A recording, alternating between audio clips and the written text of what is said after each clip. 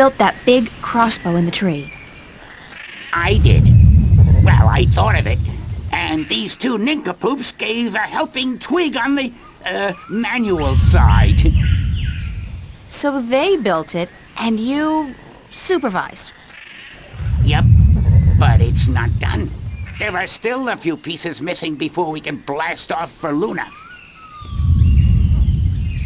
Did you say blast off for Luna? That's what I said, Luna. As in the moon? The same. You intend to go to the moon using that thing? Lunar cannon. And yes, that's the plan. You guys are loonies! If by loonies you mean visionaries, then yes, we are. How come you're not working on your lunar cannon now? Because of that infernal noise is why. So, if the noise stops, you'll go back to work on your cannon? That's the plan. Later, guys.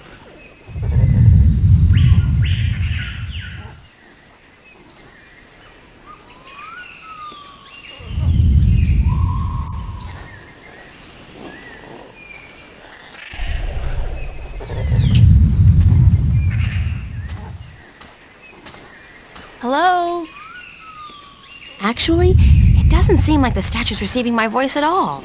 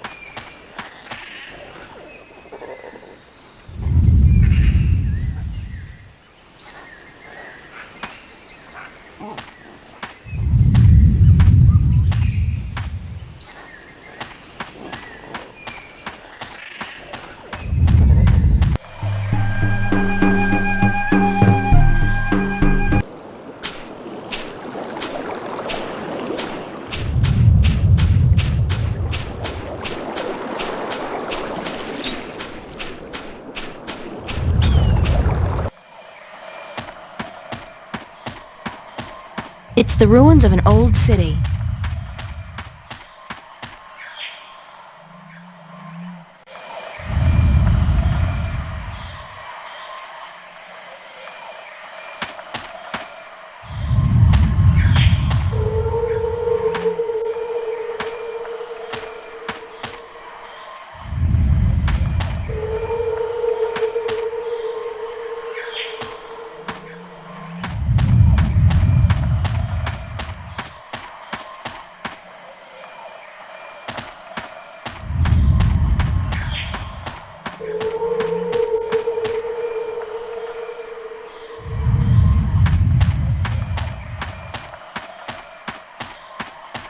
The bottom half of the statue depicts a large-eared creature listening intently.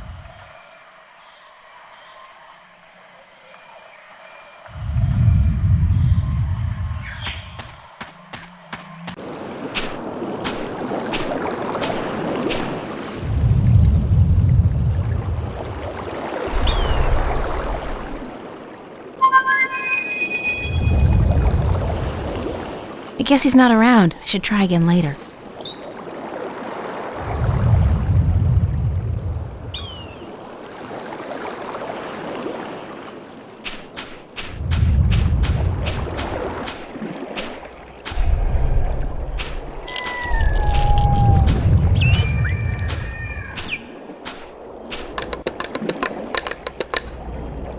I get the strangest feeling that it's asking me for help, but I don't know what to do.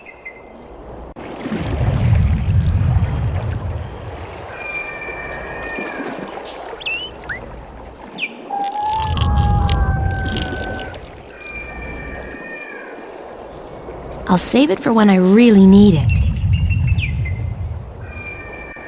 I'll save it for when I really need it. I'll save it for when I really need it. I'll save it for when I really need it.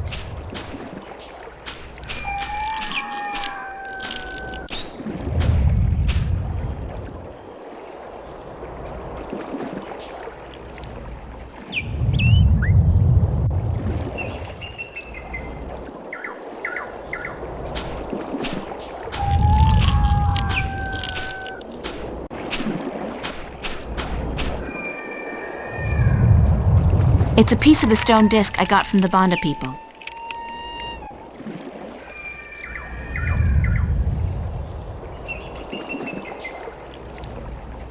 It's a single iron coin. It's a colorful candy wrapper.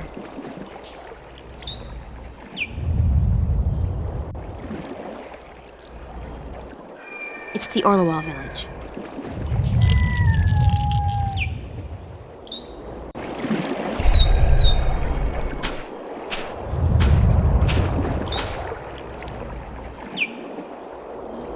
I can't break the shell.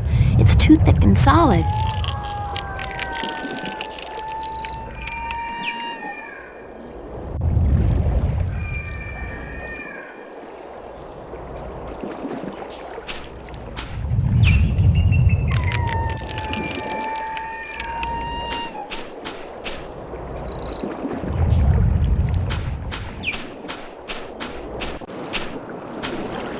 Shipwreck debris.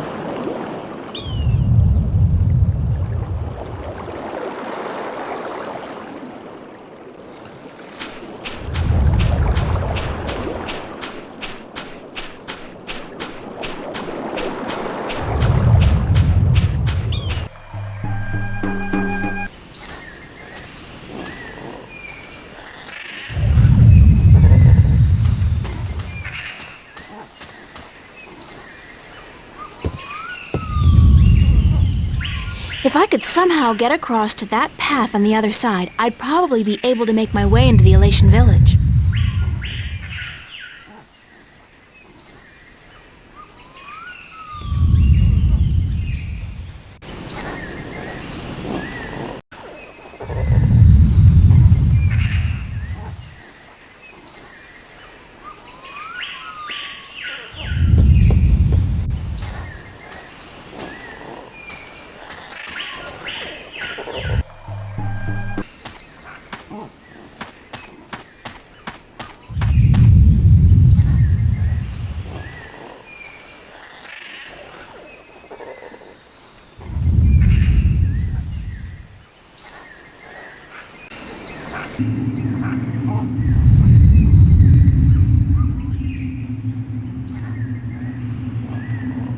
It's a keyhole. That symbol represents one of the statues cum phone booths scattered about the island. I don't see anything interesting.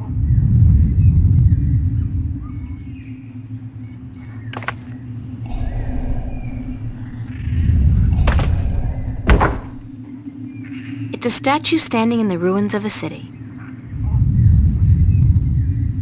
That symbol represents one of the statues cum phone booths scattered about the island. It's a statue standing in the ruins of a city.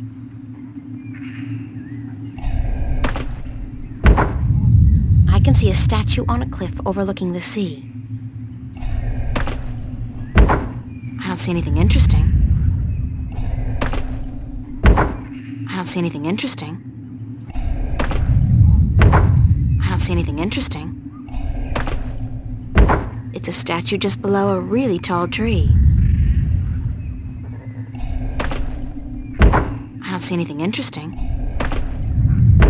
Somebody's looking back at me. Oh, wait, that's just my eye. The lens is turned into a mirror. I don't see anything interesting. It's a statue standing in the ruins of a city. I can see a statue on a cliff overlooking the sea.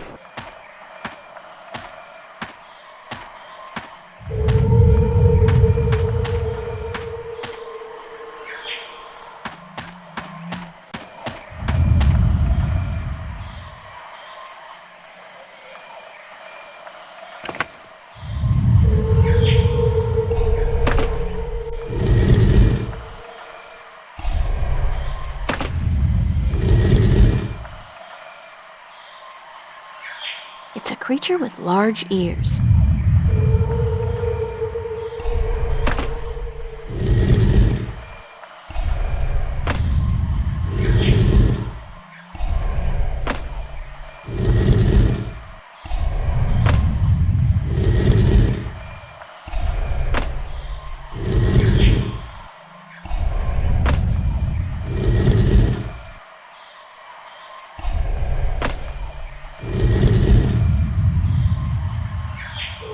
It's a creature with large ears.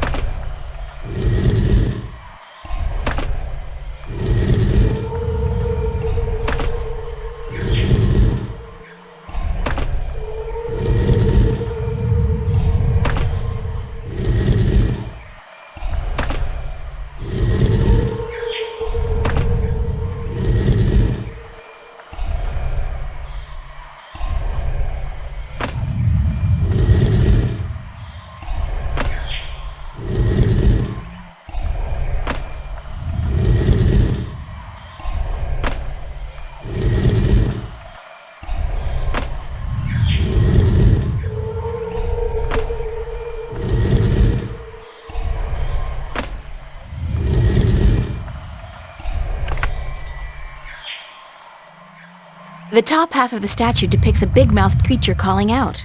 The bottom half of the statue depicts a large... The bottom half of the statue depicts... The bottom half...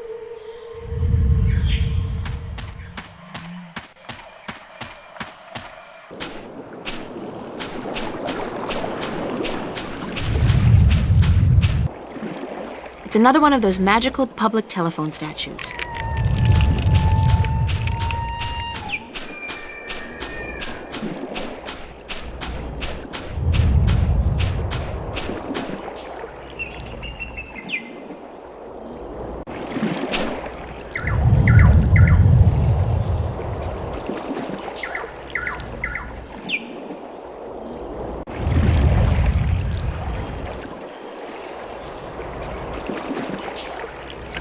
It's a triangular hole, like a keyhole.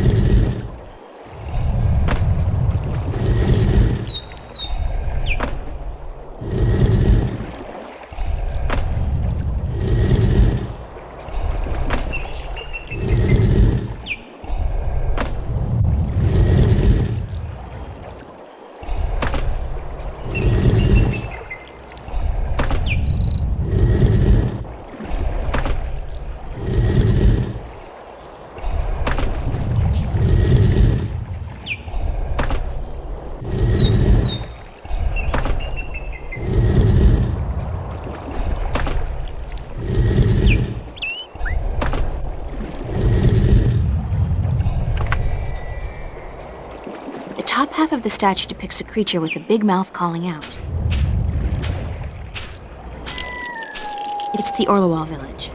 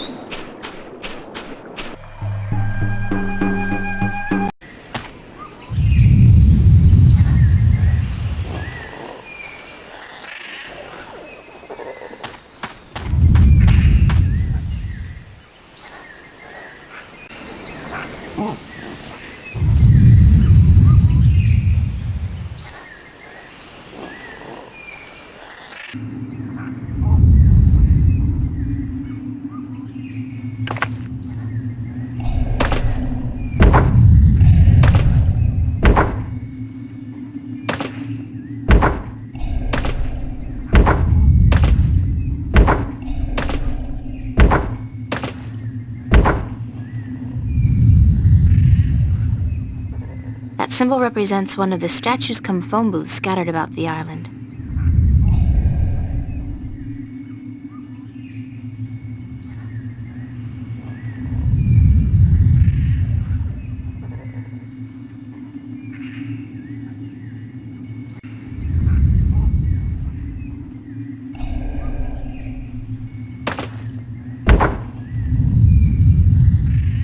It's a statue standing in the ruins of a city. That symbol represents one of the statues cum phone booths scattered about the island.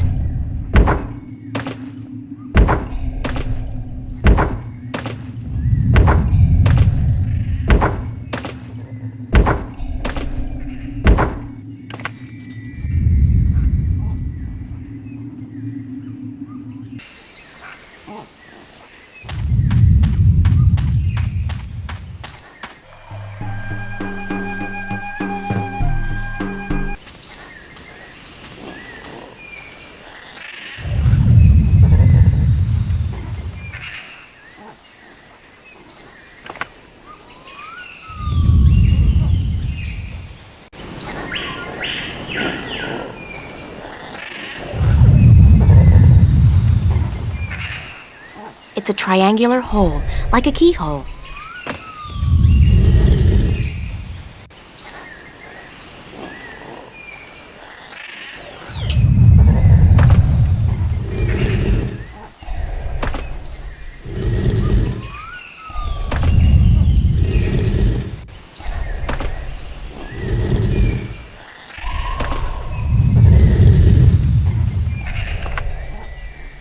It's a creature with a big... Hello?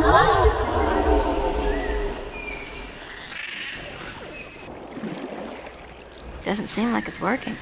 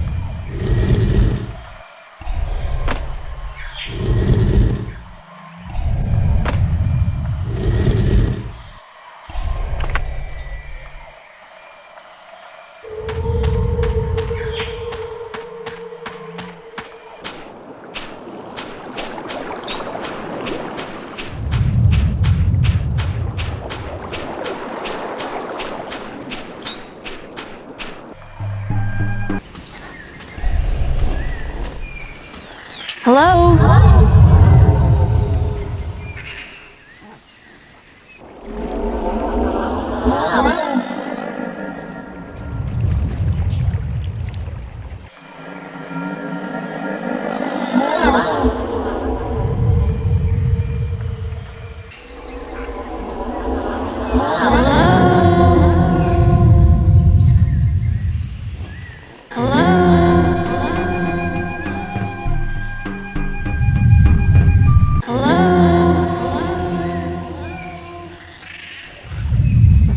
Wake up! Wake up! Wake up! Wake up!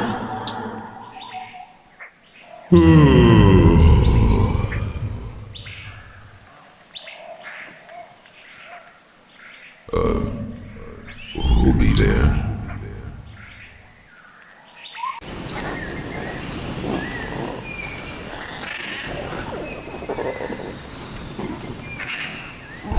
Hello, Kwamon? I'm April Ryan. And me be Kwamon. But what you be doing up in the air, big woman? Big woman? Watch it, I don't... Oh, I see. It's just my voice that's big, Kwamon. I'm really quite average, size-wise.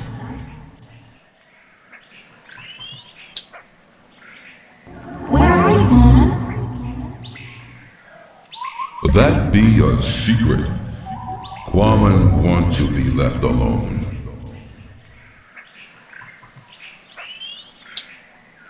Could you please stop snoring? Kwamon be snoring? No one ever tell Kwamon he be snoring. But then Kwamon always be sleeping by his lonesome. No woman like Kwamon. Don't say that about yourself, Mom, and I'm sure that... You know, it's kind of uncomfortable to be discussing this in a public like this. Yes, everyone be hearing about Kwamon now.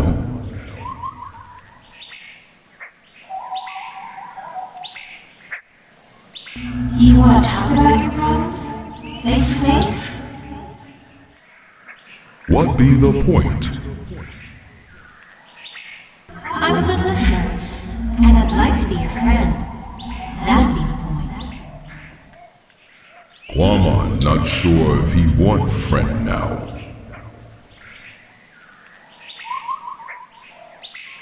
Please let me be your friend. Why? Because I'm lonely too. I don't really know anybody on this island, and I need some help. Well, Kwamon be wanting to help, but... Okay. Kwamon be your friend and talk to you.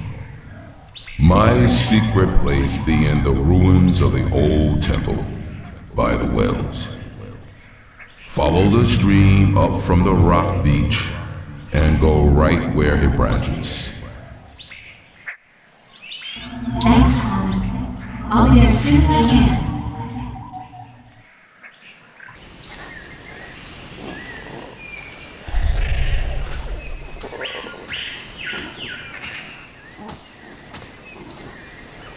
How come you're not working on your lunar cannon now? Because of that infernal noise is why. But Kwamon stopped snoring already. Yeah, but how long will that last? Sooner or later he'll go back to sleep, and then he'll start snoring again. I'm not going to start working only to be interrupted all over again. Later, guys.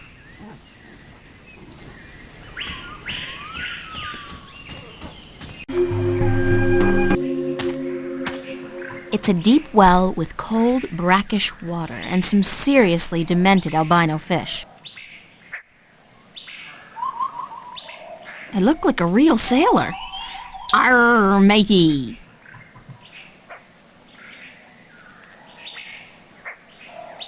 It's another one of those statues come phone booths. They must have been popular in their time.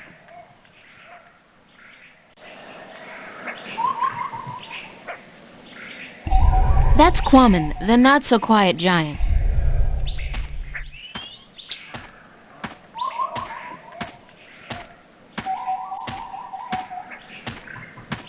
Whoa! You are big! You're just about the biggest person I've ever met! Kwamon be a freak. No one be liking him. I didn't mean it that way, I just meant... April, you know just what to say, don't you? I'm sorry. I like tall guys. Really, I do. You be the only one then. Because no one else want anything to do with Kwamon.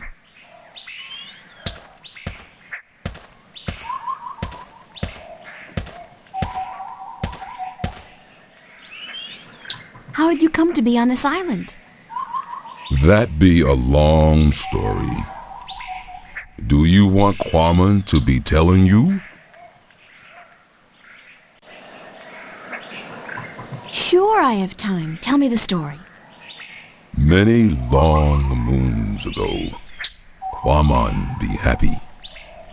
He be working at the circa in Khorasan, where he be big attraction. What did you do? Kwame be the world's strongest man. He be popular. People come to see him from all the Northlands. Some even from east of the Bay of Fire.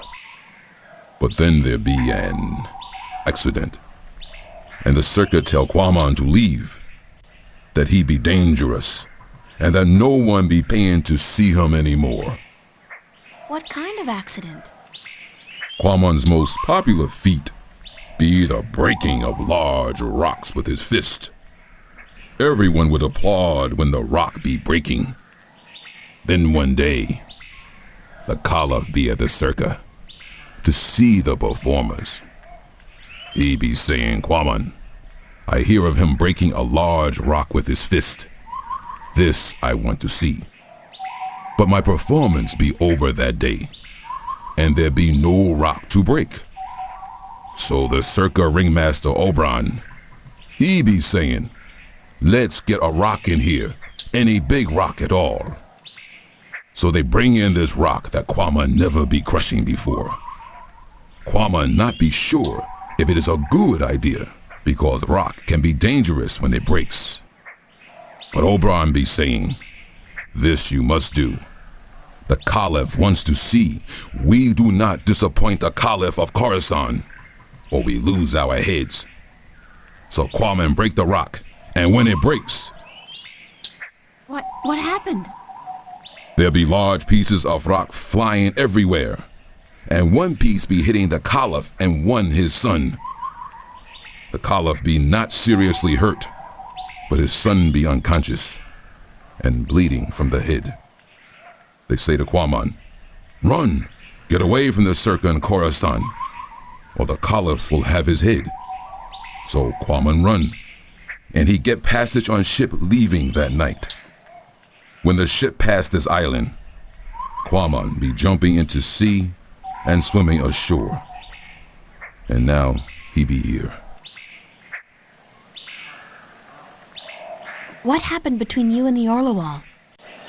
Oh, Kwame be so clumsy, so dangerous. He should not be among people. He be only hurting them. The Orlawal be kind, letting Kwame live and fish in their village. But then Kwame be stepping over young Orlawal, almost breaking his shell. The Orlawal tell Kwame to leave village, to not come back because he may kill an Orlawal. They tell him to go as far away as possible. Kwame be sad because he liked the Orlawal, and because Kwame be having the best fishing place in all of Elias. He lose his friends and his food. What do you eat now? Kwame fish in these wells here, but the fish that live down there be small and not very tasty.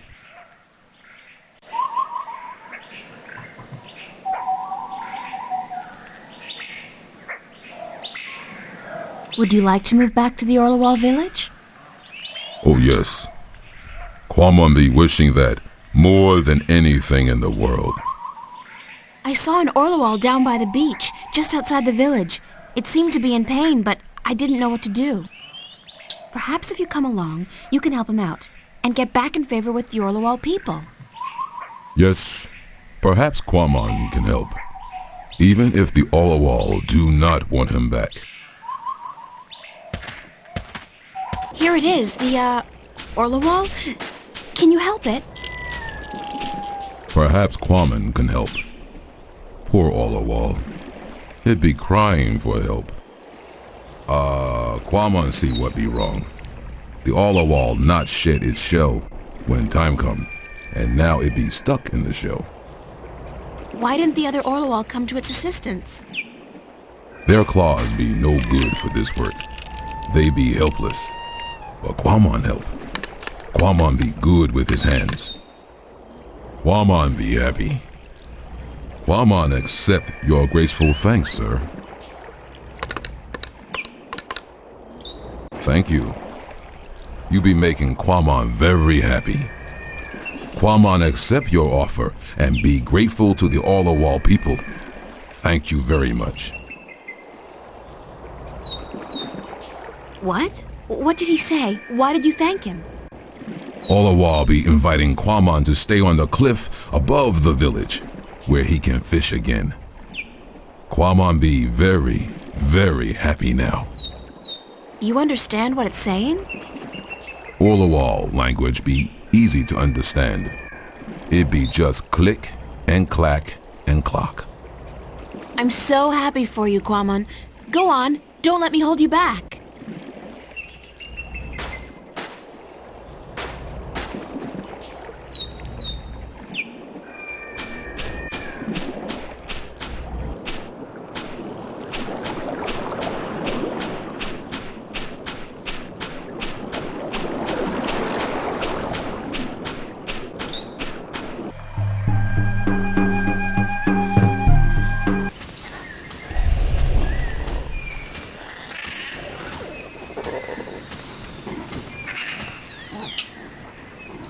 How come you're not working on your lunar cannon now?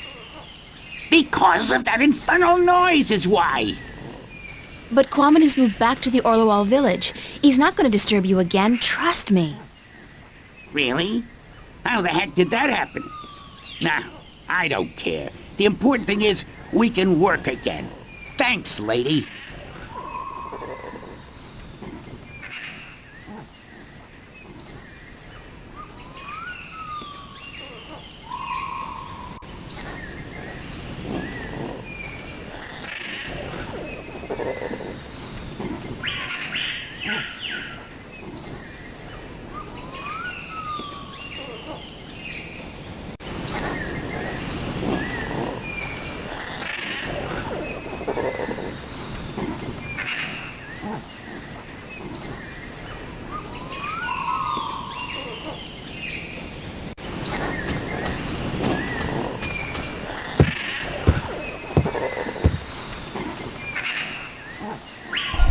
Can't talk.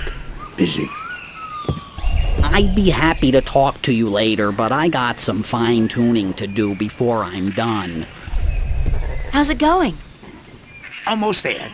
Oh, one tiny little problem, though. And that is? We don't have a bowstring for our, Propulsion drive mechanism, Wick. what he said, yeah, we need a bowstring. Something strong and flexible and sinewy. Like what? I don't know, lady. I'm no engineer. I'm just a supervisor. String made from animal guts would be perfect. Yeah, but look at us. Do we look like the kind of stickmen who'd make good hunters? Do you see me going after a gate beast carrying what, a cone? A dry leaf sharpened to a razor edge?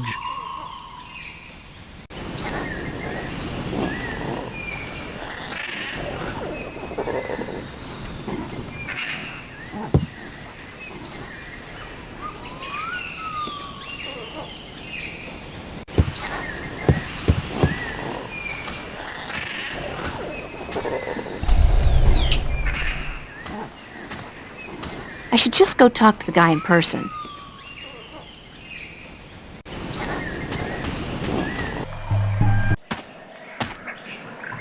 It's another one of those statues come phone booths. They must have been popular in their time.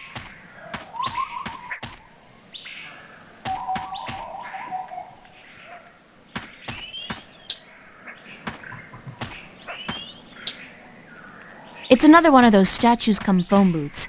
They must have been popular in their time.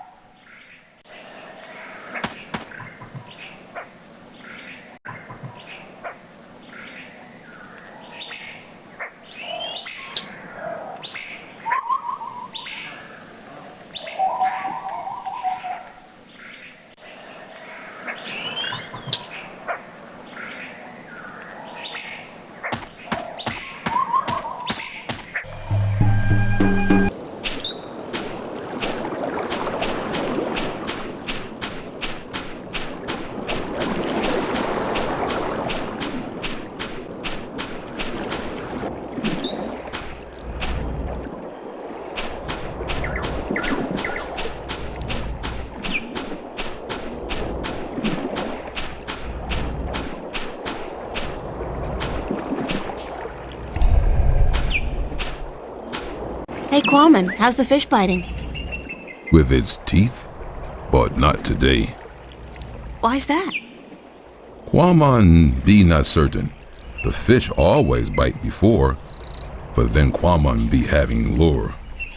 Now no lure, just bait.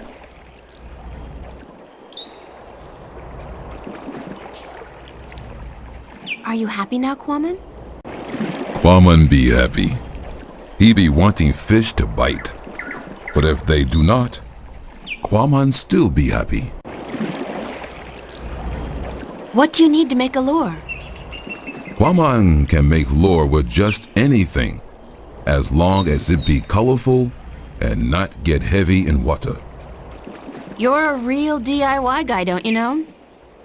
Always be something wrong with Quammen. That was actually a compliment. Oh,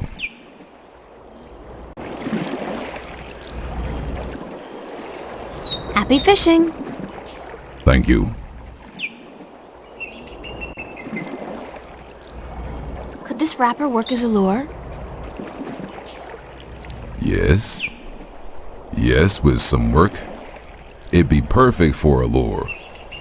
Now Quammen can make one, and hopefully catch many fish.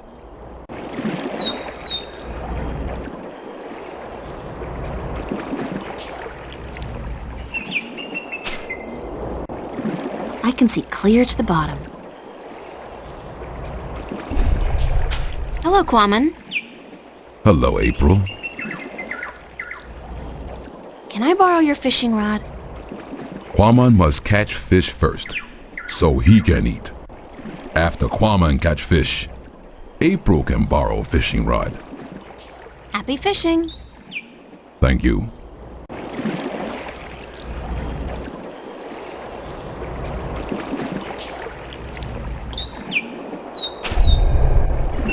I can see clear to the bottom.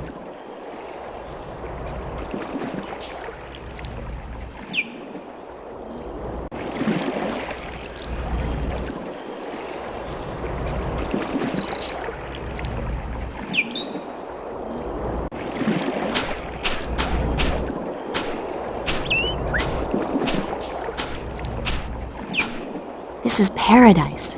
There's no denying it. Simply paradise.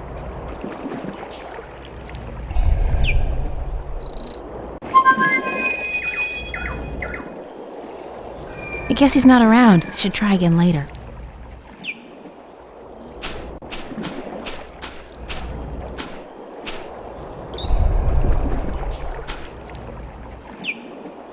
Did my lure work okay? It'd be working very good. Quammen catch a large, tasty fish very quickly. April be wanting a taste? No. No offense. I'm just not too fond of seafood. This not be seafood. It be human food.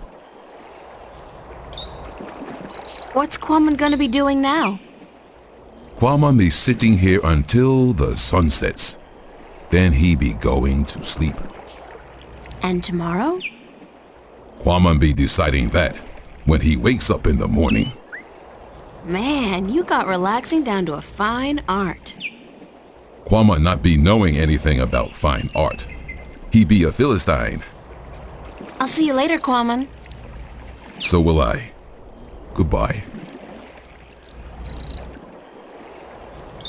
Looks like Quammen just had himself a solid lunch.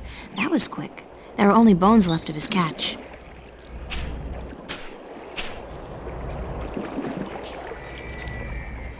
Fish bones. It's Quammen's fishing rod. I don't figure I'll be needing the rod anytime soon, but I'll borrow the line.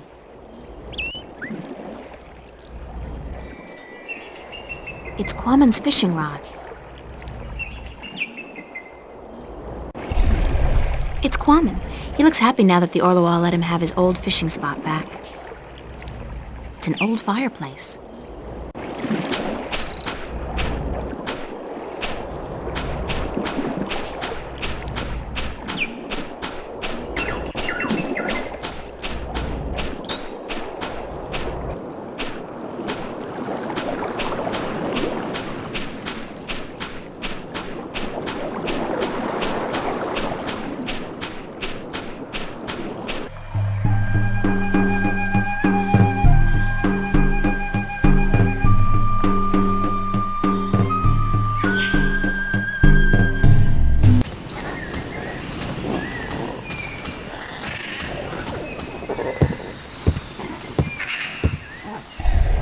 I'd be happy to talk to you later, but I got some fine-tuning to do before I'm done. How's it going? Nah, we're missing a bowstring. Can't finish the job without it. String made from animal guts would be perfect.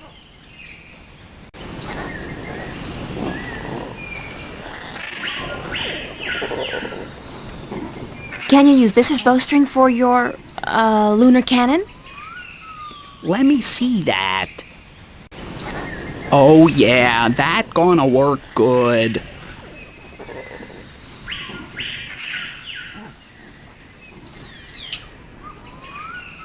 All right, listen up.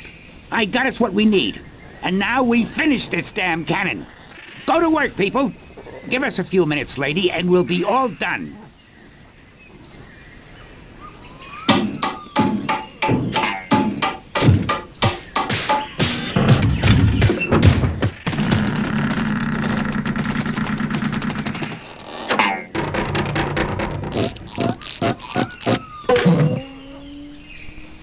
It worked. Of course it worked, you wood-brained fool. I built it.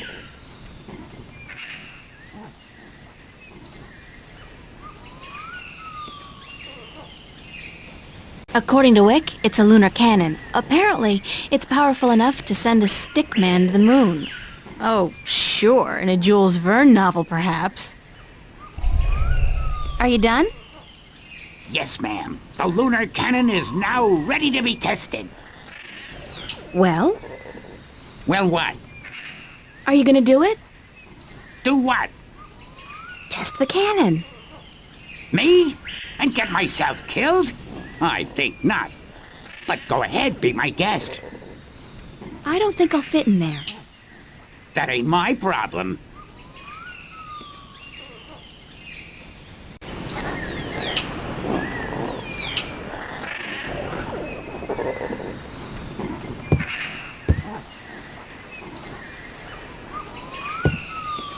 It's the Stickman's lunar cannon.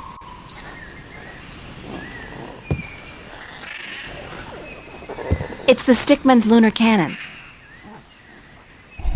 Yup, the cannon is done.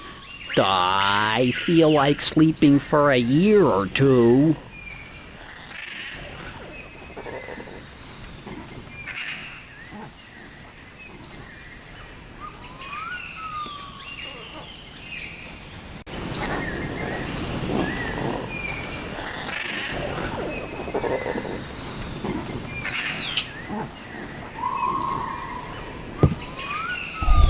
Hey, all done. And Wick did absolutely nothing. As usual, aside from shouting a lot and kicking mine and Woody's arse.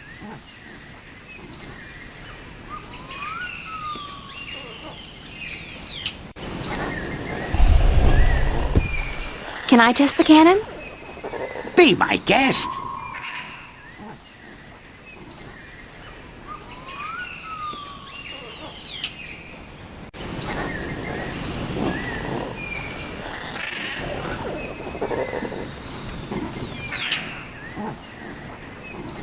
I'll save it for when I really need it.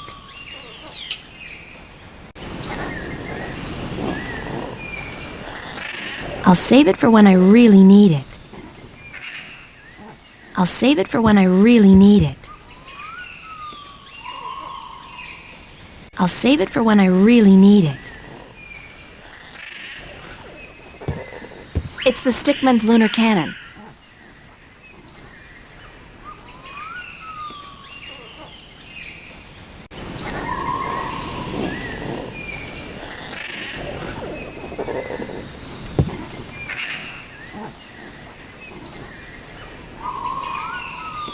The remains of Quammen's catch, and a very convenient shape it is, if I may say so, like a hook.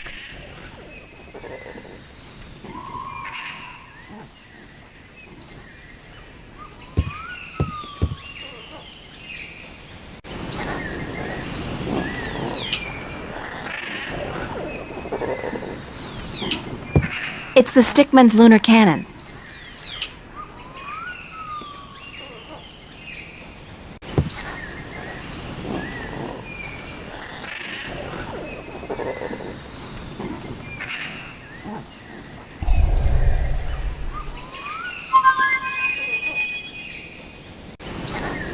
I guess he's not around. I should try again later.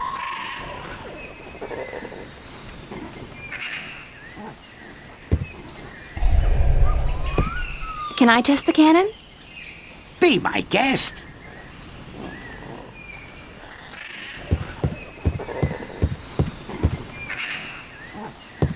If I could somehow get across to that path on the other side, I'd probably be able to make my way into the Elation village.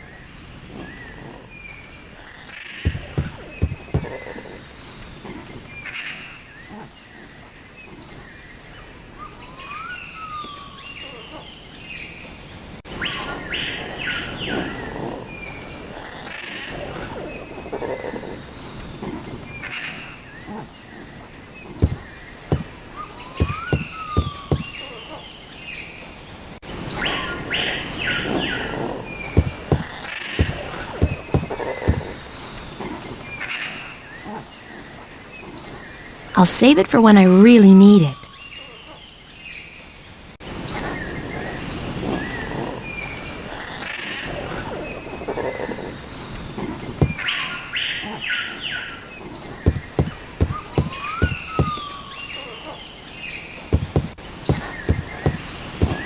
It's the Stickman's lunar cannon.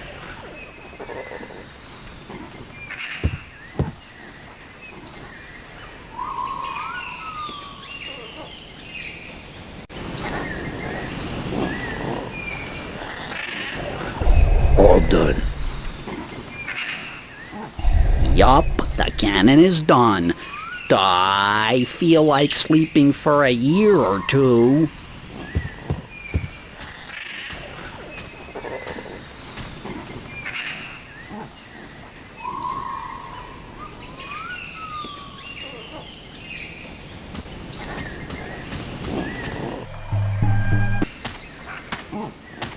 That's a huge tree.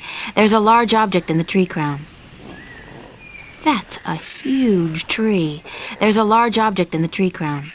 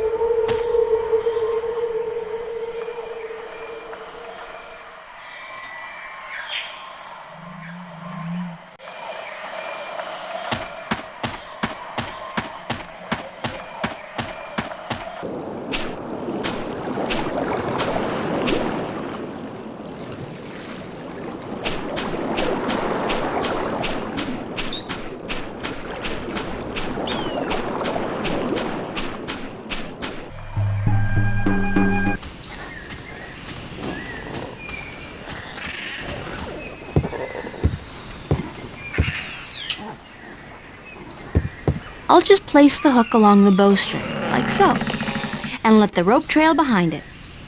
Okay, we're ready to fire.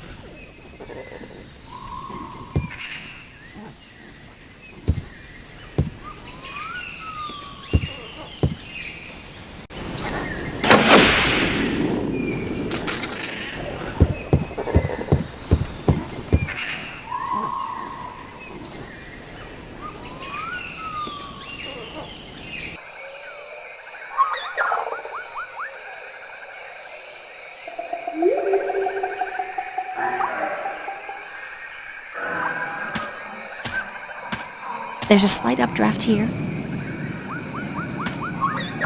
The wind is channeled through that chasm down there and blown out and up here.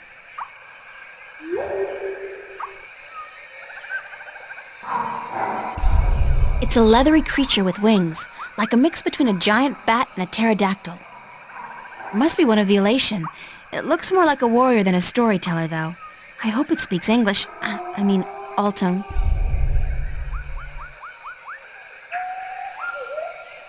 Can you help me across? You are human, and we don't allow human strangers into our village.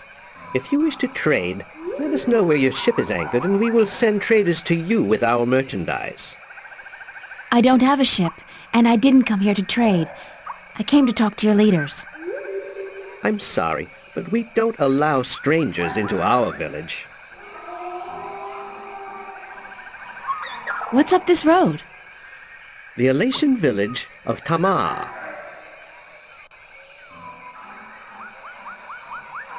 Where's the Elation village of Tamar? Up this road and into the volcano. Isn't it dangerous to live inside a volcano? This volcano has not erupted for thousands of years, and the gods protect us. We are safe here. Is there another way to get into the volcano? No, this pass is the only way. I'm sure there's a secret cave somewhere that leads into the volcano. No, there isn't. There's always a secret cave. Not here. Are you absolutely sure there's no secret cave? Human, you talk too much, even for an Elation. Actually, I am a trader. Where is your ship anchored? In, Coconut Grove? There is no coconut grove on Elias. So, I'm not a trader, but I am a friend of the Elation people. We don't know you. There is no friendship between strangers, human. Don't your people have a prophecy about a stranger who comes without a ship, or something like that? I don't know of any prophecies, human. What kind of prophecies do you know about? We don't tell our stories to strangers. Thank you. Yes, but you must leave now.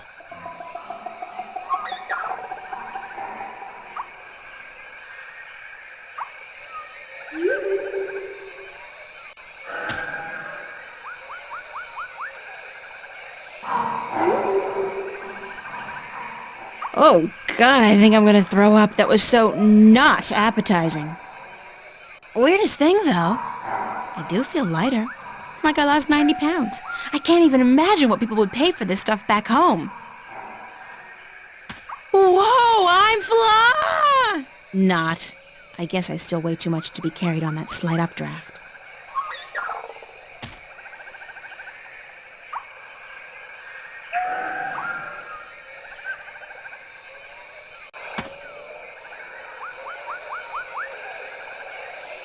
That's the last of it, unfortunately. Ah!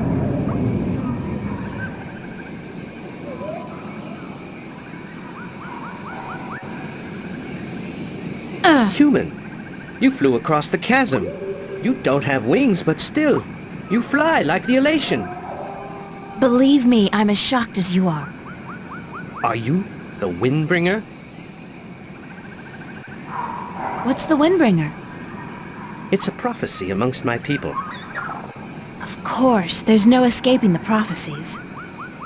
It's said that someone not of the Elation shall come among us to float on the wind like an Elation, to learn our stories, to bring the wind back to us, and to bring us into a new and happier age.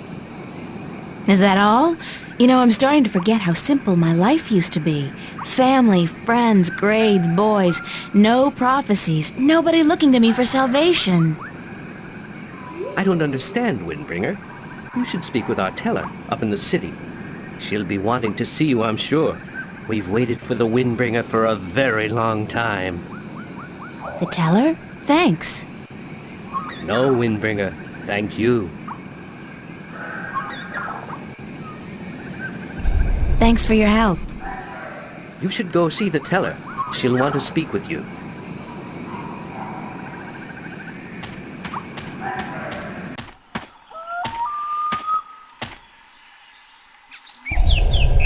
It's an old man, I think. Difficult to tell, since they're all kind of wrinkly. Hello? Good day, stranger. What would you hear among the elation? I need to speak with the teller. The teller? Go down into the city and you will see the castle. The teller, she keeps to the tower. She's old and her eyes don't take well to the sun.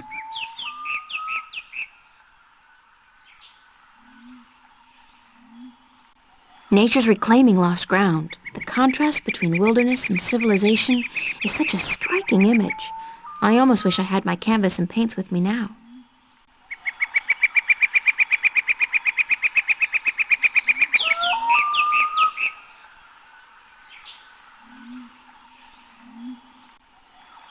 When the city was inhabited by its original population, that tower was probably an important one, part of a temple or a palace. Now, though, it's just another ruin.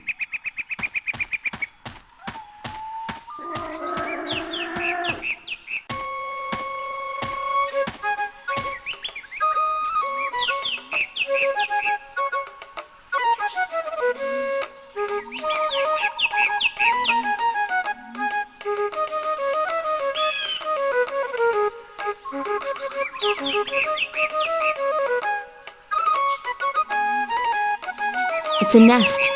They don't all seem to live in nests, though. There are quite a few inhabited buildings in this village.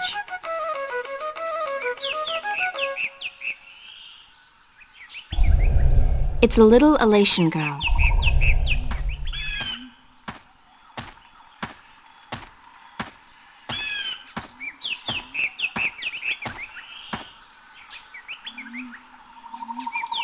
Hi there. What you doing? Playing? Yeah, what are you playing? Nothing. My daddy's in the castle watch. He's allowed to sharpen his claws. Really? My daddy owns a farm. Yeah? Do you have animals there? Sure. He has some cows and some horses and... What's cows and horses? Well, cows are big, brown, fat animals with 4 legs and white spots. And they go moo a lot. And horses? Horses are fun to be around. They run really fast and they can jump over tall fences and they look beautiful and graceful. But the best thing about horses is that you can ride them. I can run fast, too. But I can't fly yet. My wings aren't fully formed.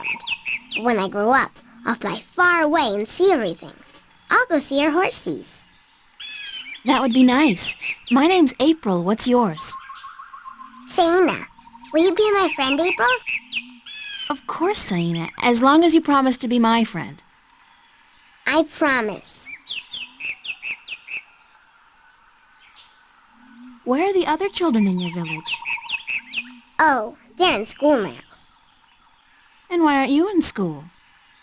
Because I'm ahead of everyone else. I'm really smart, you know. I'm the only youngling to have learned the first tale this soon.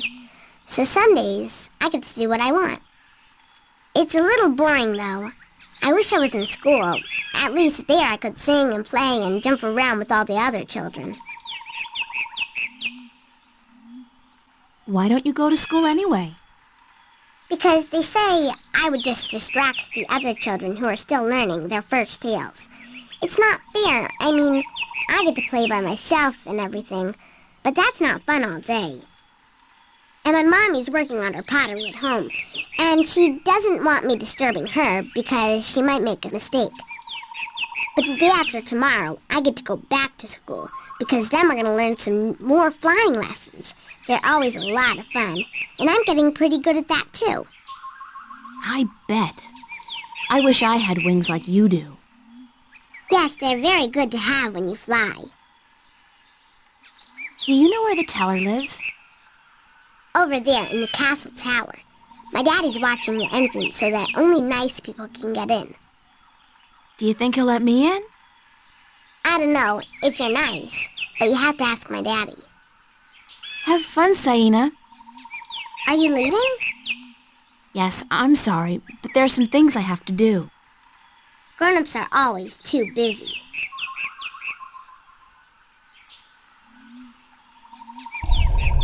Why is he perched on top of that pillar?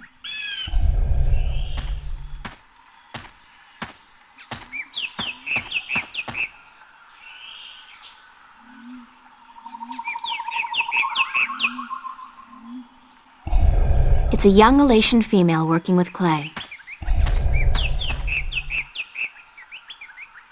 Be careful, don't come too close. I'm almost done with this pot. Sorry. Are you here to buy pottery? I didn't think traders were allowed up here. No, I came to speak with your teller. Really? I didn't know the teller spoke with anyone from the outside. You must be a very special girl. Supposedly. My name's April, by the way. Nima is my name. Nima of Ta'ama, the only Elation village on Elase. I like your pottery. It's our craft. That and storytelling.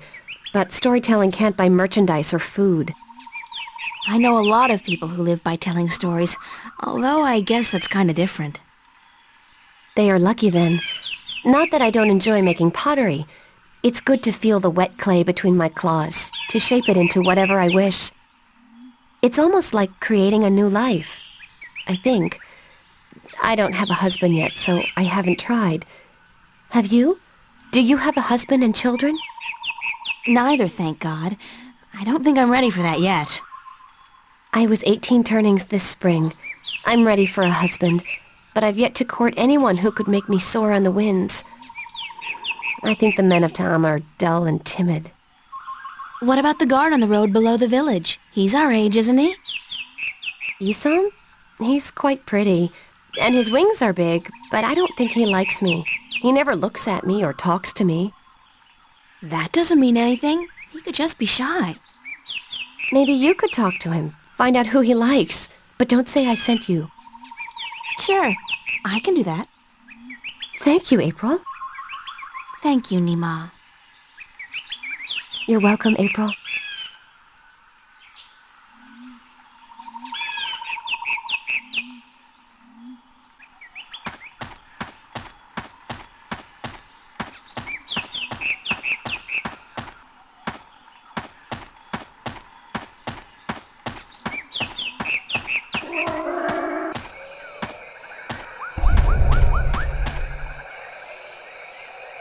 So, Isam, that's your name, isn't it? Yes, Isam of Ta'ama. A good-looking guy like you must get a lot of attention from the girls, right? Are you asking me for courtship? Me? No. Wings don't do anything for me. No, I was just thinking, maybe you had your eye out for somebody special? I'm without a mate. The women of Ta'ama are cold and unfriendly, and whenever I try to talk to one of them, she ignores me. Even Nima? Nima? No, she's too pretty for me. She won't appreciate my attention. This is like high school. Trust me, Isam. You go talk to her one of these days, and I'm sure you'll find you have a lot in common. Just be yourself, okay? You think so? Perhaps you are right. I will do as you say, Windbringer. Thank you. Thanks for your help. You should go see the teller. She'll want to speak with you.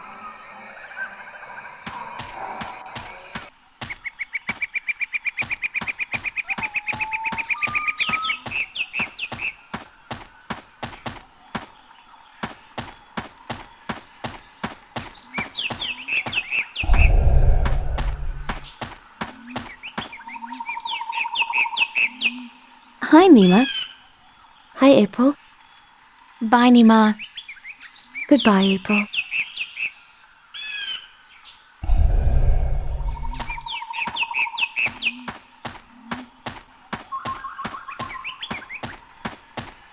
Halt! Halt! Who would visit the teller? I'm the Windbringer. The Windbringer? You are not the Windbringer. Are you? How else would I have been able to get up here? I am the Windbringer. If so, you must prove that you are of the Elation. There are 4 tales from the 4 corners of the world, that you must know by heart. They are the tale of winds, the tale of stars, the tale of sea, and the tale of homecoming. I will ask you one question from each tale, and you must answer each correctly, or you cannot be the Windbringer. Are you ready? No, give me some time to prepare. Then return when you are ready, and I will test your knowledge of the 4 tales.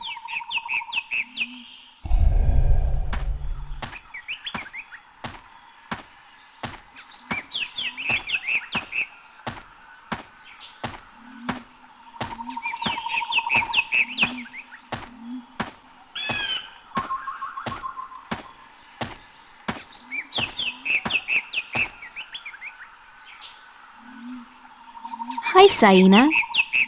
Hi, April. Do you know one of the 4 tales of winds, stars, sea, and homecoming? Yes, my mommy taught me the tale of the stars. It's a really pretty story. Do you want me to tell it? Please, Saina, I would like that very much. Okay.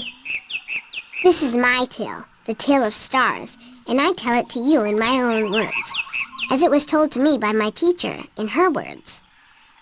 In the small village of Jinjay near the rumbling hills of Onion, there lived a girl called Mona. She was a curious girl, and she would always get in the way of grown elation. Go play somewhere else, they would say to Mona, but she didn't want to play with the other children. She wanted to be where the grown-ups were, to see what they were doing, and learn from them. But one day, after getting many complaints from the pottery makers and guardsmen and traders and soldiers in the village, Mona's mother told her that she wasn't to interfere with the grown-ups anymore, and that instead she could go play with the other children, or sit still and draw or work with clay. But Mona was always curious, and now, since she wasn't to be among the grown elation anymore, she decided to go exploring the forest that lay just outside of the village of Jinjay. She had many times been forbidden to enter the forest because it could be a dangerous place, but Mona was very curious. Of course she wasn't planning on going far into the forest, but then her eye caught sight of a white flufftail hopping through the tall grass, and Mona, curious as ever, gave chase. The flufftail ran away into the forest, and Mona followed, blind to where she was going, and interested only in catching the white flufftail so that she could keep it as a pet. But then, after a good while, the flufftail disappeared into a hole in the ground, leaving Mona alone in a small clearing, somewhere deep inside the forest. She was exhausted after running after the flufftail for so long, and as she looked around the clearing at the unfamiliar trees and flowers, she realized that she hadn't been paying attention to where she was going. Not for the first time, her curiosity had gotten the better of her, but this time it was serious. Mona was too young to fly, and she had very little sense of direction, and chasing the white flufftail had made her dizzy and tired. It was getting darker, and Mona was all alone in the deep, dangerous forest, too sleepy and too scared to be able to go anywhere. Mona curled up with her wings wrapped around her under the leaves of a tree and began crying. Soon it got really dark, and somewhere, not far away, wolves started howling at the moon. Mona was so scared she was petrified, but after a while her exhaustion got the better of her, and she fell asleep. She woke up when she heard a voice calling her from somewhere far above. Looking up at the starry sky, Mona saw a vision of the spirits of 5 tellers gazing down at her. "You have let your curiosity lead you astray," said one. "You are lost, and you deserve to be lost," said another. "Poor little girl," said a third. "We will help you home," said a fourth. "But remember this," said the 5th spirit. "We will lead you back to your village and to your mother only if you promise us one thing." "I promise," said Mona. "Whatever it is, I promise I will do it." "Very well," said the 1st spirit. "You will make the story of this night into your own tale, and you will call it Tale of Stars." It will be a tale to warn the curious to be careful, continued the third spirit, and to not let their curiosity get the better of them. And, said the second spirit, to remind the elation that the spirits of their tellers watch out for them when they most need it. And so the spirits of the 5 tellers guided Mona through the forest, and by dawn she was home. And Mona did tell her tale, the tale of stars, to everyone in the village, so that everyone would remember that the curious must be cautious, and that the spirits of the tellers are always watching. This was my tale, the tale of stars, and I told it in my own words as my teacher did to me. That was a beautiful tale, Saina. Thank you. Bye-bye, Saina.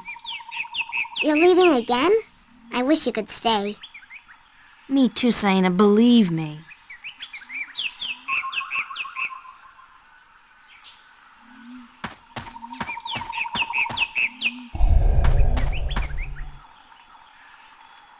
Hi, Mima.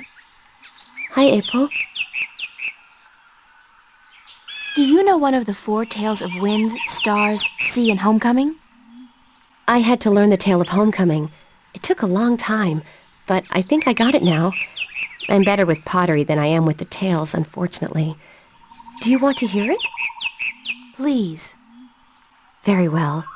This is the tale of homecoming, my tale, and I shall tell it in my own words as told to me by my teacher, in her words, and by her teacher in turn. Moran was a handsome young Elation man with strong wings and a hardy beak. He lived below the white cliffs, where the water was salty and the fish plentiful. Moran was betrothed to Anara, the loveliest girl there ever was. She was fair and slender and tall, and her eyes were the clearest shade of blue. But Moran was hesitant to enter into union with Anara, to become her husband and to give her children. He would always come up with a new excuse for why they had to wait a little while longer. Now, Anara was skilled at pottery, but even more so with stories, and the teller of the village had many times asked Anara to be her apprentice, to learn all the tales, so that someday she could take over as the teller. But Anara refused, knowing that if she did accept the teller's offer, she would never be able to marry Moran, because a teller cannot have a husband nor children of her own. Her refusal to become the teller's apprentice was unheard of, because who could refuse such an honor? But to Anara, love was more important. Her love for Moran was beyond honor, beyond reason. But despite Anara's love, Moran was still hesitant. And then one day he told Anara, "I am traveling on a pilgrimage to the far shores. I will be gone for some time, and while I am traveling, and in accordance with our traditions, I will be freed from our betrothal. Not until I come back will the bond between us be renewed." It was not unusual for a young Elation man at that time to go on a pilgrimage, and the bond between the betrothed would often be cut while he was away, to be formed again upon his return. But Anara was heartbroken, because she had thought that Moran would soon want to marry her. When Moran saw her tears, he said to her, "Do not weep. When I come back, I promise I will marry you.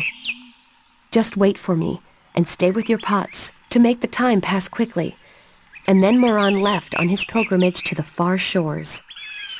Many years went by, and Moran had exciting adventures on the far shores. But by and by, he began to long for home, and for Anara, and now he had finally realized that he loved her, and that he wanted to marry her. But when he returned, he could not find Anara amongst the pot makers. He went to visit her family, and they told him that, after waiting for many years, Anara accepted the teller's offer of apprenticeship. And that when the teller left on the last wind during the previous winter, Anara herself became the new teller. Angry, Moran made his way to the teller's nest, and when he saw Anara, he said to her, "You promised me you would wait." But Anara did not say a single word in answer. She just turned around and lifted something wrapped in leaves from the cot behind her and gave it to Moran. Moran unwrapped the package, and inside he found an old pot, cracked and broken in two. "What is this pot?" he asked. "And why did you not wait for me like I asked you to?" And finally Anara spoke, and she said to Moran, I made this pot for you, my dear Moran, when you left, because I wanted it to be my marriage gift to you. But when many, many years passed, I finally realized that you did not love me the way I loved you, and to live hoping otherwise would be death. But I want to marry you, cried Moran. I came back. But Inara just nodded at the broken pot in Moran's hands and said, like an old pot that is left without care, a heart may break in two, and a broken heart can never be mended. And so Inara turned away, never to speak with Moran again, and Moran's heart, like the pot that was left untended, broke in two, because absence makes a heart brittle. This was the tale of homecoming, my tale, and I told it in my own words as told to me by my teacher, and as I will tell it to my student when the time comes. Bye, Nima. Goodbye, April.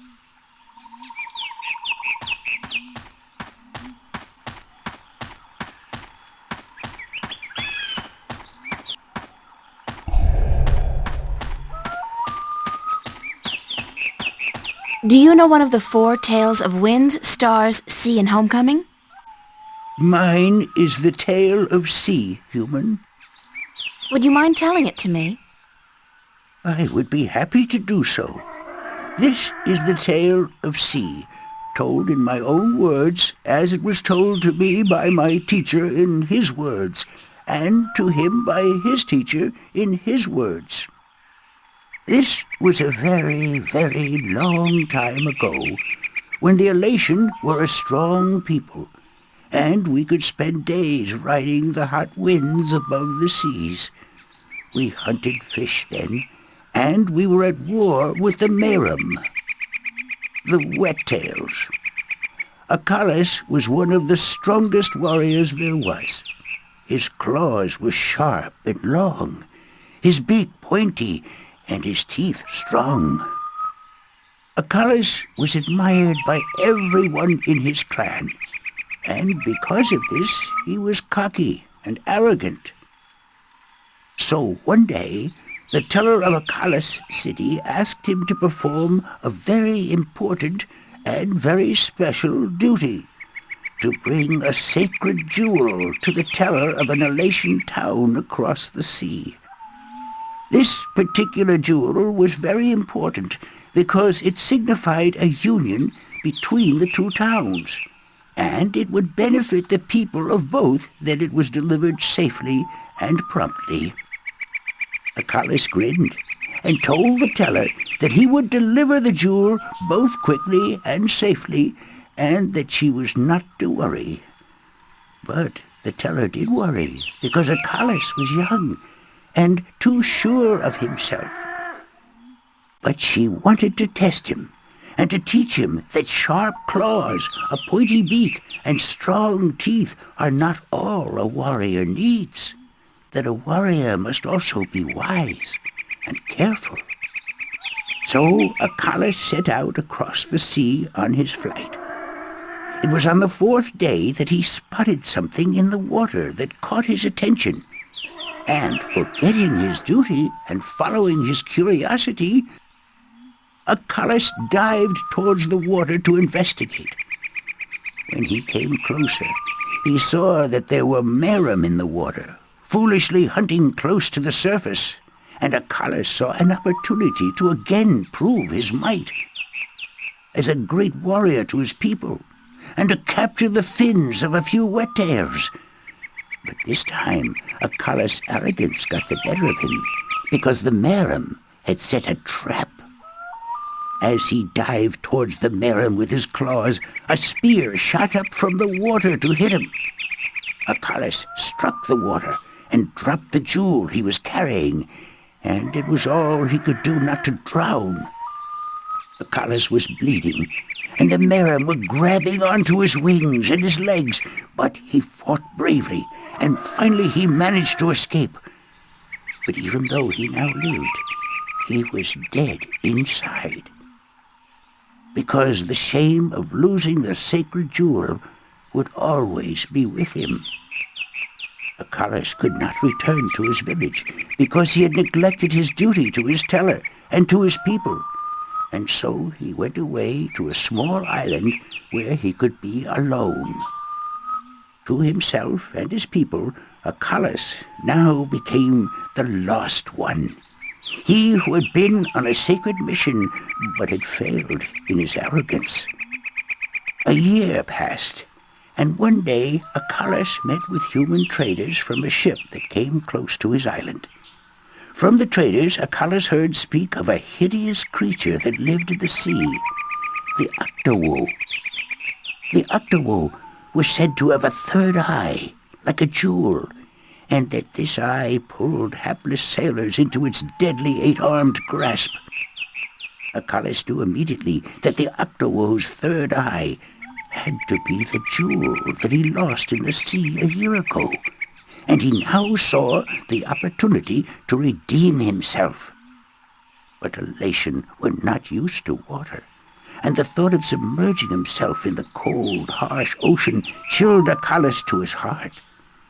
But he was the lost one, and if in his death he could at the very least redeem himself, to his own heart then it would be worth it.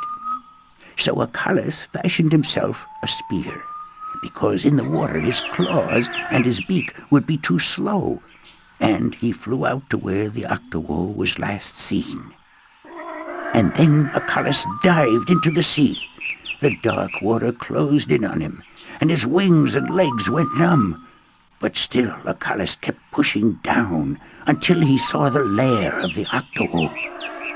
Spotting Acalus, the Octowoe attacked, and Acalus saw the monster's third eye, his sacred jewel, shining bright in the darkness, and his heart was filled with a sense of duty and courage that he had never felt before.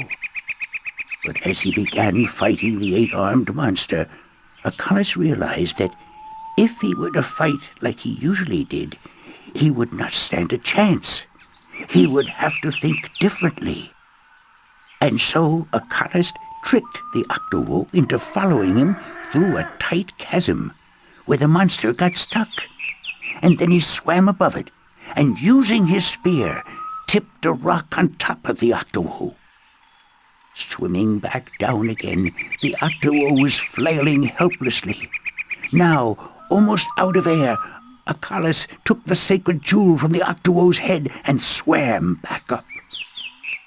Finally, Acalus could deliver the sacred jewel to the town across the sea, and upon returning to his village, he went to the teller, bowed his head, and said, "Forgive me, teller, for in my arrogance I thought I could do everything.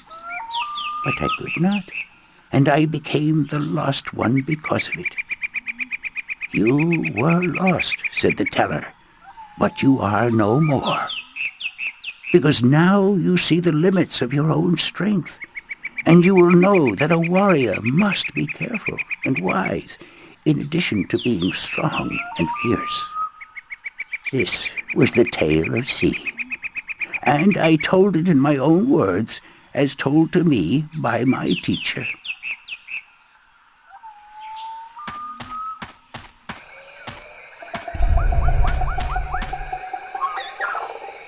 Do you know one of the 4 tales of winds, stars, sea, and homecoming?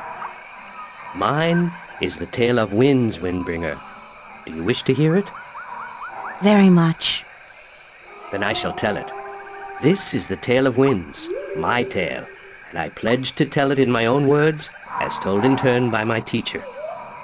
In the village of Karan, in the mountains of tall winds, there lived a young Elation woman named Iwana. Iwana had one desire above all others, to soar higher and farther than anyone else. And even though her wings were no broader, nor her body sleeker than anyone else's, she pursued this foolish desire without rest. And as time passed, she did soar higher, and she did fly farther than the other young Elation in her village, and her name became known far and wide amongst the tribes of the mountains of tall winds. But still, Iwana was not happy. She was not happy because, in her vanity, even though she was a better flyer than almost everyone else, and to her eyes, she was still not good enough. She wanted to be so much better than anyone else that she would be remembered for all time as the best flyer amongst all the elation. And so one day, Iwana decided to climb to the top of Mount Bakta'ana, the Tower of Light, and to soar from those giddy heights to the ends of the world. Her friends and her family pleaded with her not to, because every elation knew that to soar from such heights was dangerous, that at such heights the air was thin and the winds treacherous. But Iwana would not listen, and on a cold and clear morning she climbed up the Tower of Light to the rock and the ice at the very top. From there she could see to the ends of the world. And it brought tears to her eyes to know that now, finally, she would be greater and better than any elation before her. And so Iwana spread her wings and leaped off the mountain. Those who watched her from far below said that for a split moment Iwana soared, and she soared higher and farther than any elation before or since. But then the treacherous winds caught a hold of her, and the thin air made her plummet towards the ground, and to fall to her death amongst the rocks at the base of the mountain. In her vanity, Iwana could not see beyond her desire to be the very best. And vanity always stands to fall. That was the tale of winds, my tale, and I told it in my own words, as told to me in turn by my teacher.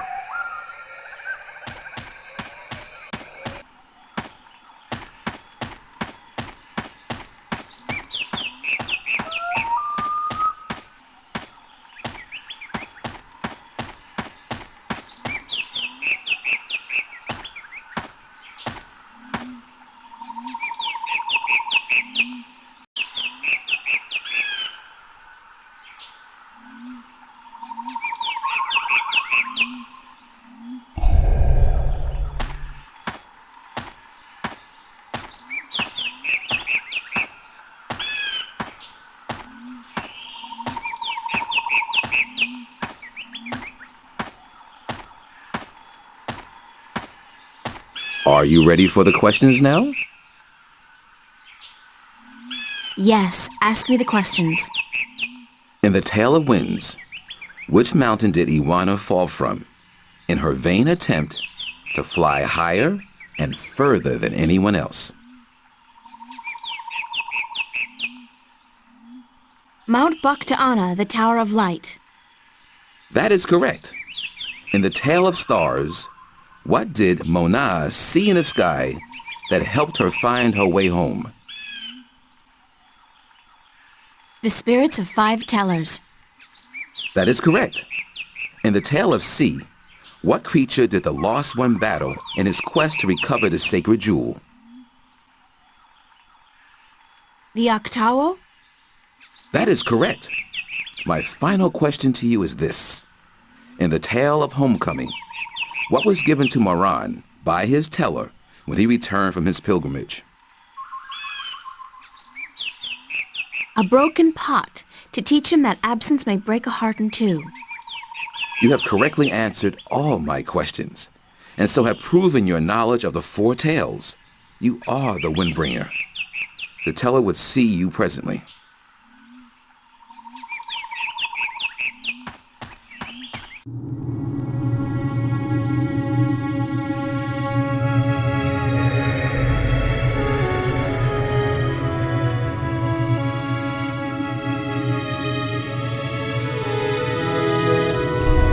She's the teller. She must be over 100 years old. Come closer, human. Closer. I cannot see your face. Closer still. Come sit here by me.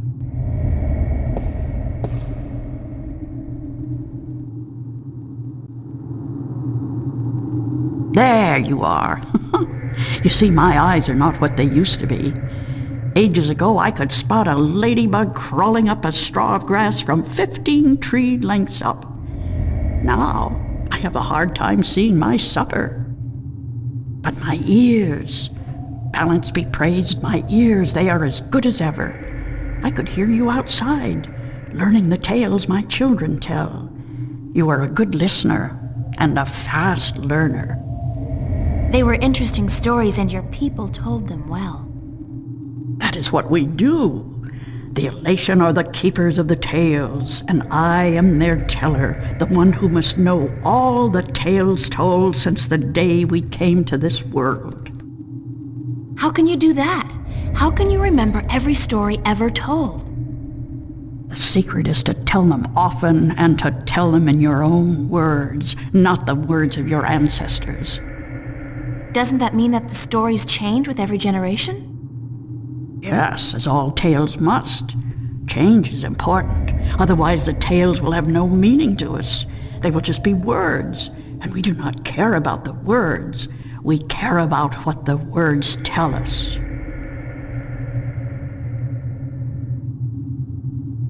How long have your people been telling stories? Since the beginning, human. Since we came to this world a long, long time ago. You're not from Earth? From Arcadia? Not according to our tales. We came on a great wind before the divide, when the earth was one and humans had yet to learn of magic and science. But we were a different people then, and the tales we tell from that time are vague and incomplete. Like myths and legends, the younger elation pay little attention to these tales. Sometimes I worry they will be lost with me, these tales, and I am getting old, very old. I came to you to find answers to some important questions. Ask, and I will try my best to answer. Have you heard of an ancient god or dragon that lives beneath the sea? Once, long ago, when my people lived in harmony with the Merim, there were stories of an old god worshipped by the Merim who resided deep in the darkest depths of the ocean. According to legend, the old god had once brought the Merim into their realm, into the ocean, and he was now sleeping, resting before the journey back. Back where? To a great ocean amongst the stars. When the time came, he would gather the Merim and bring them home with him, back to their world, to their ocean. Strangely enough, we have a similar tale. It is said that the great wind that brought us here will someday return to bring us back to a place where we can soar forever on warm winds. Like heaven. In a way, perhaps, but without the need for any of us to die. The great wind will just sweep us up and carry us away. Every evening before I go to sleep, I recite this tale to myself. It is a comforting one. What do you know about the Dryac kin? The kin are numbered 4, or so our tales tell. 2 in this world, 2 in the other. The mirror world, the white and the blue, the red and the green. Do you know where they are? No, the tales never say. The kin are elusive. They keep to themselves. I have never seen one myself, and I doubt any of my kind has. The tales do say that our past and our future are tied to the fate of the kin, but how I would not pretend to know. This is one tale that is yet to be told. Do you know anything about the Guardian's realm? This is human business. Would you not know more than I? Your people are the keepers of the tales. You remember more than humankind has forgotten. Please, I need to hear what you know. That is very little. The Guardian's realm is home to the Guardian in his tower. No one is permitted within except the Guardian who was, the Guardian who is, and the Guardian who will be. And of course the Dryac kin, who were instrumental in its making.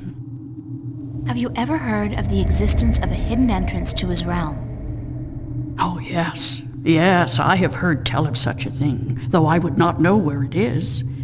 I gather that one of the kin may be able to tell you. Thank you. I don't have any more questions. I am glad I could help you with some answers. I'm the Windbringer. I know you are. It's strange to me to hear those words spoken.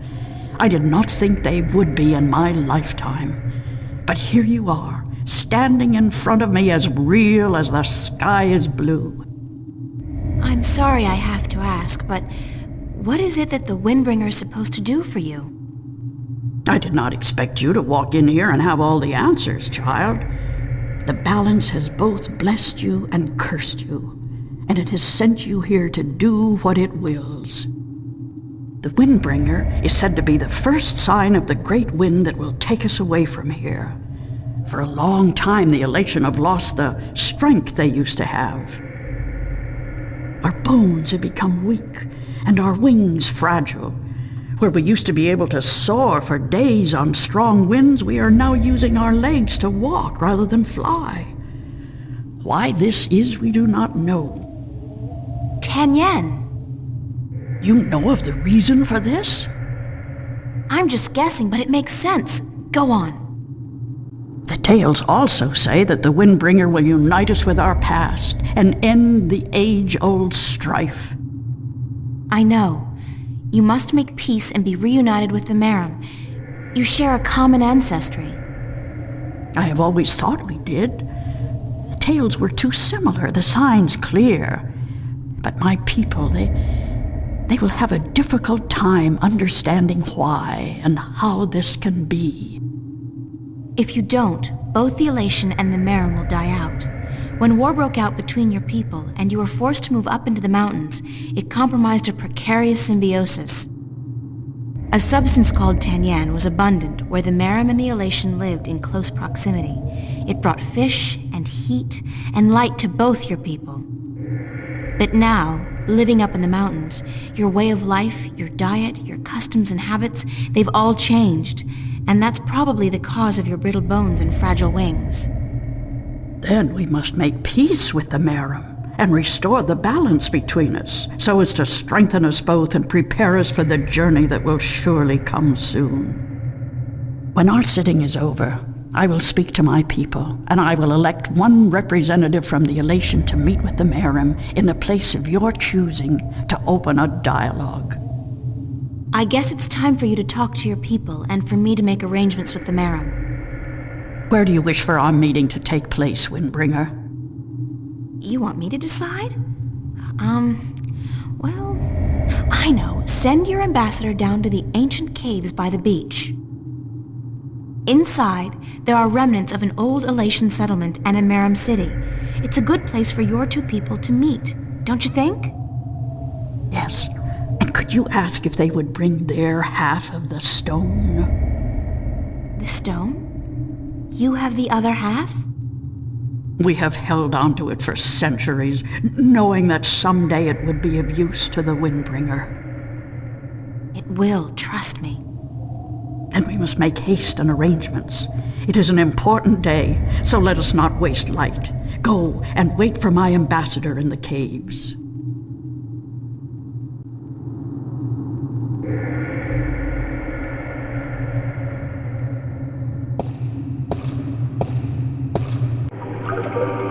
It's amazing. This place is so beautiful. And the scent of sea and rock and nest. This scent is of home. This was home a long, long time ago, according to the tales. We lived in peace with the Wet-tail, with the Merim back then. Now you'll be able to live in peace again. And with the Tan Yen bringing fish to your doorstep, you'll be able to eat well and restore strength to your bones. Soon you might even be able to soar on the winds for days like you used to do. I hope you are right, Windbringer. And I hope that the Merim will see the sense in it too. They are coming, are they not? They said they would. Hush, I hear something.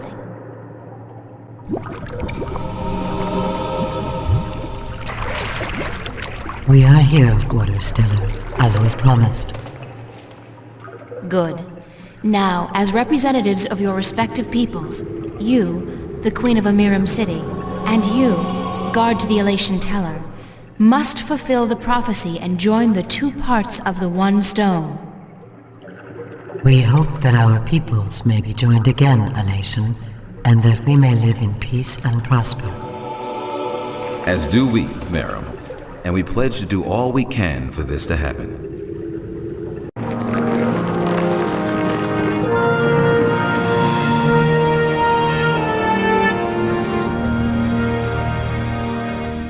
The stone is now whole, Windbringer, and the Elation and the Merim will once again be as one. You may take it with you. Thank you, the both of you. Come now, April, and we will take you to our sleeping god. May his wisdom guide you and lead you down the right path.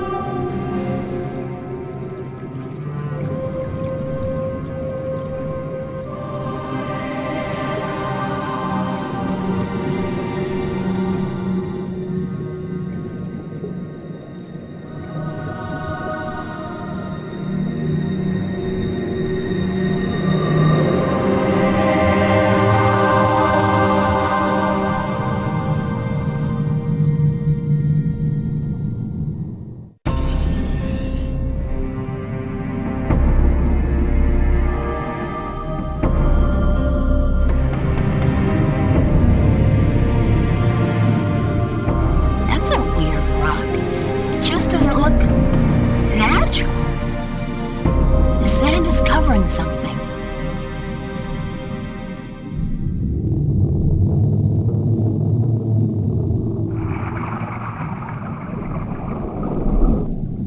It's some kind of organic sensor.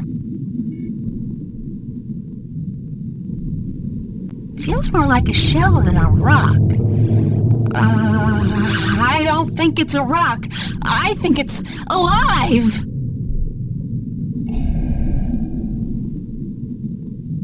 Hello? Is anybody in there? Spooky. Well, I guess it's an invitation of sorts.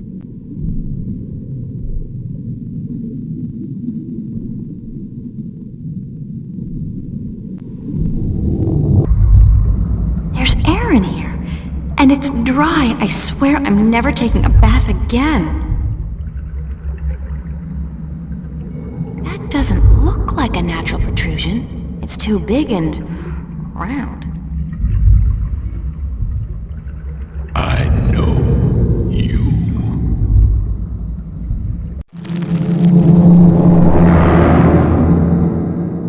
Do not be afraid. I know what you are. You do? Yes. Yes. What would you hear? I do not like to be disturbed. I wish to be left alone.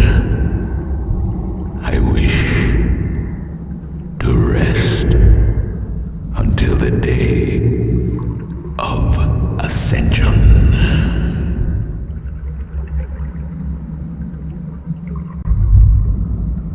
I'm sorry to disturb you, but I need some answers. Everyone needs answers. Everyone has questions. I am not the oracle. I cannot answer all your questions. I don't expect you to answer all of them, but I was hoping for an answer to at least some of them. Then ask and be gone.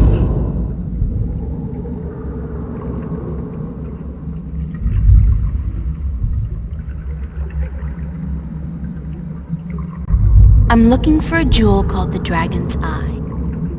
Yes. I have one such jewel. I guess that's it. Take it. Are you sure? Take it. It is yours now. It is part of your destiny. Okay. Tell me if it hurts.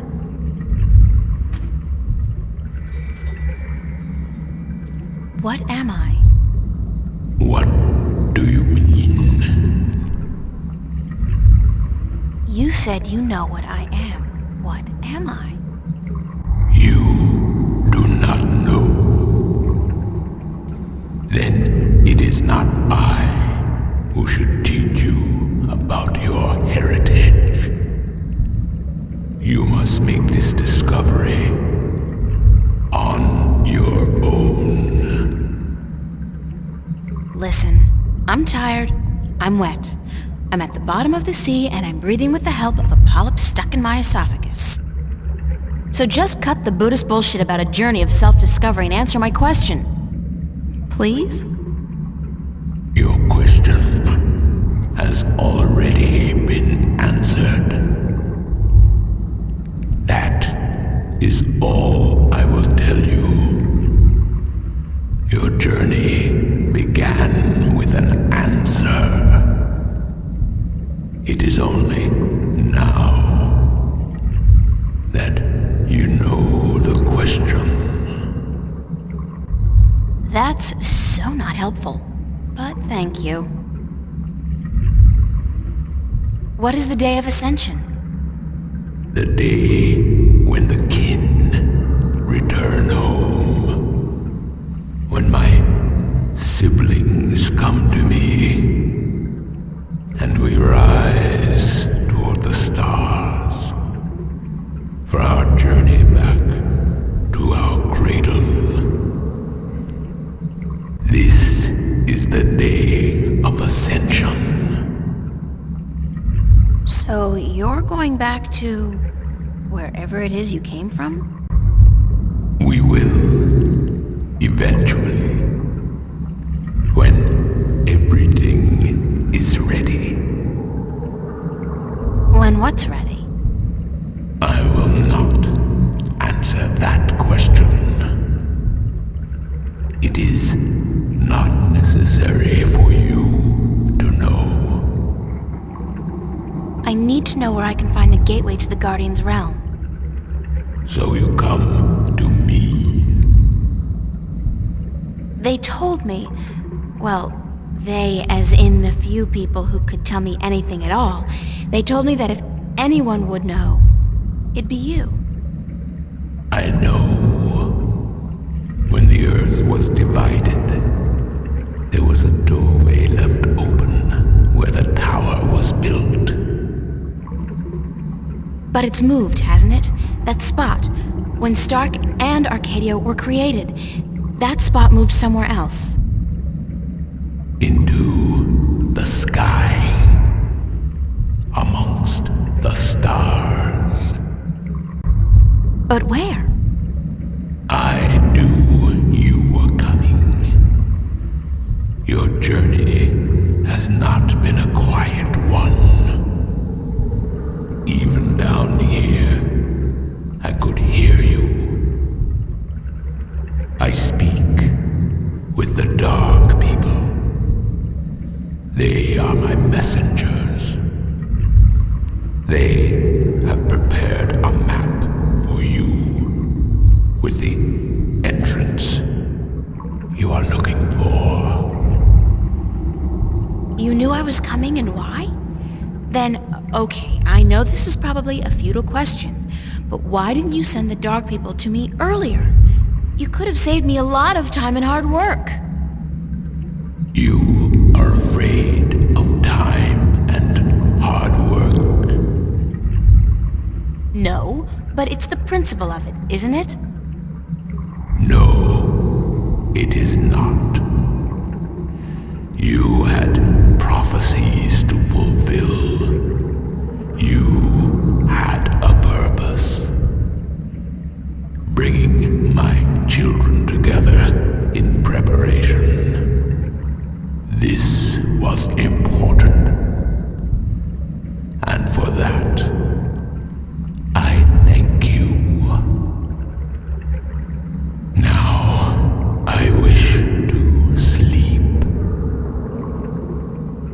said something about a map? The Dark People have it. They will meet you. I will bring you to them. What? Now? Yes. Hold on.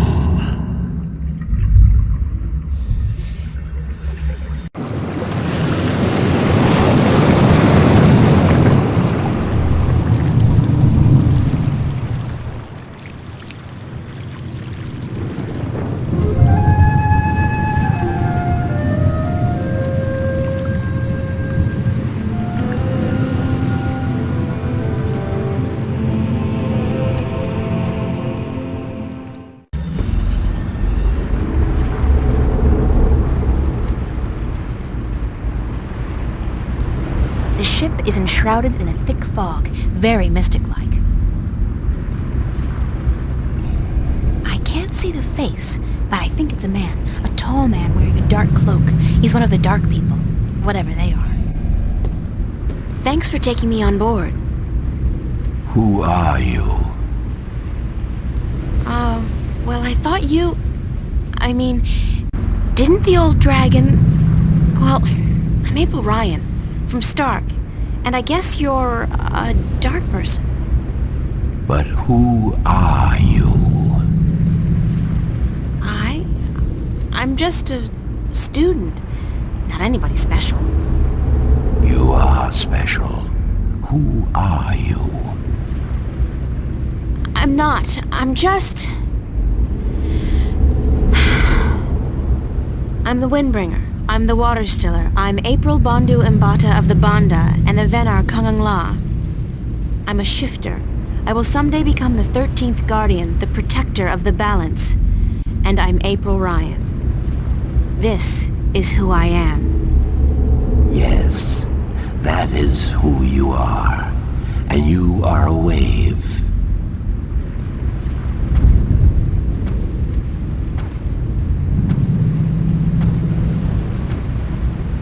Why am I, a wave?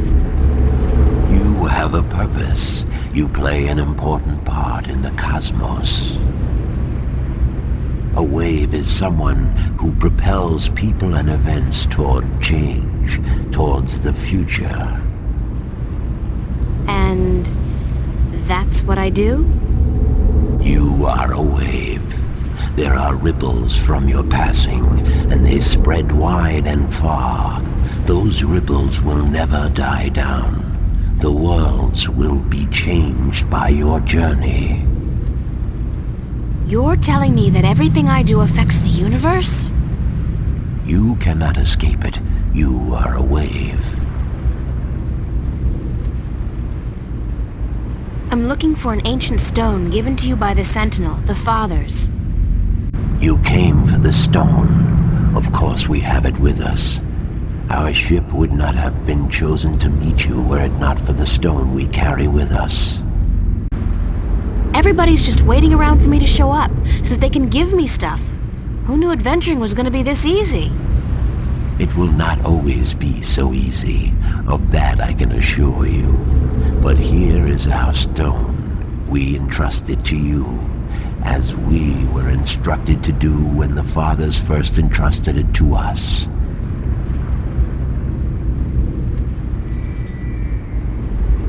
The ancient dragon, the blue of the Drake kin, told me you had a map for me. A map of stars, yes. It was made for you in our library, and given to me to hold. It is yours now. Keep it well. It is the only one.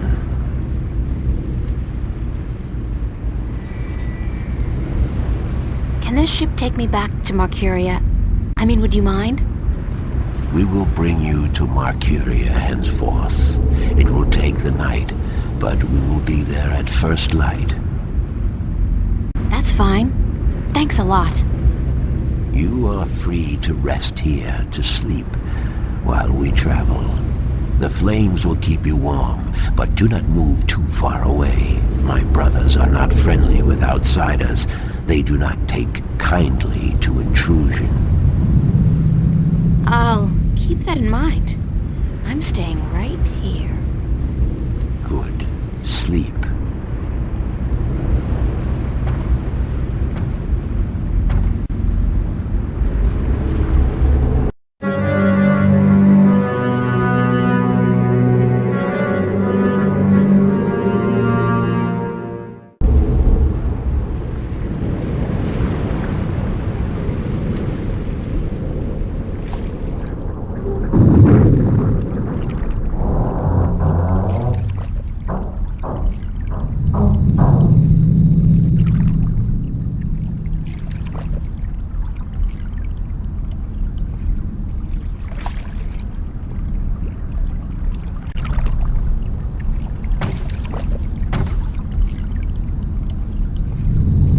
Did you sleep? Very comfortably, thanks. Where are we? In the Marcuria harbor. But there are barely any ships here. I do not know why. We must leave you here. We have other business. Carry your wave into the future, April. Whatever that means, I'll try.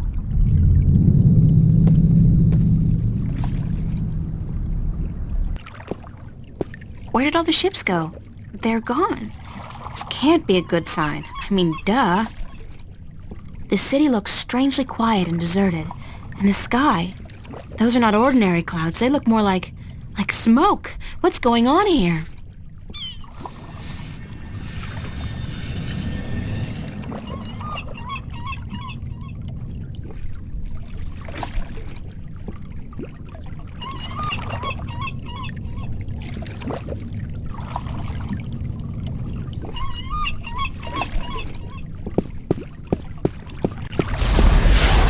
I know that sound.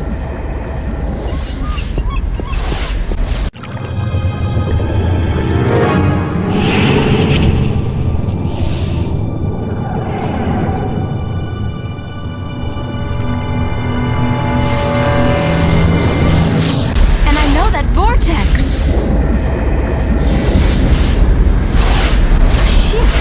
Cortez must have found me, and just in the nick of time, too. God, that was close. What caused that shift to open just in time? It has to be Cortez. Finally. Hello? Anybody there?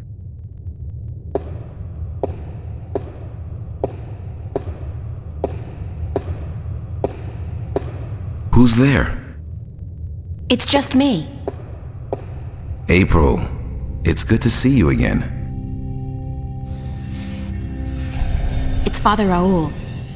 Father Raul, where is Cortez? I thought he'd be here. I haven't seen Cortez for a week, and it worries me. He usually stops by once every few days.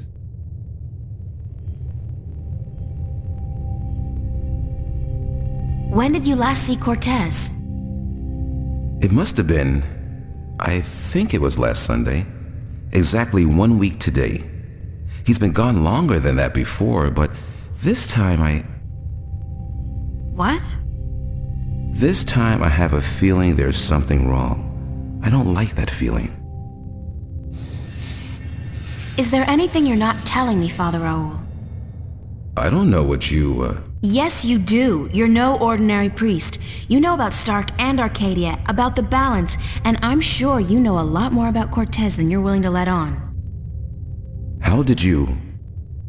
I heard you and Cortez talking last Sunday, and it scares me.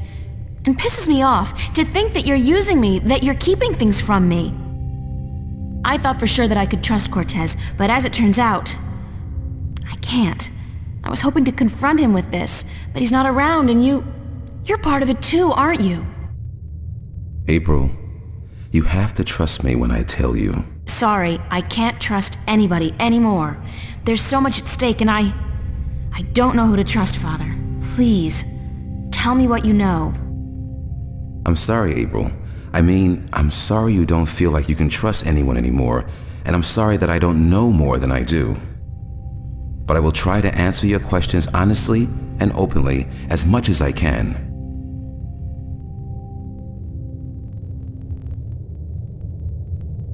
Who is Cortez? What do you mean? The way people react when I mention his name, the fact that he seems to have been alive for a very long time, and that he knows as much as he does. Who is he? It's funny, but I've been asking that very same question myself many, many times. Who is this man? He's old, yes, and powerful. He has strong magic, but he rarely lets on exactly how strong he is. He prefers to be considered eccentric, crazy even. They are both excellent disguises. You still haven't answered my question about Cortez. That's because I cannot answer. I just don't know. He found me when I first came here. You see, I'm not just a Catholic priest. I'm also a sentinel, a minstrel. You're a minstrel? Yes, do you find that strange? How can you belong to two religions at the same time? Belief in the balance and belief in God are not mutually exclusive. The Sentinel Order was founded on the basis of protecting the balance, not to worship a higher power. As long as our devotion to whatever God we believe in doesn't conflict with our duty to the balance, and vice versa, who is to say we can't work in the best interest of both? I guess. I just always thought of the Sentinel as its own faith. It is a faith, but a faith in something less than God, yet more than magic or the laws of nature.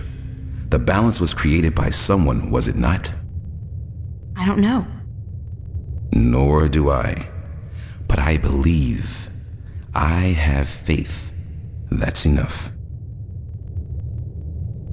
What did you mean when you said Cortez found you? One day, he came to visit me here. He knew who I was, that I was a minstrel, and that I was devoted to restoring the balance as well as to my God. We soon became good friends. He was very worried about the imminent collapse of the balance, yet told me that he was waiting for someone special, someone who might be able to help us. Me? Yes. He waited for a long time for you to show up, and when you did, it was hard for him trying to convince you that he wasn't crazy. I guess his disguise was too good. I don't know much more than that. Cortez tells me very little, only that you're the key to the survival of the balance. I can only assume that you're the new guardian? That's what I've been told. Not by Cortez, of course. No. I understand your frustration, but I cannot help you any more than I have. If there's anything at all. Thanks, Father, but you've done enough. It feels like I've done nothing. But God be with you, and the balance too. How did you become a Sentinel Minstrel? The Sentinel are not numerous in Stark. Not yet.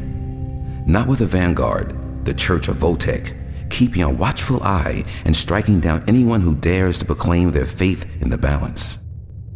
But the Sentinel are here, and when they find someone who they believe will be sympathetic to their cause, they approach them. That's what happened to me. They asked you to join? No. They told me the truth.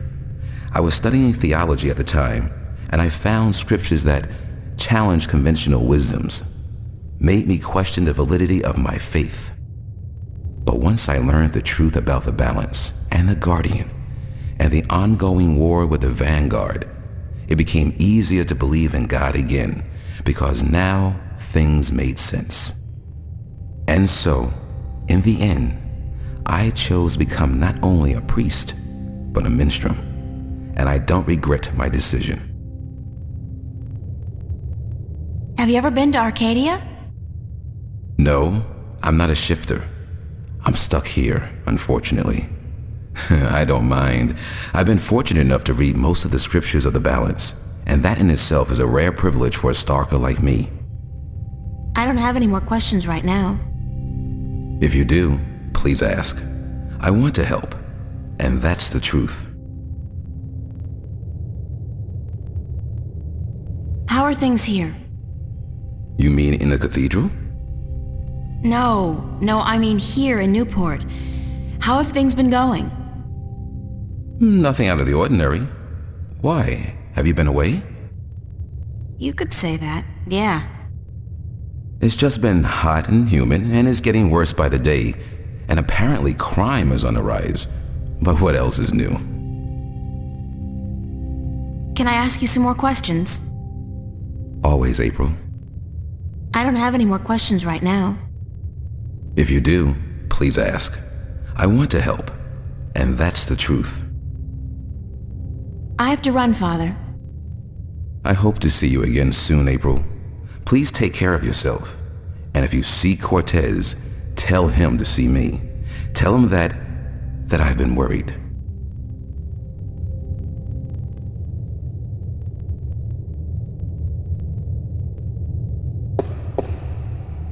It's a wall painting featuring, amongst other things, a cherub and a long red robe.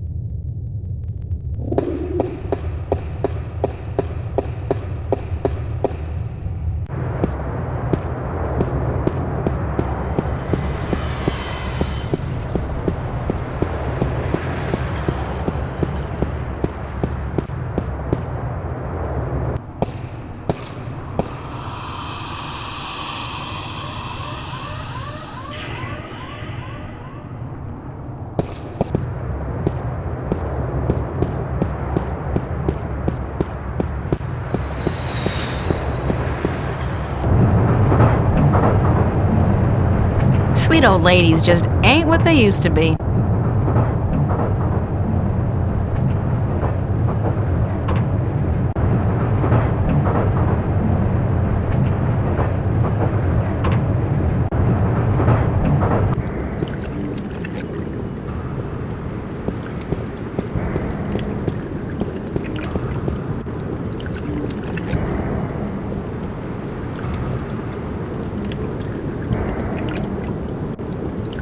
It's obviously a map of constellations, and that cross must be where the gateway to the Guardian's realm is located. Where that is, I have no idea.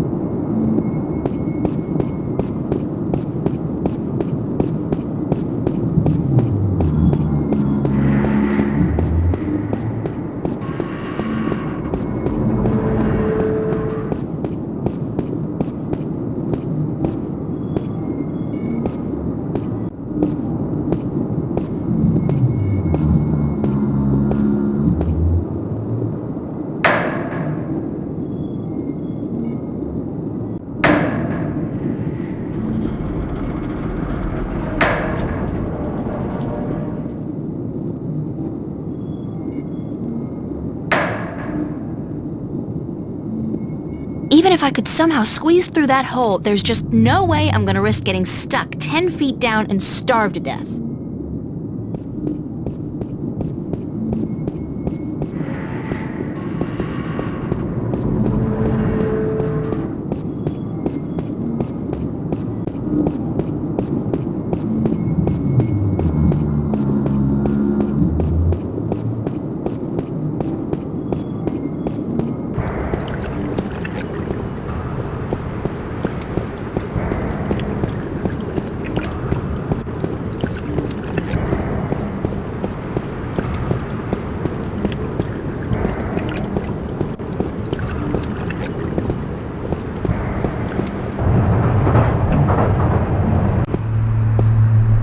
I really should go home and change into something that doesn't make me look like a medieval restorationist.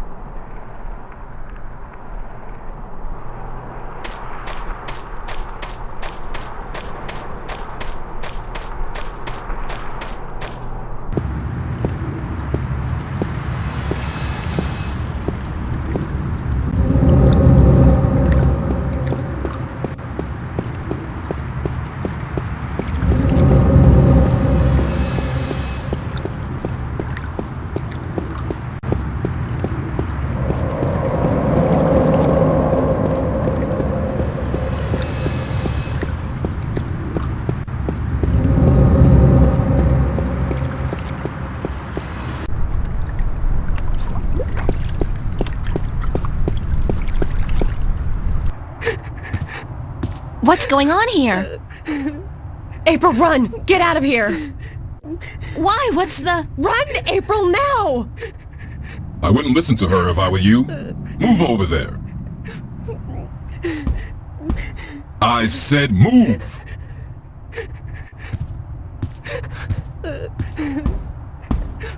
Emma, who's this man? Tell me what's going on. Who are you? What do you want? He's just following orders, Miss Ryan. He's just a servant. My servant. I was hoping you would join our little party. You're a very difficult person to find, Miss Ryan. A very difficult person to find. What are you doing to my friends? If you cooperate, nothing. Nothing permanent, at any rate. But if you make this any harder than it has to be, I will have your friends shot. All of them.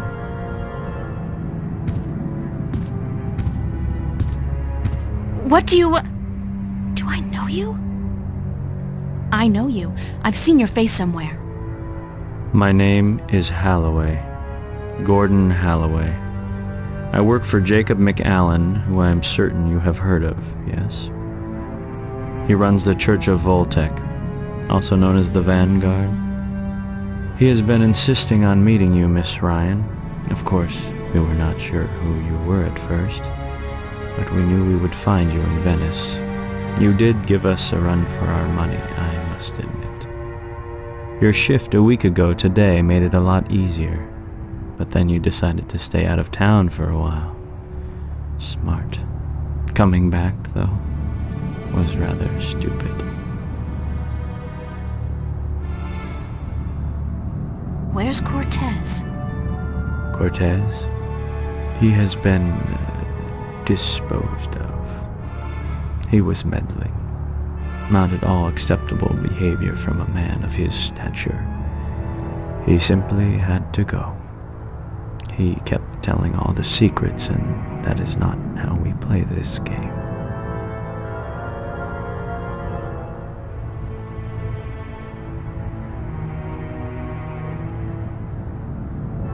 How did you find me? Oh, we have our methods. The eyes that see, the ears that hear.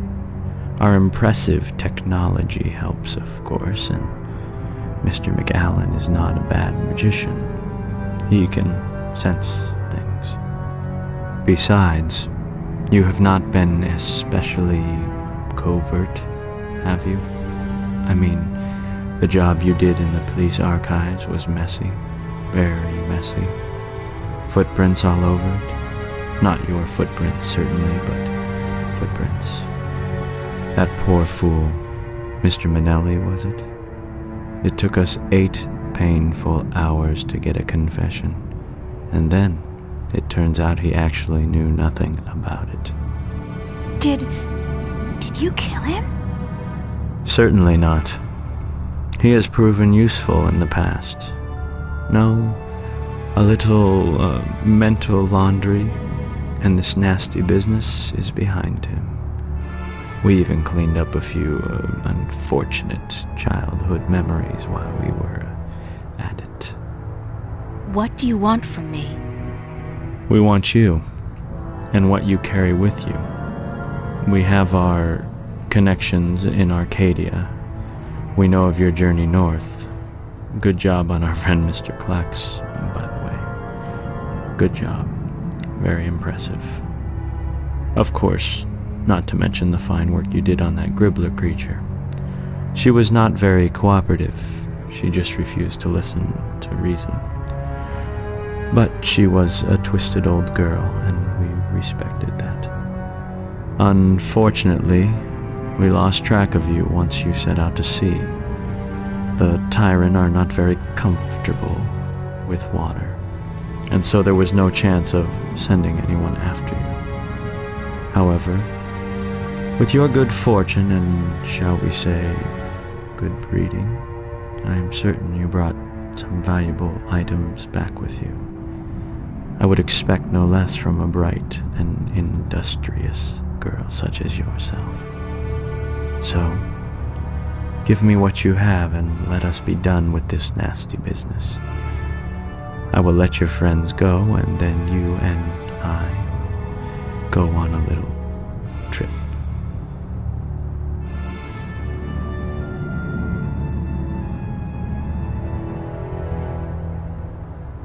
All right. Release my friends and you will get what I have. You are a very intelligent woman, Miss Ryan. Still, we need to teach you and your friends a lesson. Shoot that one. Emma! What the hell is going on?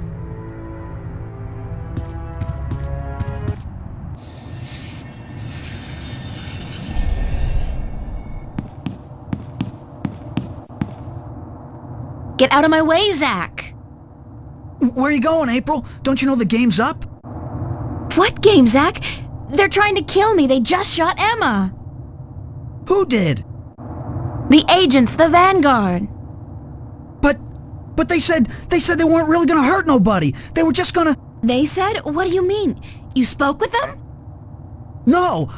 I mean, they were just gonna arrest you and... You bastard! You sold me out? You killed Emma? Do you know that? You killed my best friend! I didn't...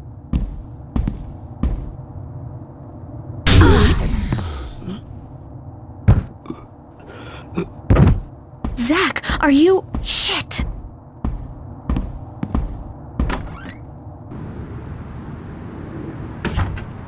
Open up! If you don't open, we'll break down the door.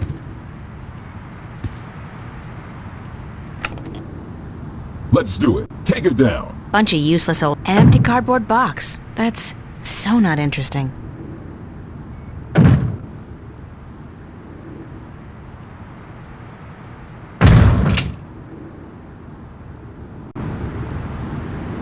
I don't need to make my bed.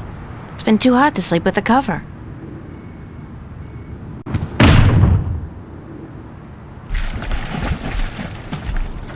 Oh God, this is not gonna be fun, but I don't have a choice. Close your eyes, April! Oh shit! Ah!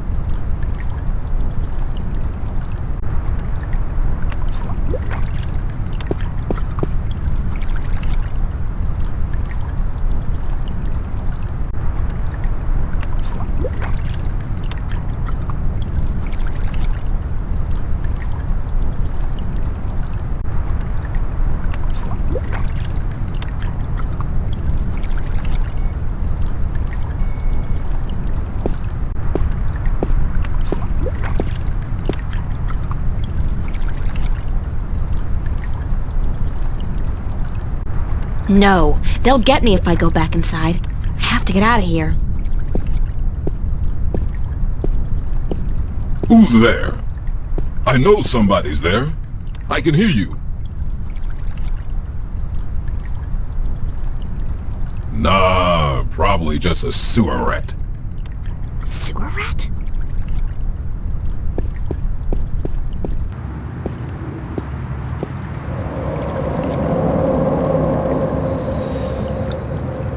I got my body back. That was a close call, though. If I'd been caught, I don't want to think about what would have happened.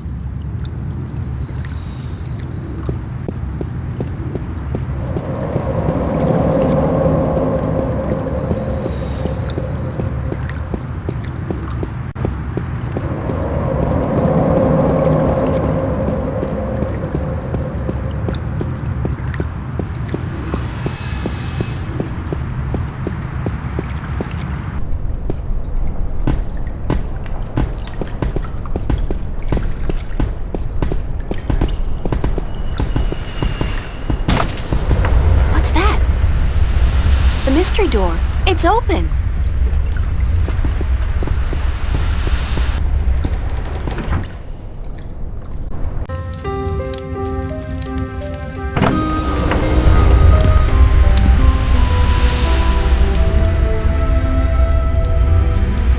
I'm pretty sure, actually. I'm not in Venice anymore. Now I know how Alice and Dorothy felt.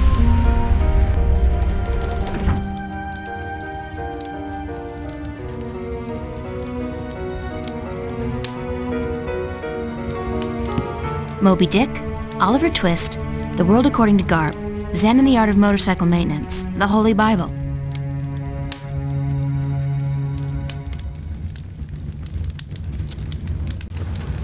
Warm and cozy.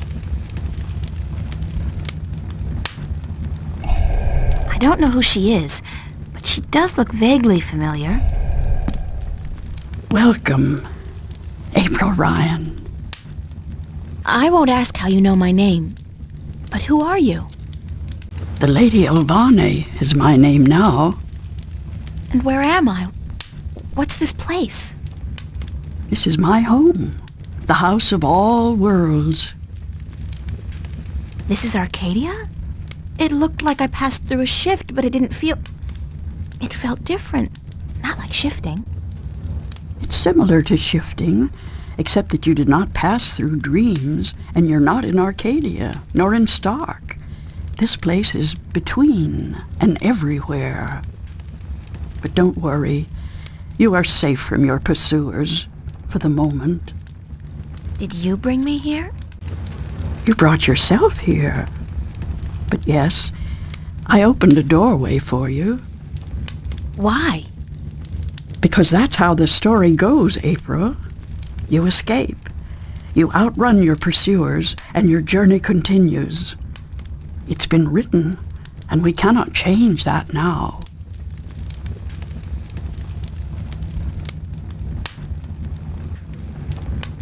Lady Elvane, I appreciate your help, but I'm so tired of hearing about my destiny and about prophecies. I've lost a good friend today, and... She's not dead. What? What did you say?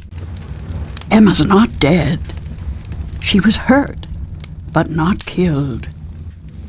Oh, thank God. Are you sure? I'm quite certain. She is on her way to the hospital as we speak. But the others, Charlie, Fiona, they're angry at you.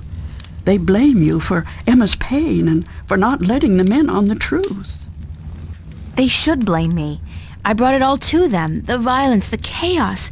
I've hurt so many people since this all started. And yet, at the time, it all seemed justified.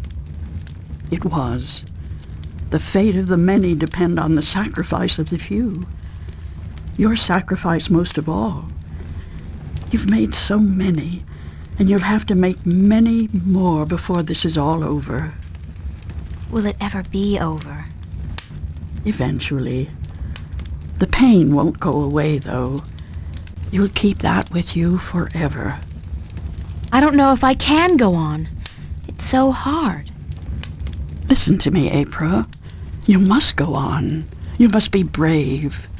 They all depend on you. And you can do it. You can get through this. Just remember what's important and what's not.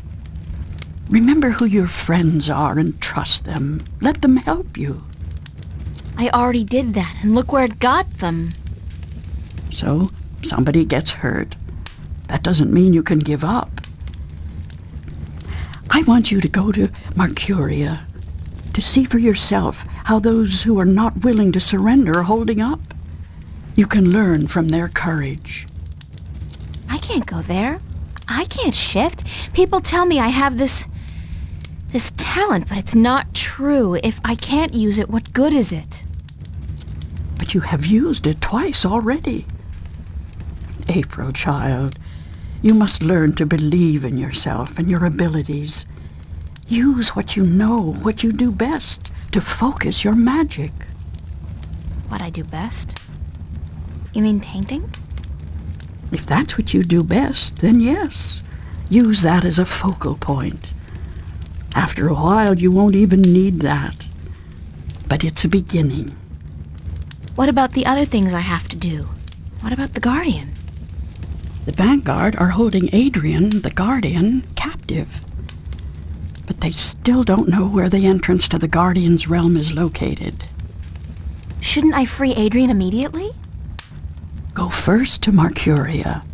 The doorway will bring you there. If you go straight back to Stark, the Vanguard will find you. Thanks, Lady Alvane. I'm not going to ask you how you know everything you just told me, because I'm not sure I want to know. Good luck on your journey ahead, April. I will keep my fingers crossed for you. Maybe I'll see you again. Oh, I'm quite certain of that. Quite certain.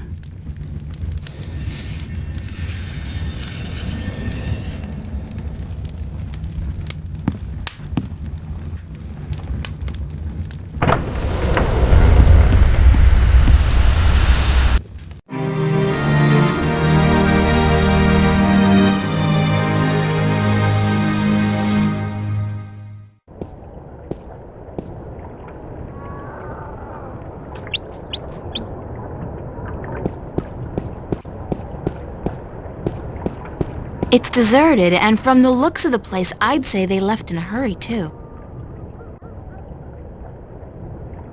The Journeyman.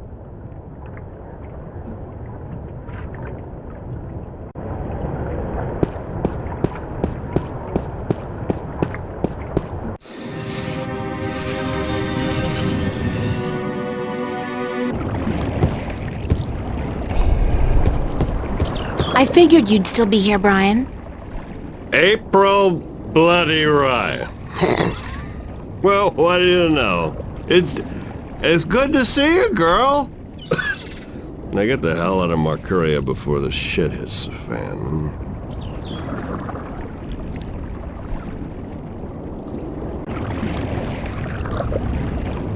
You're not leaving, are you, Mr. Westhouse?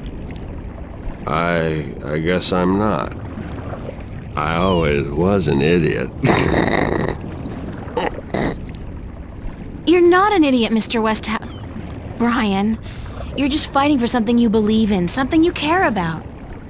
I don't care a whittle about this bloody town. I think you do. I think you care a lot, but you hate to admit it. Yeah, well... I built this house with my own two hands, you know. First thing I ever did that I was proud of. Real proud of. I ain't about to leave it to those damn tyrant trolls waltzing in here under the pretense of defending their borders. It's the Vanguard holding their leash, be sure of that. What are you gonna do when they get here? I got an old gun locked up in the pantry. Enough bullets to take down at least 24 of those goblins. I'm going down fighting, that's for sure. You'll be fine, I'm sure of that. Just leave the bottle be until the victory party, okay? Don't worry about that, girl. That's my last batch of real whiskey. All I got left now is bloody Marcurian wine. And believe me, you don't want to get drunk on that. I believe you. Just take care of yourself, Brian. Take real good care. And you, Miss Ryan. I'll be keeping my fingers crossed for you. And if you ever come back this way... I promise to visit you, of course. Goodbye, Brian.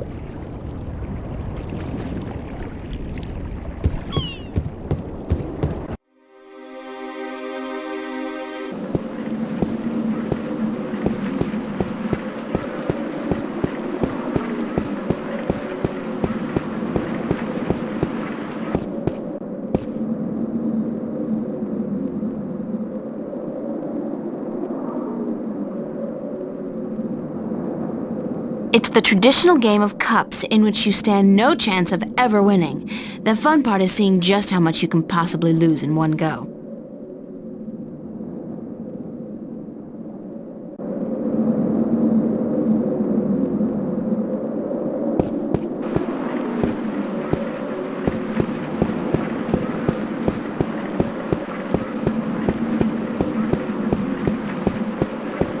The doors are locked and bolted. I guess the Sentinel have decided to skip town with the rest of the population.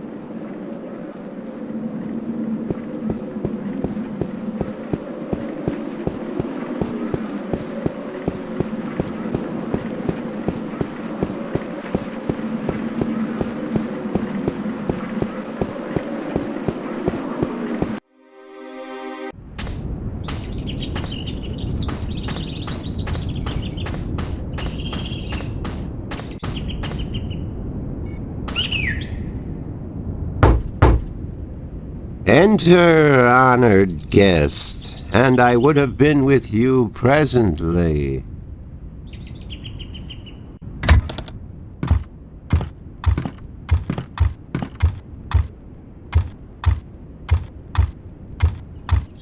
I'm glad to see you're okay, Abnaxis. Should I not have been okay, April Ryan? I wasn't sure. Everybody else has left town. Yes, most everyone did. A war is coming. Shouldn't you be leaving too, then? I am, after I see you again. You shouldn't be putting yourself in danger for my sake, Abnaxis. Then, for the sake of the balance, you will find 3 stones, yes? I did, yeah. Just missing one now. Here, this was the stone of the Venar entrusted to me. I was to take this to Marcuria, and there hold embassy until the Kanangla will come to take it from me.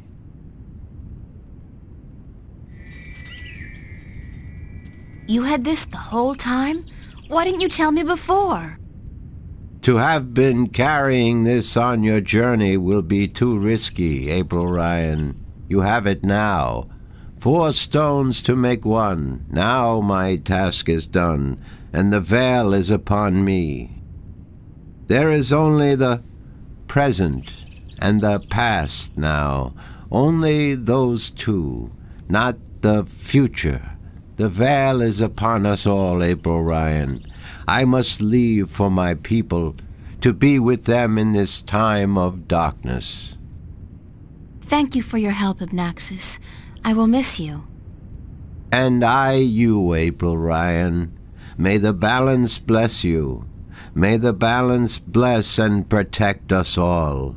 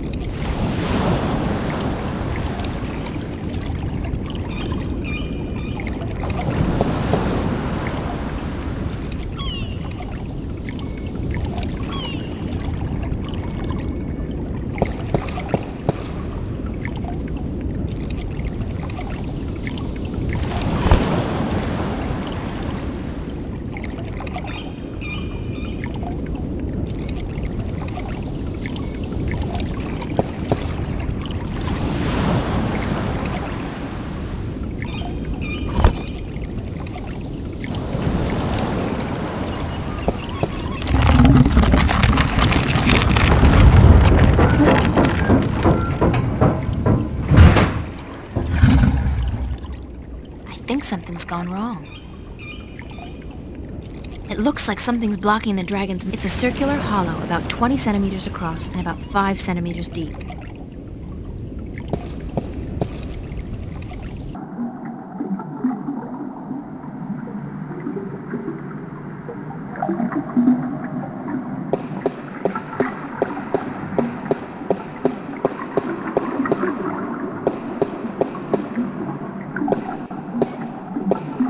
It won't budge.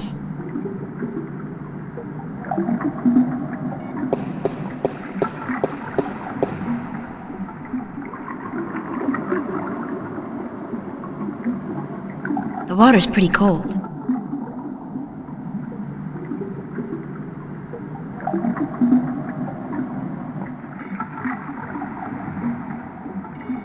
I'll save it for when I really need it.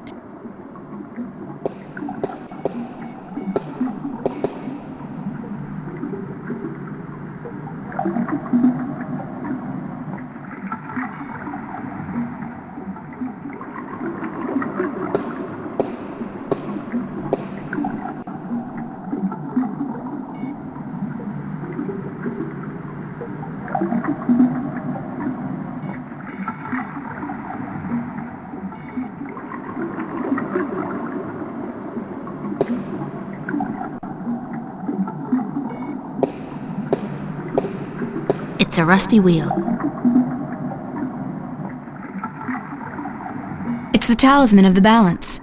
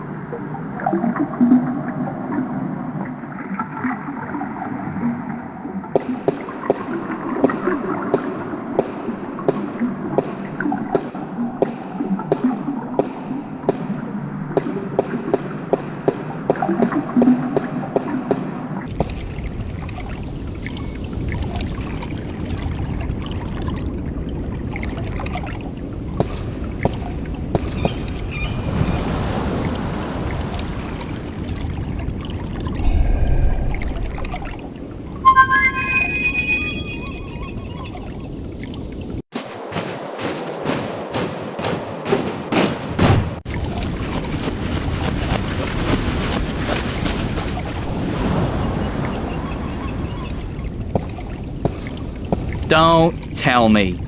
You need help with something you can't get to. Nice to see you too. Why so cynical? Because it seems like the only times you call me is when you need me to do something. It's never to say, "Hello, Crow, what have you been up to?" or, "Hey, just wanted to let you know how much I love you." Sorry. There's just so much on my mind I forget to treat my friends right. Friend? I'm your friend. Whatever you need me to do, babe, I'm there. Something's preventing that stone dragon's mouth from opening completely. Could you check it out? That's it? Easy!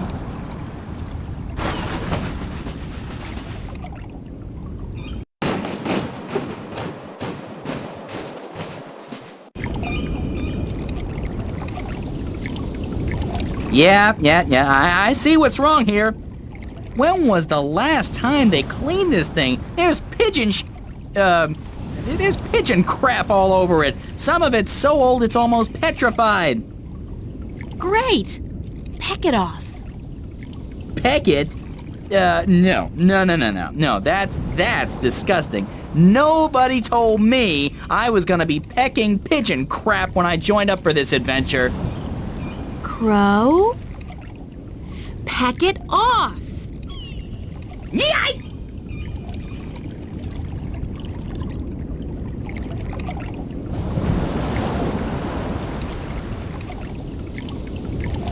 I'm on fire!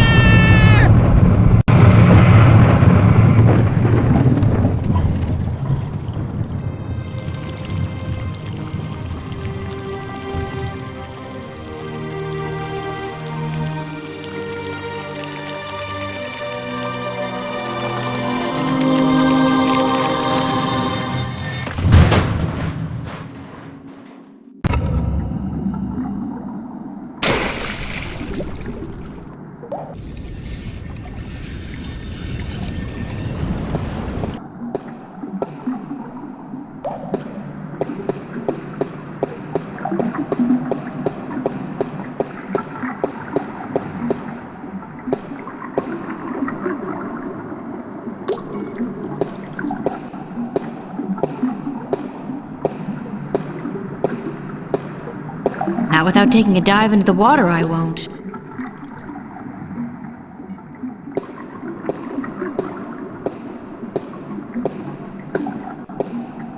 It won't budge.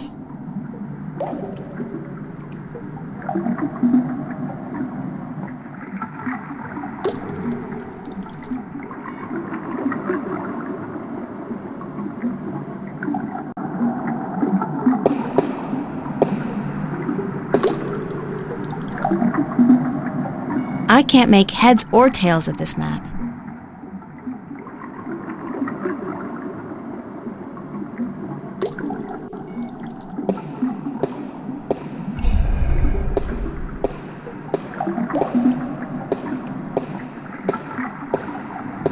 So you're still here? Eh? Oh, it's just you. If you have come to use the library, I'm afraid I must disappoint you. We're all very busy today. Very busy indeed. Don't worry, I didn't come by to do any reading today. Good. With the Tyrant army approaching, we don't have much time.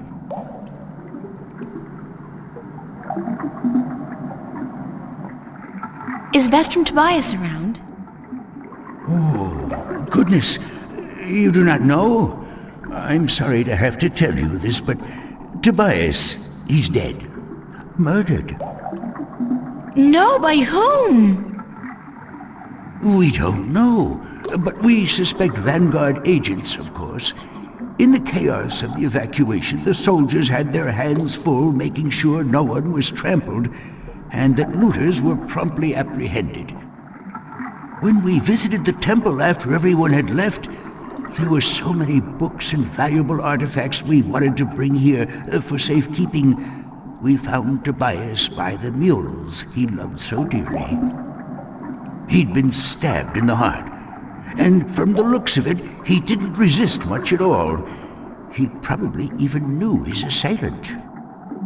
Why Tobias? He was the kindest, gentlest man I've ever known. Always helpful, always ready to listen. I'll really miss him.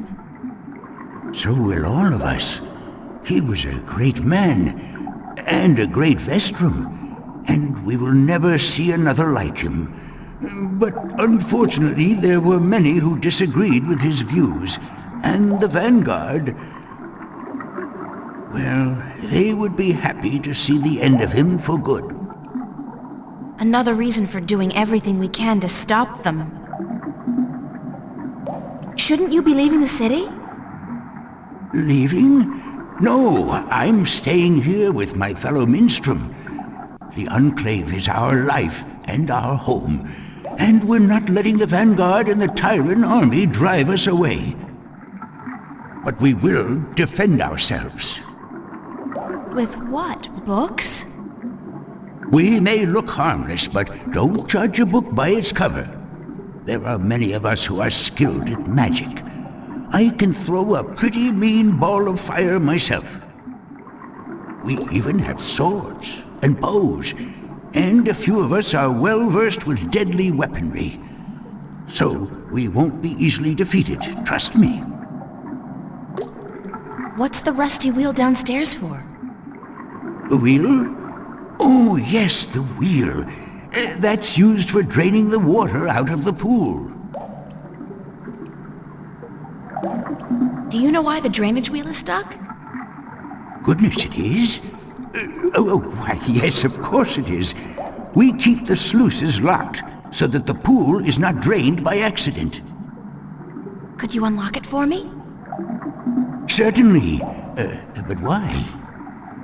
Because I need to drain the pool. Goodness me, you do? Very well, I will unlock the sluices.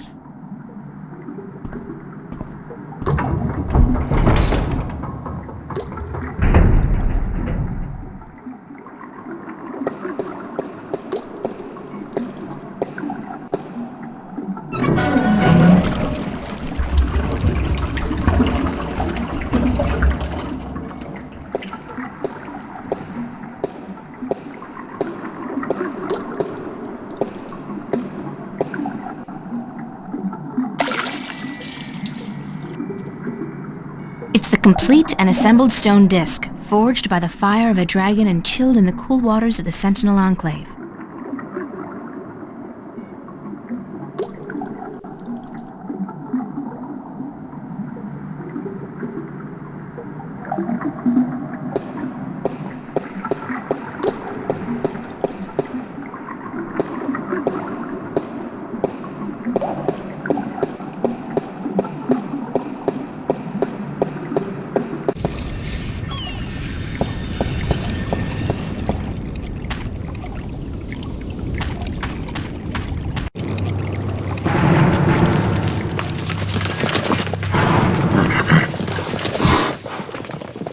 God, it's an army heading this way, and they've got the road blocked.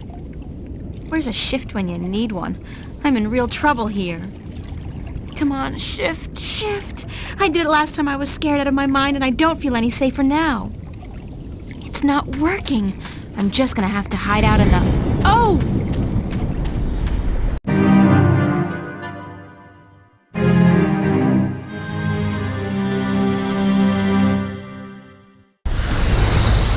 Saved by the bell. Again. I'm like the Incredible Hulk, except my powers only work when I'm scared silly. That's the second time I've opened a shift by instinct alone when I've been in mortal danger. The frustrating thing is, I still don't know how to do it when I'm not scared. Wait, didn't the old lady say I should use what I do best to focus my talents?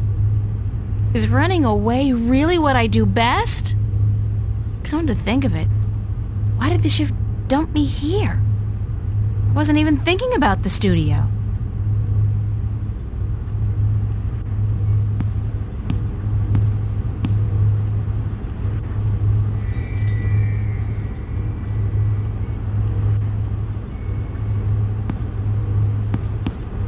The old woman, Lady Alvane, was it? She said something about using my craft to focus my powers, to learn how to open a shift at will. I guess it's worth a try.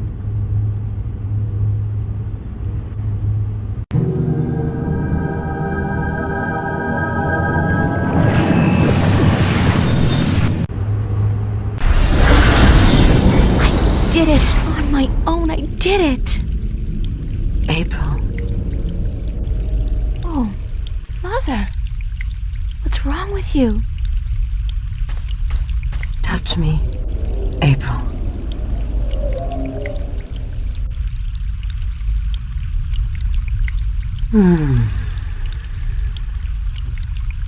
What's happening to you, Mother? I am dying, April. But you can't die. You're the Mother, the White Dragon. You're eternal. Aren't you? The Mother is, April, but I am not. It is time for the new to replace the old, for the seed to grow into a flower, and for the withered and the gray to turn to dust and pass on into the ages. Help me understand, please. Take my blue eye, the crystal. You need it. But I can't. Take it, quickly. Thank you.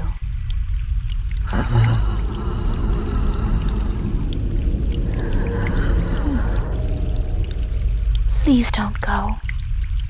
I am tired. The war with chaos has taken its toll on me.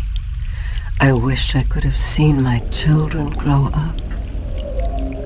When will the egg hatch? When I die and turn to dust. Be here, then, to witness the new mother. I promise.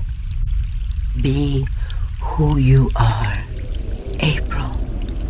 Do not be afraid of that. Who am I? My daughter. My own daughter.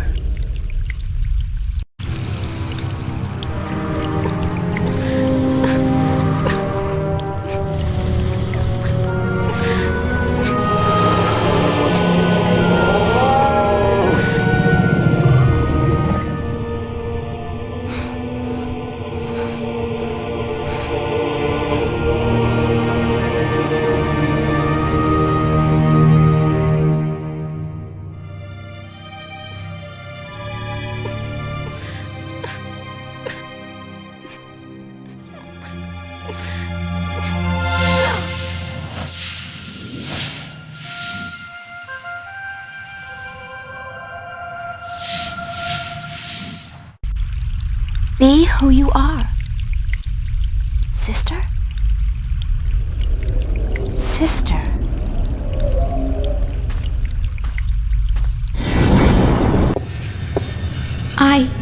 I can do it now. I can shift. It's not easy, but I can do it. Ironic as it may be, though, I think I've done all I can do in Arcadia.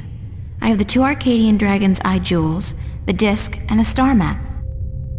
Now I need to find the Guardian, the 2 missing jewels, and somebody who can help me decipher the star map, and I have to look for those things here, in Stark. No, not today.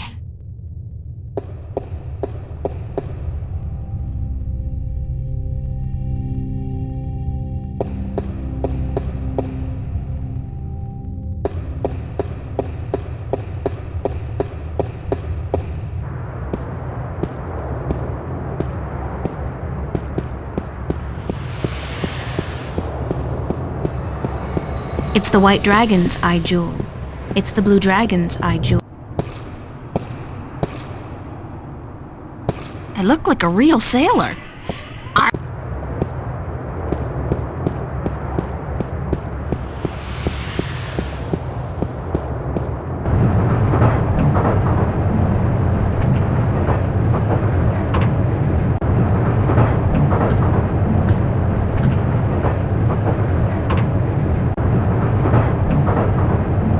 I can't go back to Venice. The Vanguard agents are looking for me, and that's the first place they'd expect me to go.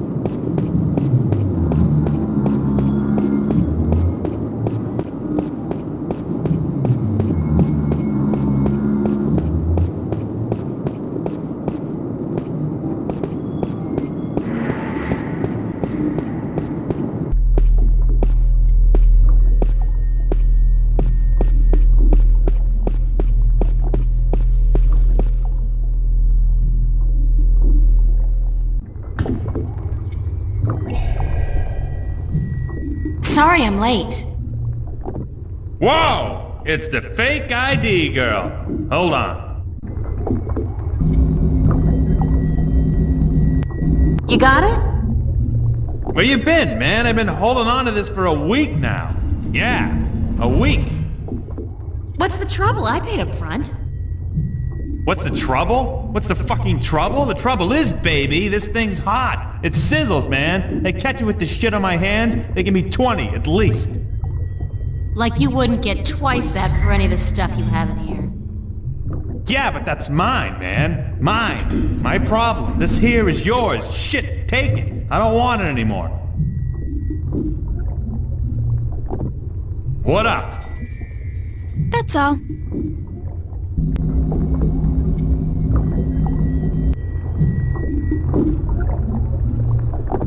My own mid and upper level ID card, a girl's best friend. I never imagined I'd one day be carrying one of these babies, not unless I married a lawyer, a doctor, or a screen repairman.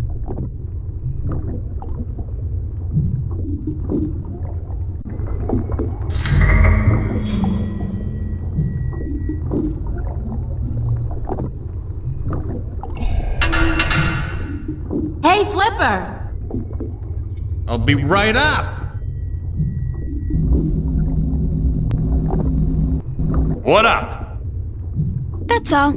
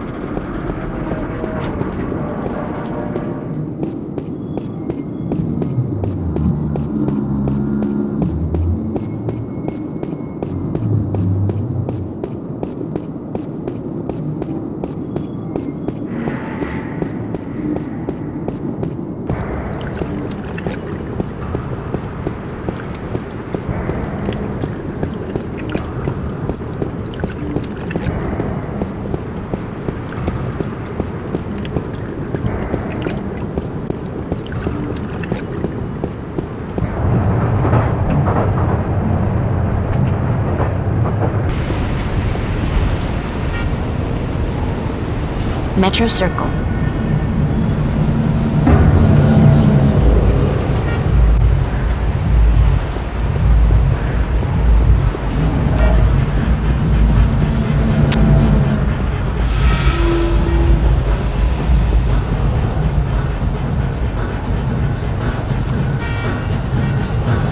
It's a police officer.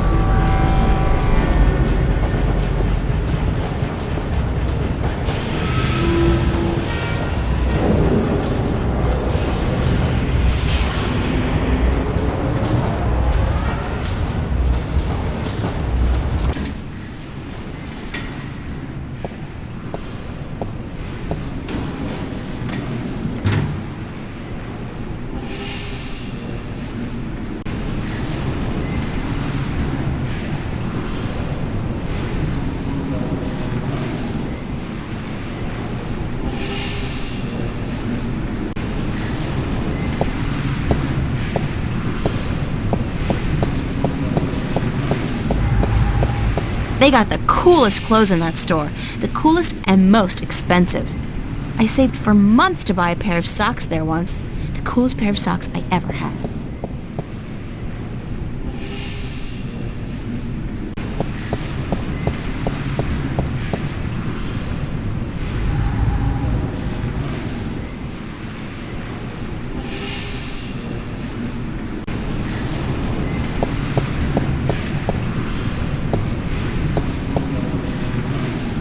I am sorry, but this Bingo instant pizza maker has been shut down by order of the Newport Department of Biological Warfare.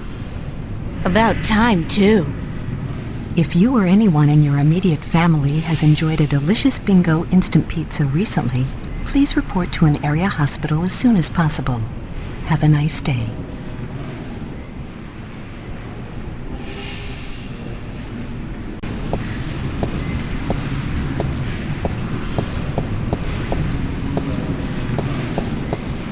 Could definitely do with a change of clothes. And so what if this store's way out of my league? After what I've been through, I deserve to splurge a little.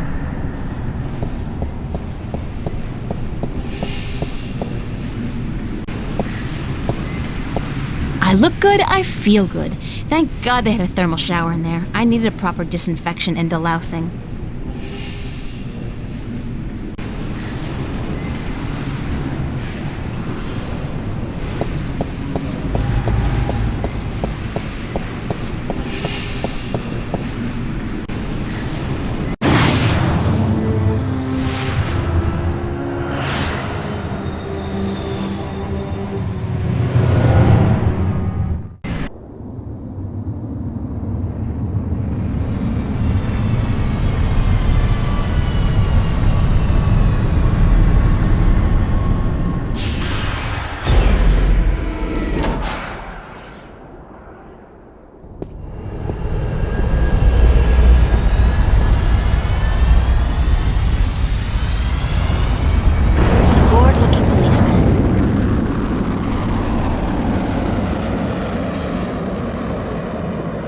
Officer?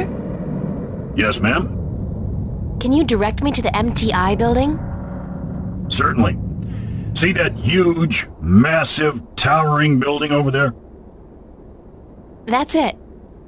Yes, ma'am. Okay, thanks. You're welcome, ma'am.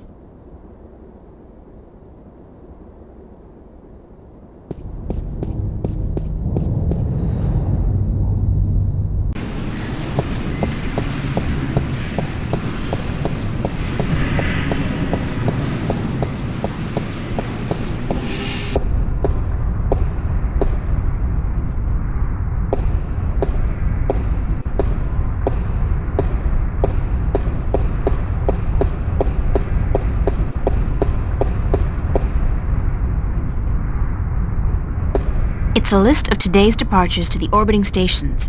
Most of these are bound for the Morningstar, an MTI-owned station in geostationary orbit above the city. Today's arrivals. Shuttles are inbound from most of the orbiting stations, but traffic from the Morningstar dominates.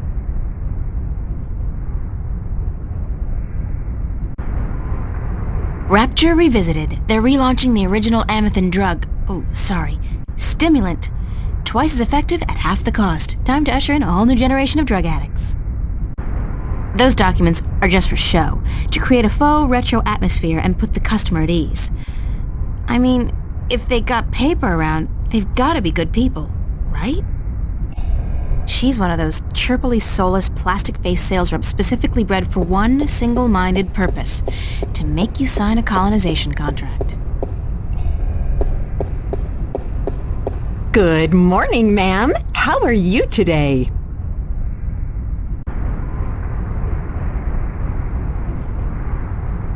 Fantastic, and you? I am just fine, ma'am. Thanks for asking. Well, isn't that just peachy? I guess. How may I help you today, ma'am? How does it feel working for the dark side? Pardon me, ma'am? I mean, it's slavery, isn't it? Certainly not. That's a popular misconception. In fact, our colonists are given the best of care, a job suited to their talents, and a full salary.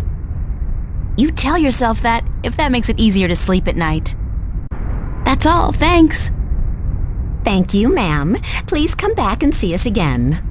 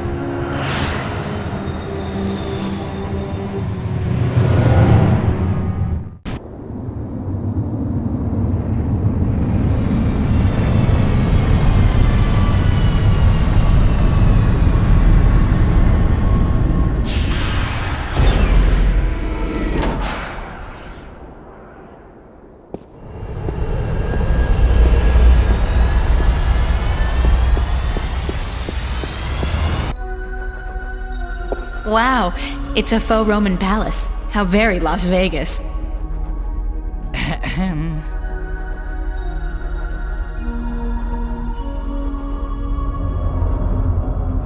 Stunning, in a creepy neo-fascist way. Hush.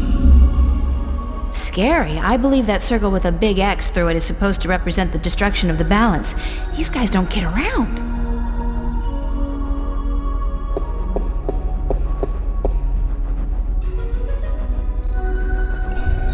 He looks like a receptionist. Hi there, Jerry. Gerald, do you have an appointment?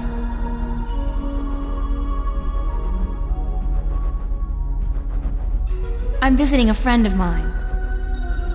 Oh, really?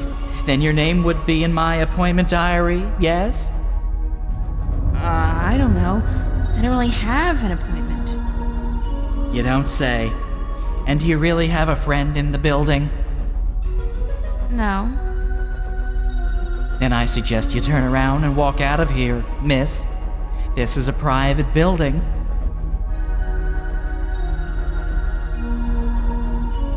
How do I call the elevator? You do not, miss. I call it. All right, thanks. No, you misunderstand. I call it. For people who work in the building, or for those with appointments with the people who work in the building. You are, how shall I put this? Street vermin, a hooligan, scum. You were homesick the day they taught diplomacy, weren't you, Jerry? Gerald, please leave the building. What floor is Jacob McAllen on? We do not have a Jacob McAllen working here, miss. Do you have any McAllens at all? I'm not picky. I am not about to divulge any private information to a person such as yourself. Good for you, Jerry. Gerald, it would be so nice if you left now, miss. Can I bribe you? I'm sorry. What? Pay you to let me slip by you, unnoticed, into the elevator? For goodness sake, miss, absolutely not. I am not your common lowlife. I'm sure even a stand-up guy like you, Jerry, needs some pocket change now and then. Gerald! And no, I do not. Now I would like you to leave. Immediately. Thank you very much, Jerry. Gerald! And if you do not leave, miss, I will be forced to call the police.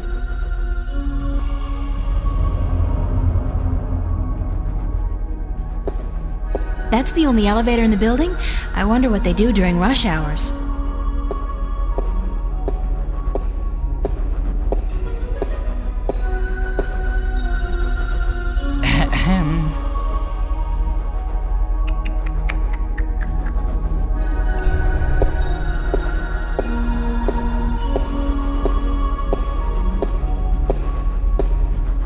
Hi again, Jerry. Gerald, and did I not tell you to leave? Thanks, Jerry.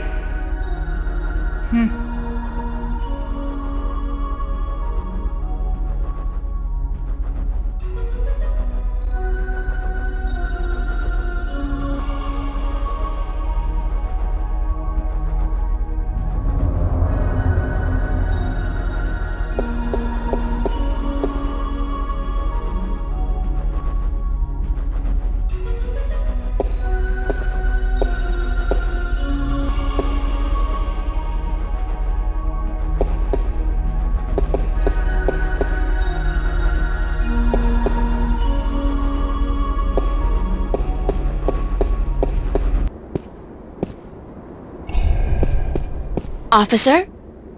Yes, ma'am? Nothing. Sorry to bother you.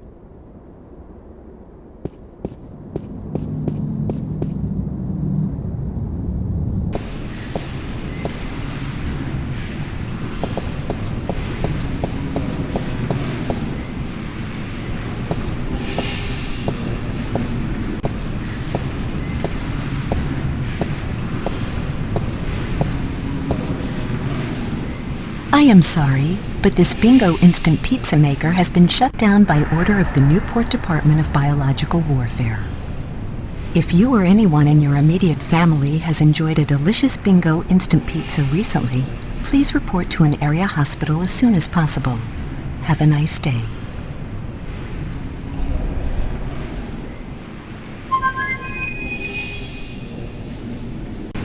I guess he's not around. I should try again later.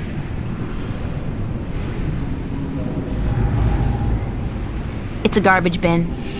It's a garbage bin. It's a Bingo Instant Pizza machine. I never liked those things. They taste like artificially flavored cardboard boiled in grease.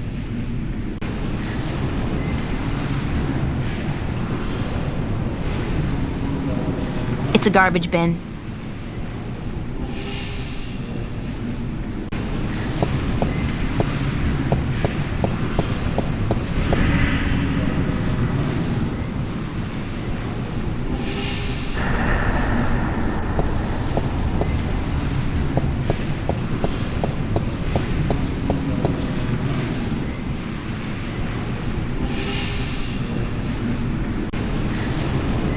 Cool and expensive.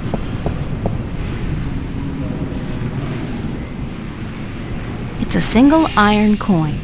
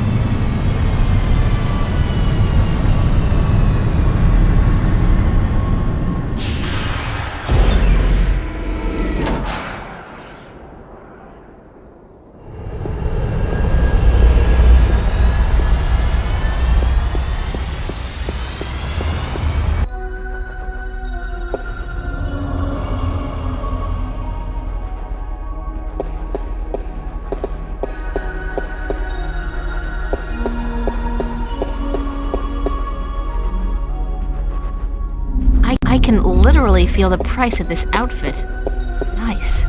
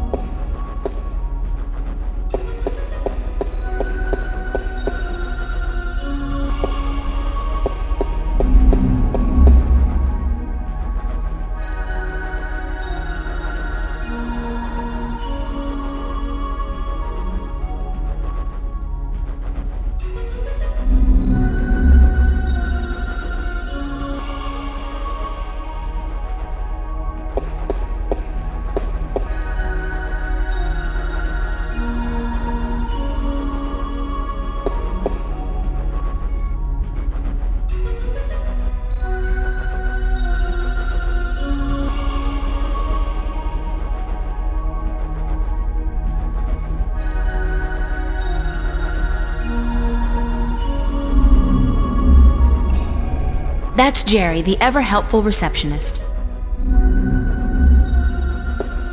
The desk serves two purposes: to scare the hell out of innocent visitors and to instill whomever stands behind it with a sick sense of superiority. Stunning, in a creepy neo-fascist way. Hush.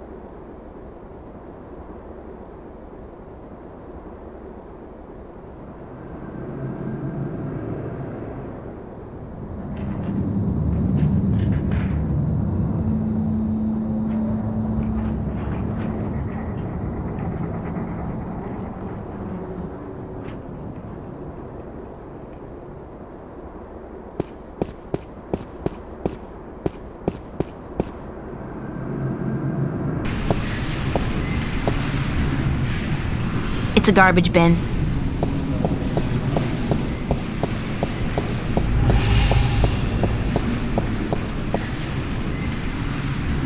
I can literally feel the price. It's a garbage bin. It's a garbage bin. It's a garbage bin.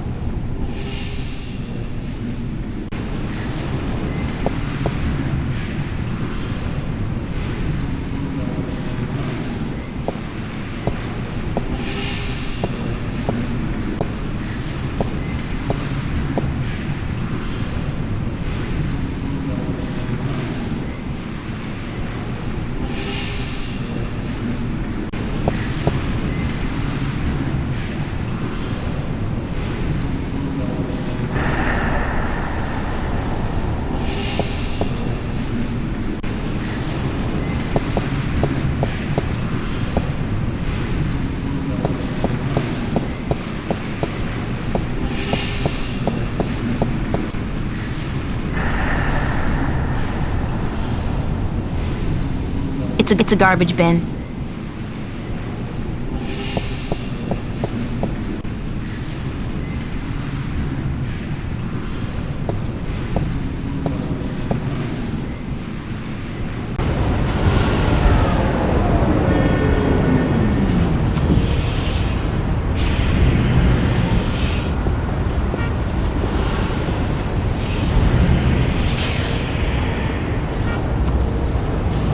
It's a police officer.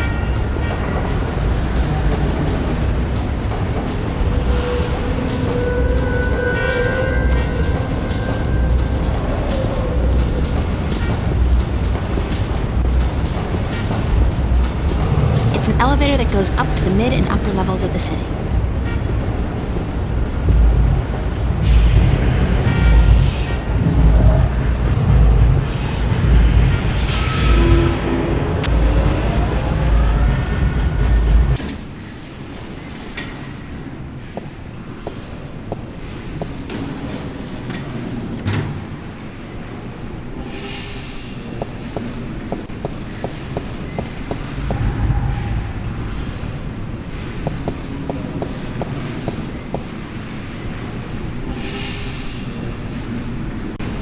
It's a garbage. It's a garbage. It's a garbage. It's a garbage. It's a garbage. It's a garbage. I can literally feel the price of this outfit. Nice. It's a garbage. It's a garbage bin. I am sorry, but this Bingo instant pizza maker has been shut down by order of the Newport Department of Biological Warfare. If you or anyone in your immediate family has enjoyed a delicious Bingo instant pizza recently, please report to an area hospital as soon as possible. Have a nice day.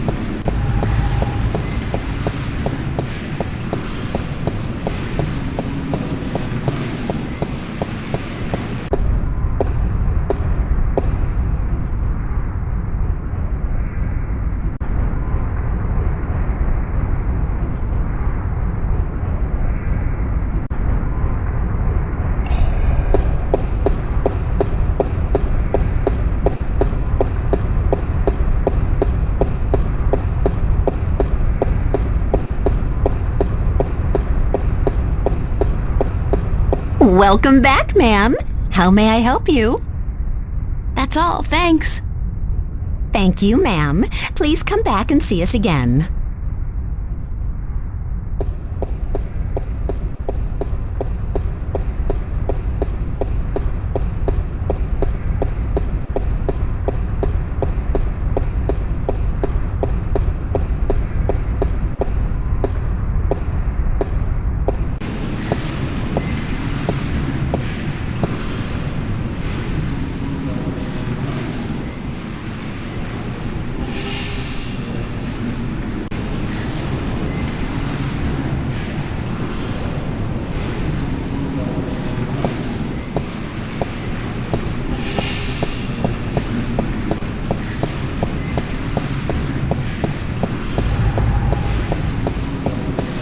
I can't make heads or tails of this map.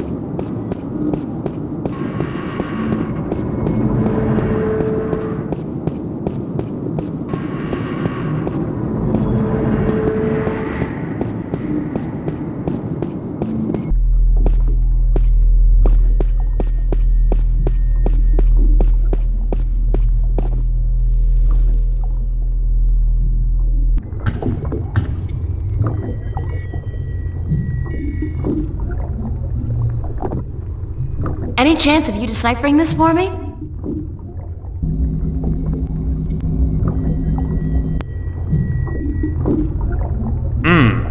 Looks old. This old? It looks old. It's gotta be old. What do you do, rip off a museum or something? Because I'm cool with that. It was a gift. Would you be able to calculate the coordinates of that cross based on the positions of the stars? Shouldn't be a problem, as long as this thing's accurate. I'll just do some chem trace tests. See when it was made, and then figure out the rotation of the constellations and calculate the... Yeah, sure. And what's it gonna cost me? This time, you still got credit from the AG unit you gave me. Works like a fucking charm, I'll tell you, baby. It's hot. I can float like the wind. Toots. Even with 2 people on at the same time. Oh, yeah. I don't want to know that. So, when can I get the results? Can't do the chem tests here, but I'll call a friend of mine. Owes me a favor. Come back later. Yeah, later. Much later. Sure. And hey, don't wait a week this time.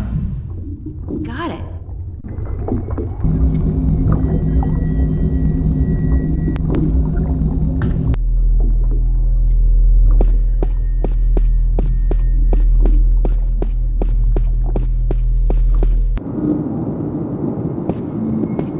Junk. Expensive junk, but still junk.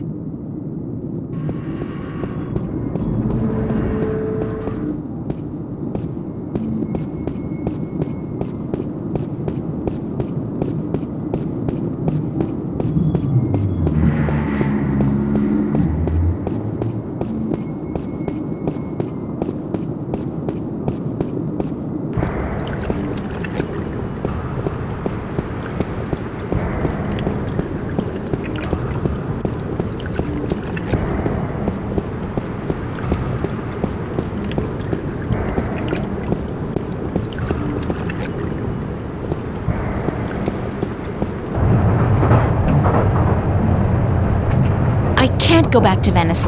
The Vanguard agents are looking for me, and that's the first place they'd expect me to go.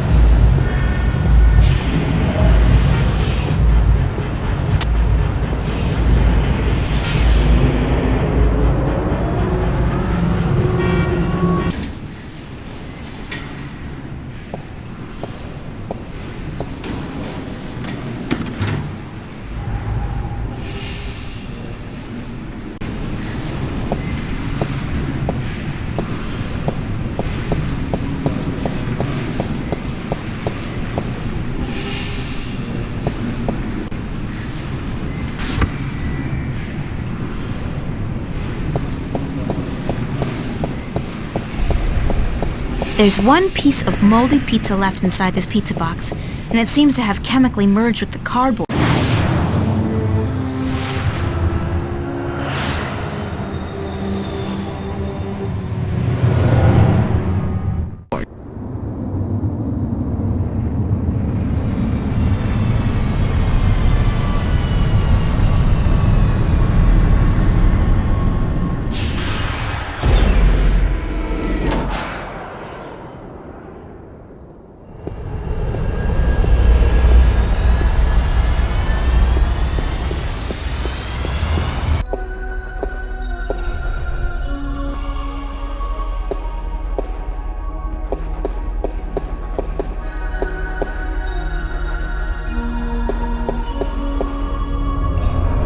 No! It's a pizza box.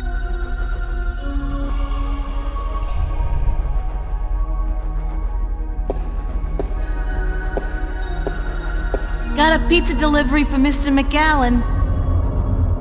Really? There's been no... Wait a second. Weren't you in here before? Me? Nah.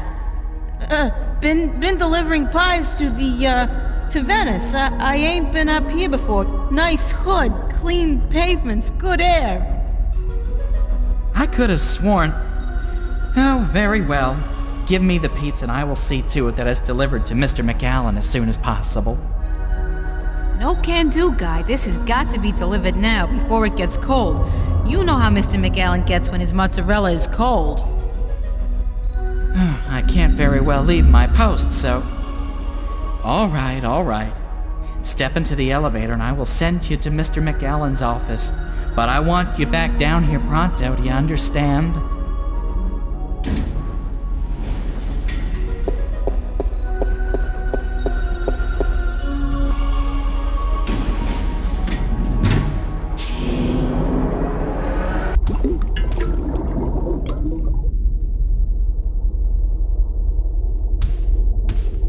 don't know what they're growing in these tanks, but whatever it is, it's disgusting and alive.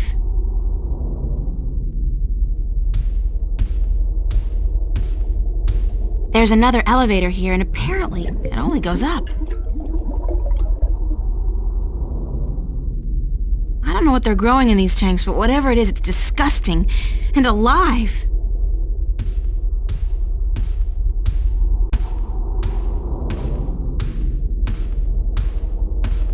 What is that?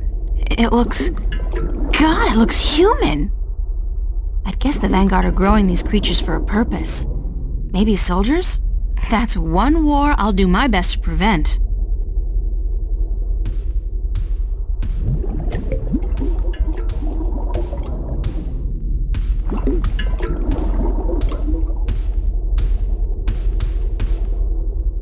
That's an amazing view. I can see clear across the city. They're humanoid. There are documents scattered all over the desk.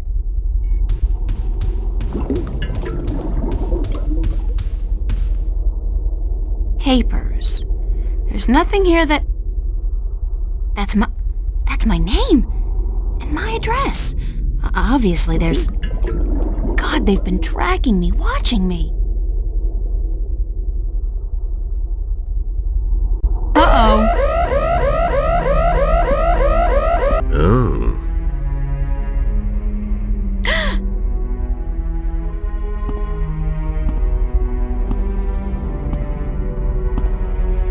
You were the last person I'd expect to find here, Shifter.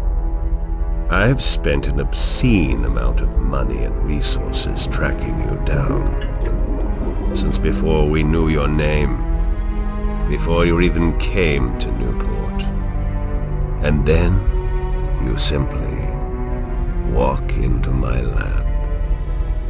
Like a mouse into a great big trap. Looking for the cheese, I'd imagine.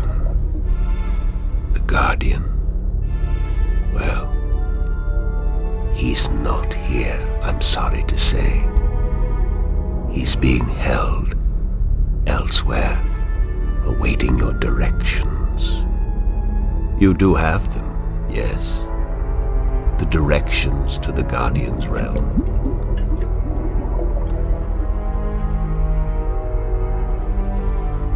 Sorry, but I never managed to find the entrance to the Guardian's realm. Pity, really. And I thought you'd done so well on your journey across Arcadia. At least you have the disc and the 2 jewels I'm missing in your possession. So good of you to bring them here. I thought I might have to go pick them up myself. I have friends. Oh, you do? You do? The very best friends, too. Don't make me laugh, girl. Did you really expect your good buddy Cortez to tell you the truth? Or to come to your rescue like a knight in shining armor? He's been using you. Tobias, Cortez, the bloody kin, all your friends. They've been using you for their own selfish reasons. They're no different from me, Shifter. No different at all.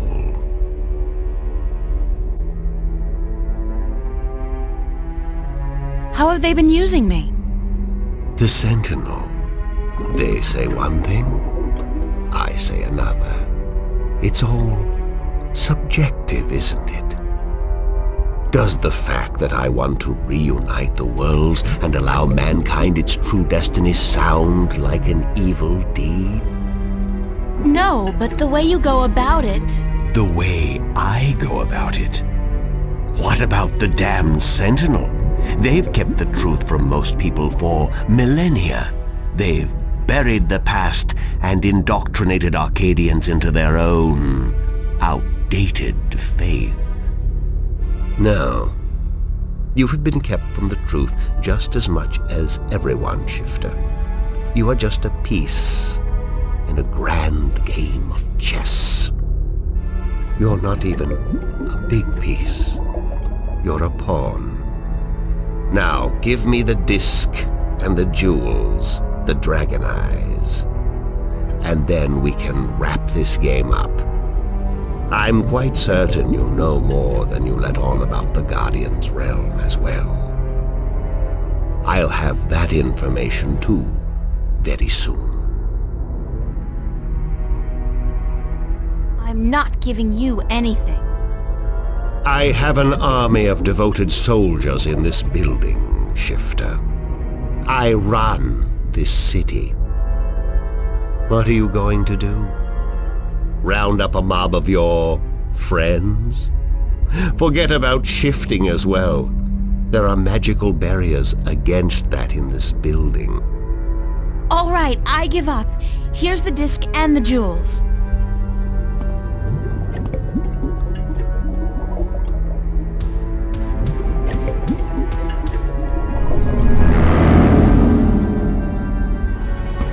You see, I wasn't lying to you, unlike some of your accomplices. You don't have a choice. You must give me what you have. Fine. Who the hell cares anyway? I'm exhausted and I give up. Cortez has abandoned me. I've hurt my two best friends in the world and maybe you're right. Maybe you're no different from the Sentinel. Maybe they're as bad as you, and maybe you deserve each other. It doesn't matter, you've won. What are you gonna do now? Let me guess. This is where the heroine coaxes a confession from the villain before the final act of the play commences. Very well. I'm all for a satisfying denouement. What now? I have the Guardian, I have the disc and the jewels, the key to the tower. And soon, if you play along like a nice little girl, I'll know where the gateway is. So you don't need me anymore? Apparently not. I thought I might, so I decided not to kill you. But now that I have the Guardian himself, your role in this game is up. After you tell me what I need to know, of course. Then what will happen to me? Nothing. I'll let you go. You can do me no harm, and I'm not a cruel man. Not unusually so, at any rate.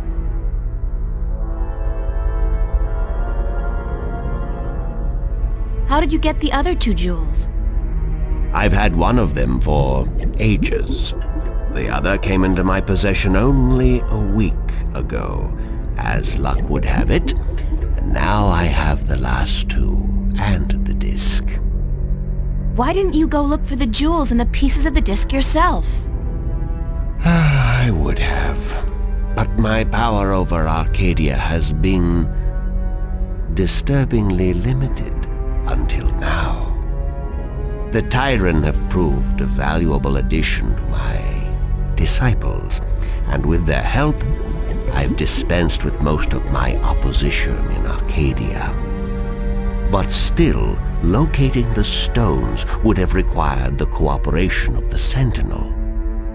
Now, I may be a charismatic man, but I doubt they would have told me anything.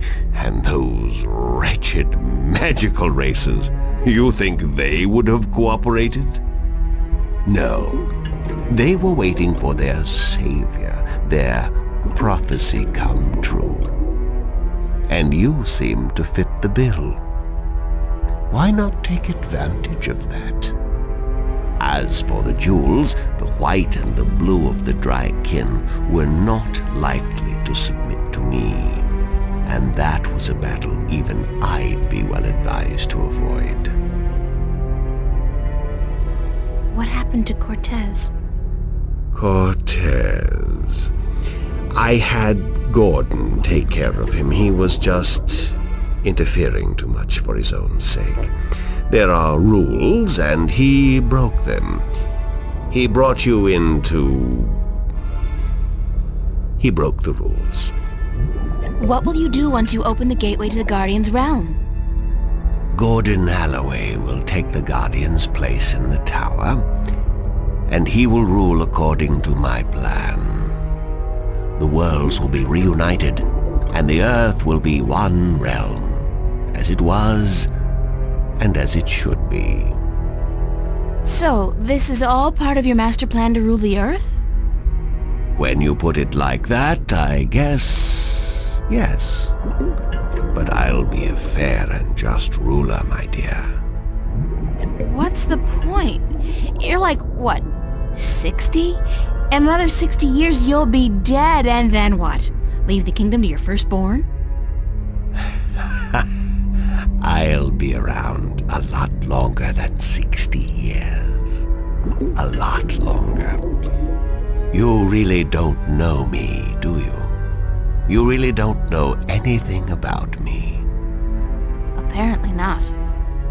But time is ticking, Shifter, and the wheel of the balance is turning. Please, enter the elevator to your right. I want to show you something.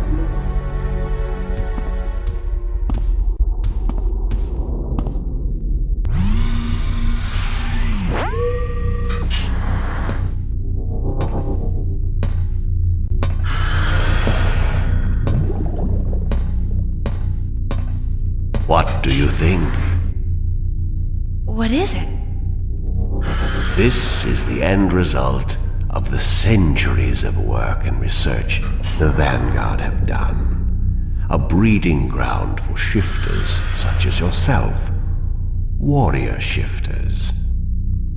So tell me, what do you think?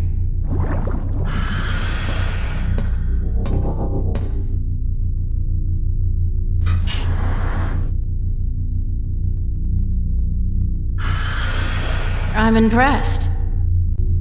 So you should be. There's technology here that could, well, it has changed the world in ways you could never understand.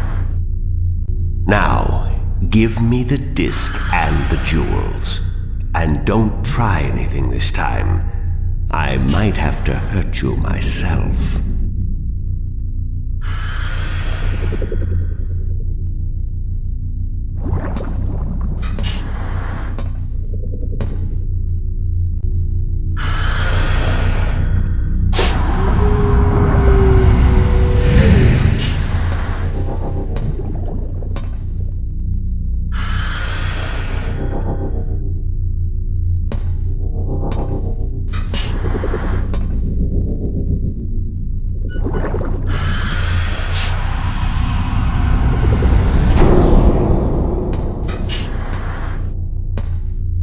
I will ask this one last time, because I am a patient man. Where is the gateway to the Guardian's realm?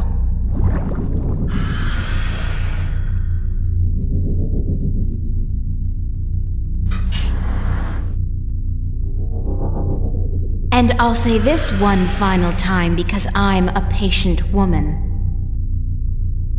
Go screw yourself. That's all I needed to know. I'll leave you alone here for a while. When I come back, I'm sure you'll be a lot more cooperative.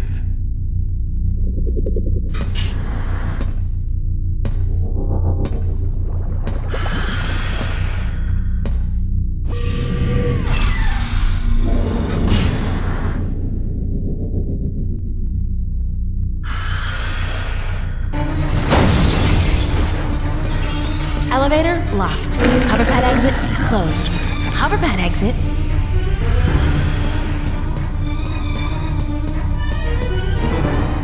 From McAllen's little demonstration, I'd say that was some kind of fancy safe or containment chamber. It's a fancy safe or containment chamber.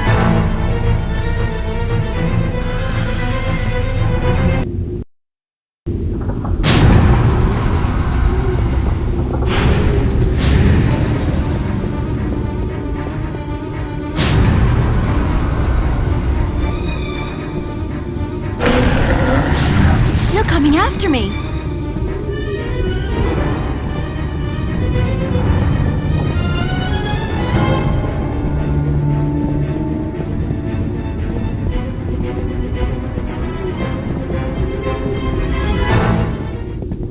Oh, this wasn't such a good idea. Hey, you want to try discussing things over a hot cup of mocha instead of all this killing April business? I guess not. Well, help!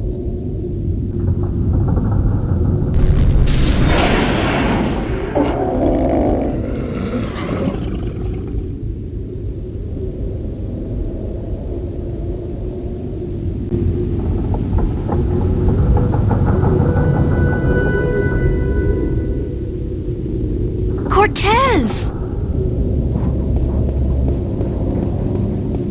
You've been keeping some rough company, señorita. Better be more careful in the future, no?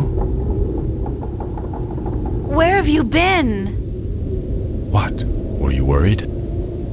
Yes, no, I mean, I was scared you were, dead. So you care about me.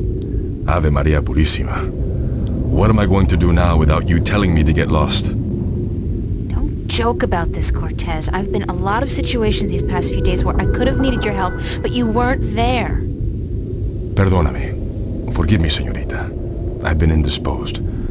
When I finally managed to escape my prison last night, I began looking for you. You left an interesting trail, I must say. What do you mean? For one, the border house, most of Venice for that matter, was under guard. There seemed to be some question as to how you managed to escape the Vanguard agents. Magic. So I thought. You've been picking up a few pointers in Arcadia. I'm turning into quite the Girl Scout. It's amazing how resourceful you can be when you're in a bind. I see. I've noticed.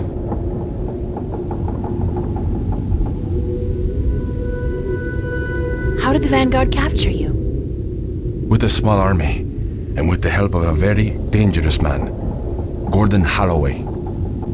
I met him. Not the most personable guy in the world, and he could really do with some sun. Gordon is a creature of pure logic. He was split in two halves when he was a child, one bound to Stark, the other to Arcadia. The victim of terrible Vanguard experiments, I'm afraid. The Chaos Vortex, right?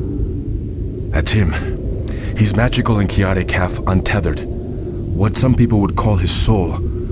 Gordon would have been Guardian had the Vanguard not destroyed him. I heard the story. Can he still be Guardian?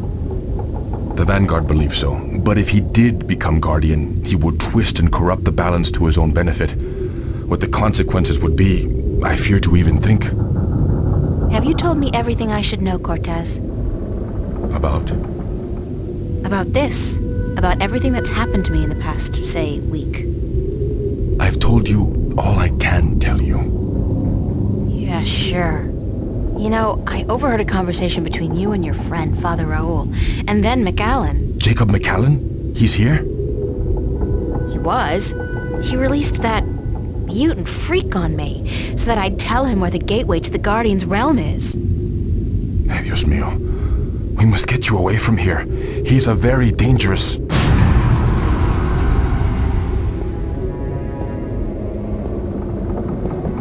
Why, if it isn't a family reunion. I could smell your hand in this, brother. The Vanguard.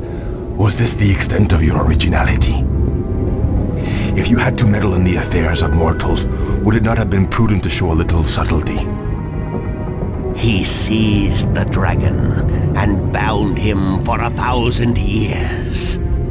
Free at last, brother? Thais Salutaris. Kisei.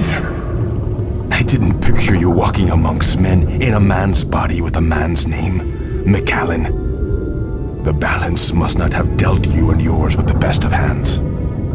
The balance will cease to be, brother. The scales will topple, and the old walls will fall.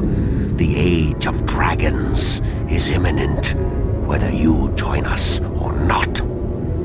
Join you? You symbolize all that I despise. You hate and fear these mortals so much, you bring on chaos to destroy them. But you will only succeed in destroying yourself. Our time will come eventually, but not by your doing.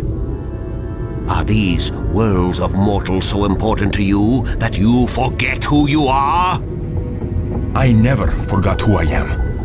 That crime is yours alone, brother. Oasis. There is still time. You are blood of my blood, kin to my kin. You are immortal dragon, and our destinies weigh the scales of the universe. Where do you get all those cliches, kin to my kin? Doesn't it ever bother you that you sound like a badly written play? Oh well. I will not miss your sarcasm, brother. It always felt a little strained. Thomas!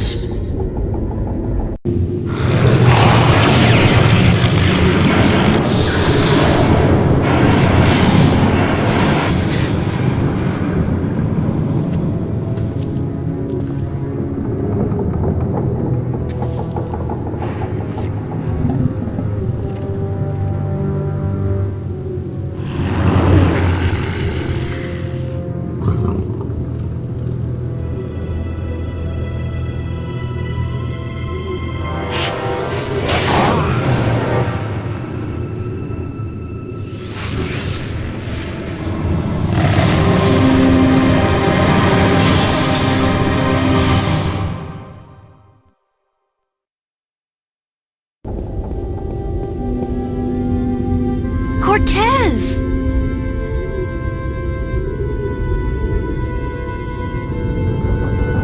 Cortez's watch stopped. Oh God, his heart. That's what Brian said Cortez called it. His heart. His heart has stopped. Cortez is dead. I can't believe that. It doesn't make sense because...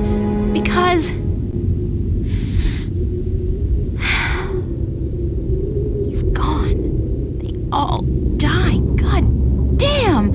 I can't. Everybody I love dies. Everybody I love.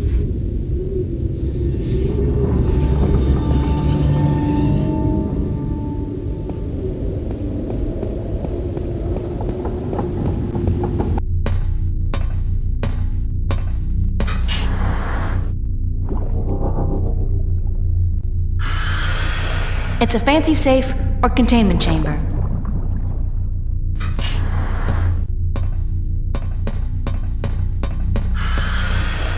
Unlock containment chamber?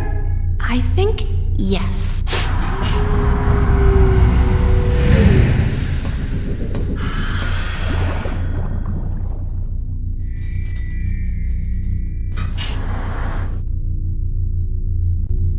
It's the complete and assembled stone disc, forged by the fire of a dragon and chilled in the cool waters of the Sentinel Enclave.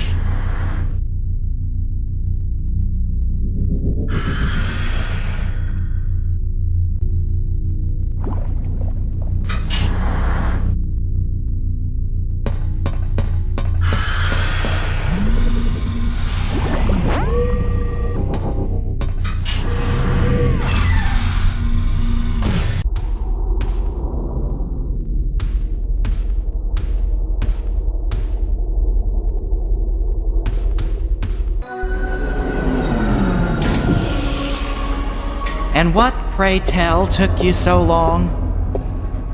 Excuse me. I'm talking to you. Stop. Screw you, Jerry.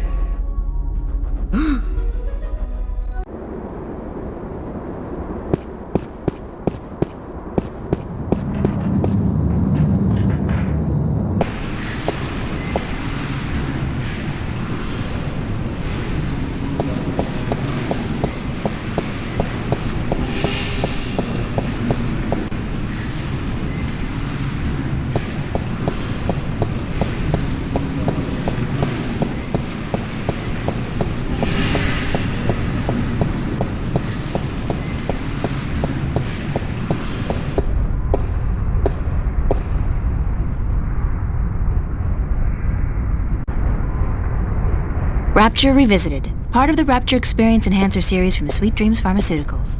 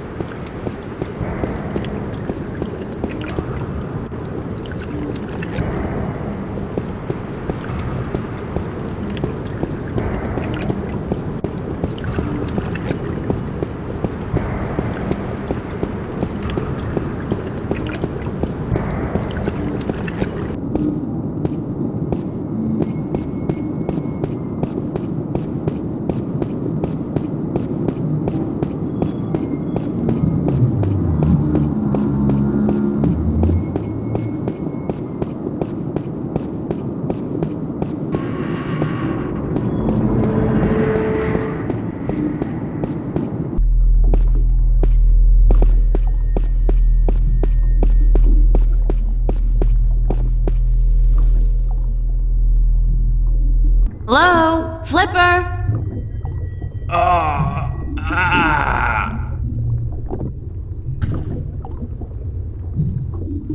Oh my god, what happened to you?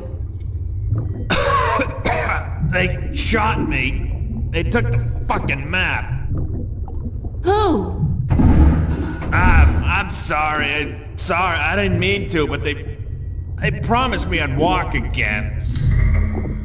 Who did? Halloway, the Vanguard. I had a deal with them. Then, when you come back, I sent word they wanted the map, information on it. They wanted you. You sold me out to the Vanguard? I'm so sorry. They threatened me with they said you can walk again or you can fucking die. Your choice. My choice. I understand. Just take it easy. Don't move too much. I'm gonna call the cops and then... No! No, don't. I'm dying. They would just put me in jail. Listen to me. April. The map. I deciphered it. They took it with them, everything. But I made a copy. Over there on the screen.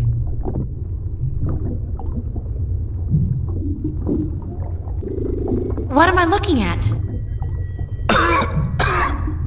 I played with the map you gave me, and though there was information missing, Why don't you just take it easy for a while? Don't say anything. They took it. See the flashing cross? That's the destination on the map. Some kind of anomaly, I guess.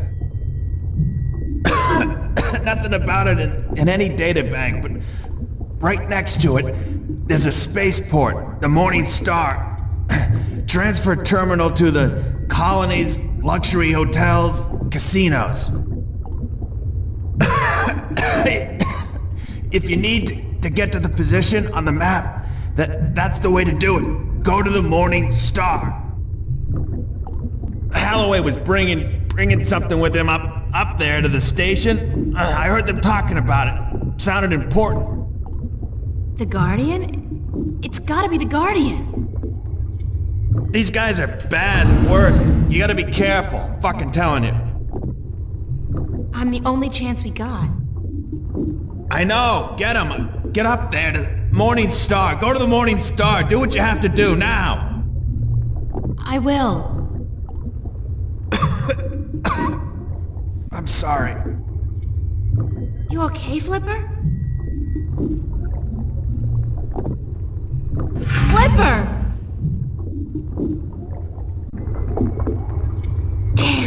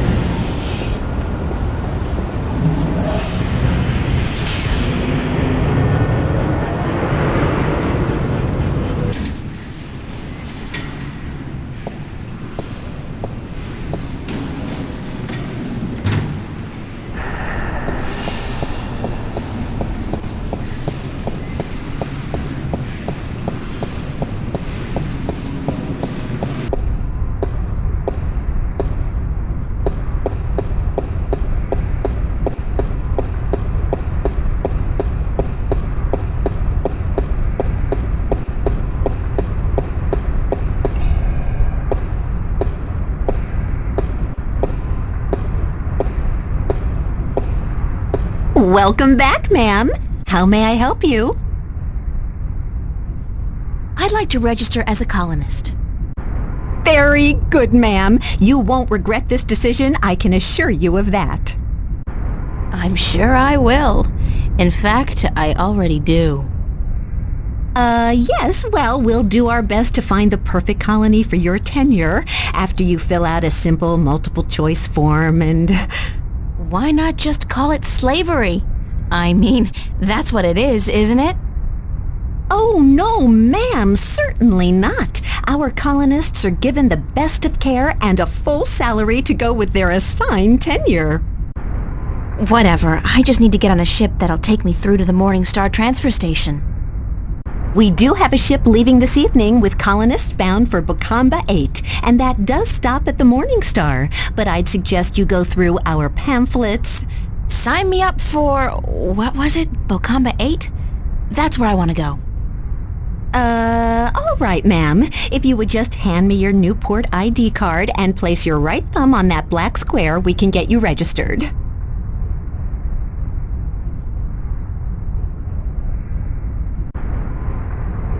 There. That's it, ma'am. You're registered. Now, if you just take your baggage... No baggage. Nothing, ma'am? Well, you will receive everything you need when you get to the colonies, so no problem. Just head up to gate number 1 and wait in our lounge.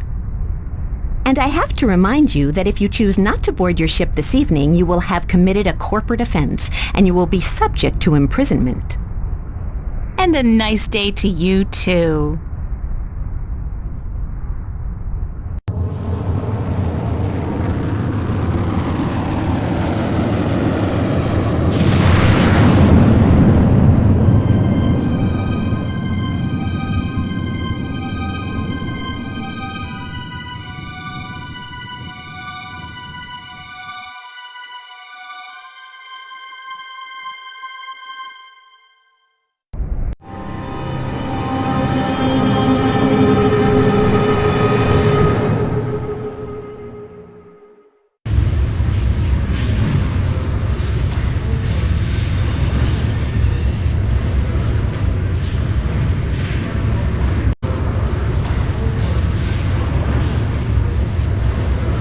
Very snazzy outfit. Orange goes so well with my hair.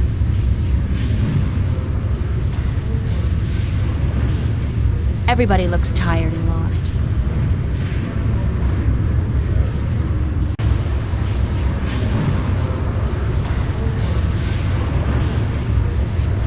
Restaurants, stores, casinos, bars, all designed to squeeze those last precious few dollars out of the colonists' pockets. Well, at least they won't be needing money where they're going.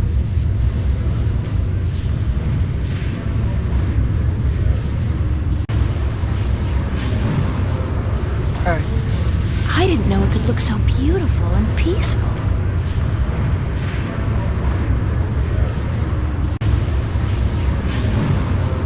That's the men's room, a realm of great mystery and foul odors.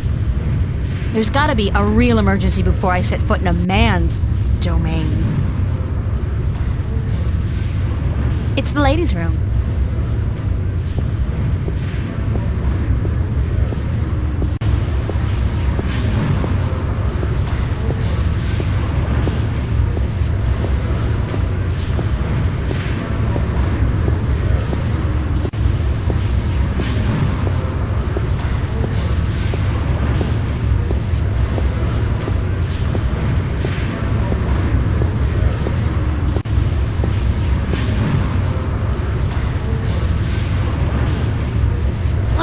It's locked! There are 300 women here, and the ladies' room is locked!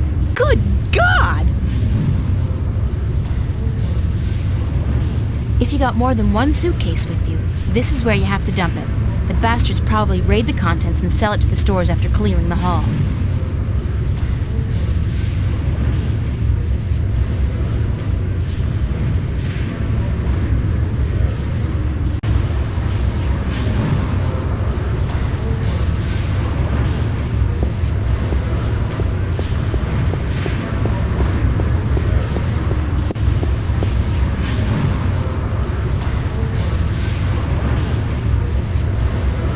station guard keeping the colonists out of restricted areas. In other words, making sure we don't get out of this hall.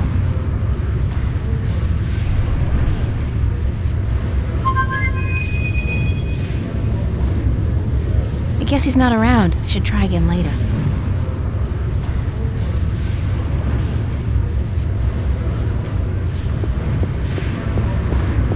Hey! You can't pass through there, colonist!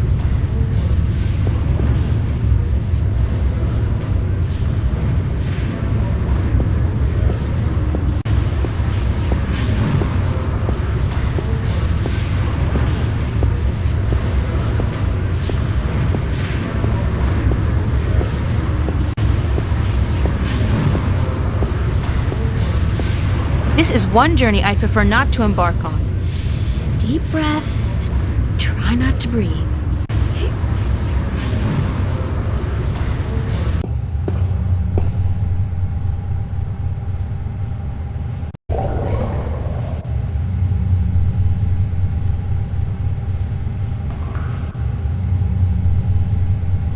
I don't even want to find out. I'll go some other time. I shudder to think what's been done in this. And get my hands dirty? I think not. And get my hands dirty? I think not.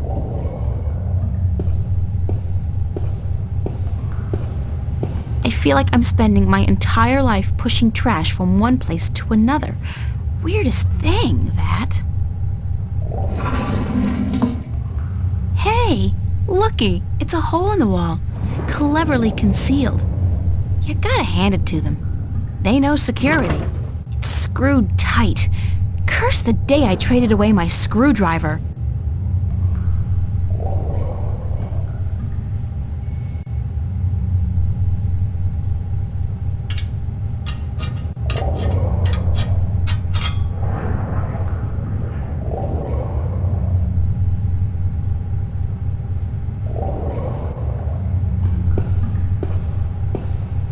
Instant heat. For that special moment when manly vigor is required. Fast. Ha! Their secret revealed.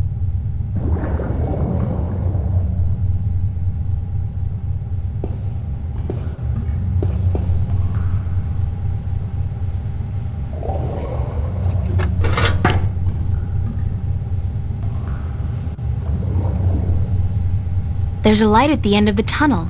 Looks like it leads into a larger ventilation or service duct of sorts.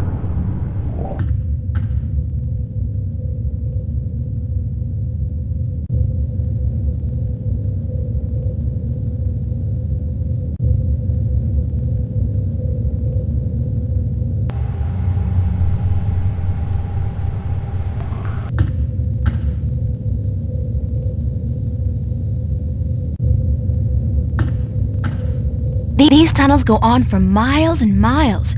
Before I risk getting lost, I should at least know where I'm heading.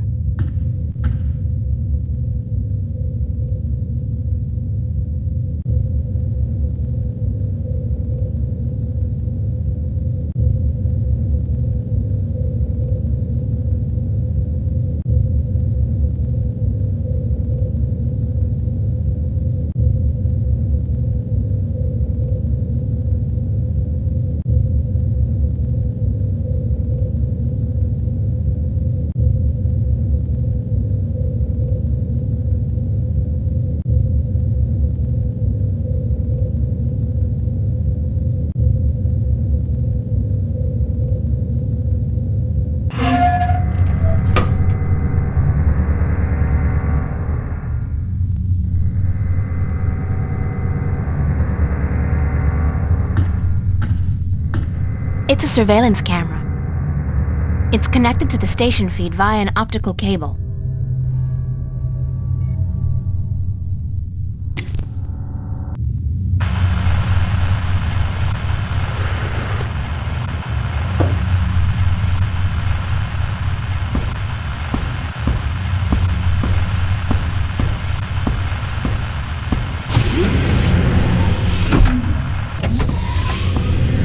What's going on?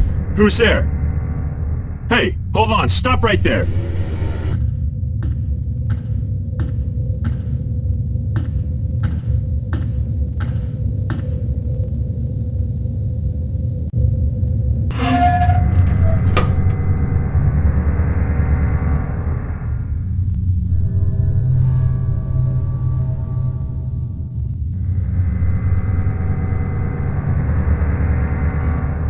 If I go any further, I'll be caught on camera, and that's one show I don't want to be the star of.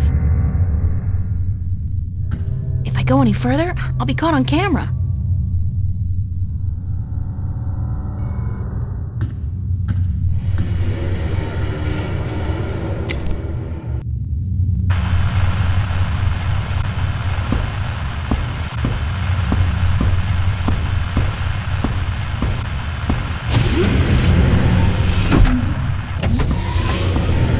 What's going on? I'll be Who's caught there? on camera. Hey, hold on, stop right there.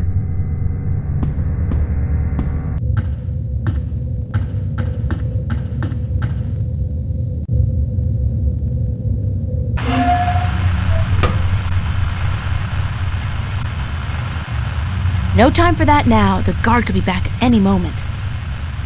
The camera I disabled is still out. It's a coffee mug.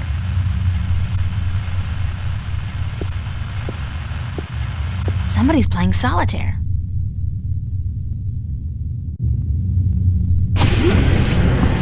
What the heck are you doing in here? This is a restricted area. You're going back to the pen with the other colonists, Missy.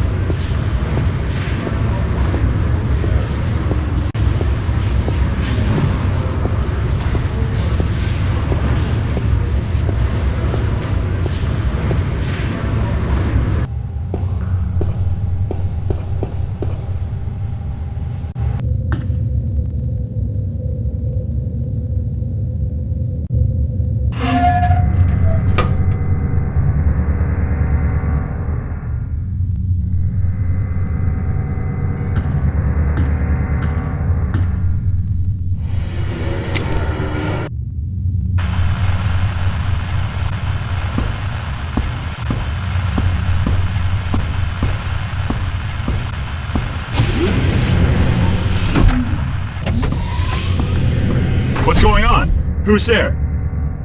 Hey, hold on, stop right there.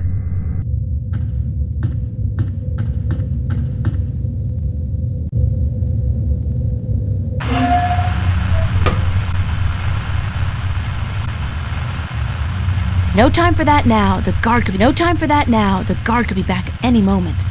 No time for that now. It's a coffee mug. The camera I disabled is still out. No time for that now. The guard could be back at any moment.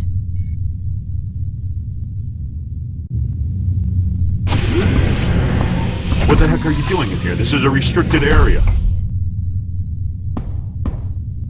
You're going back to the pen with the other colonists, Missy.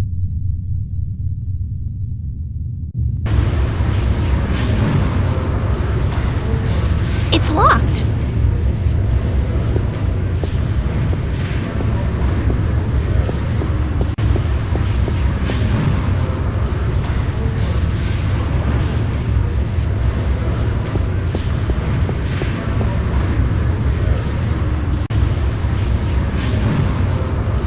If you got more than one suitcase with you, this is where you have to dump it. The bastards probably raid the contents and sell it to the stores after clearing the hall.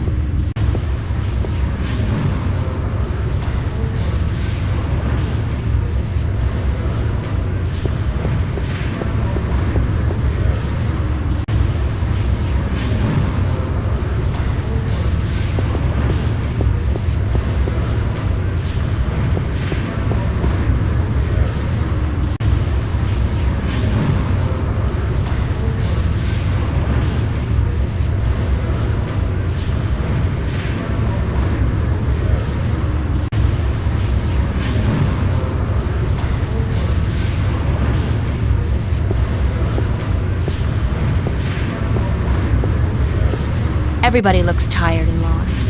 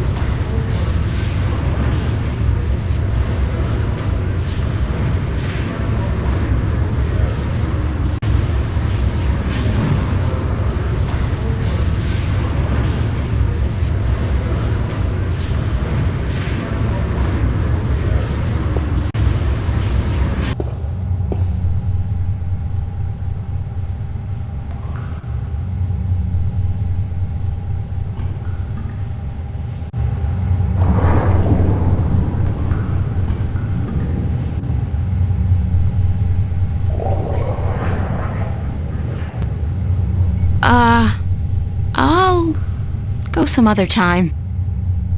Get my hands dirty? I think not. To purchase Instant Heat, the #1 source of manly vigor, please insert a cash or credit chip now.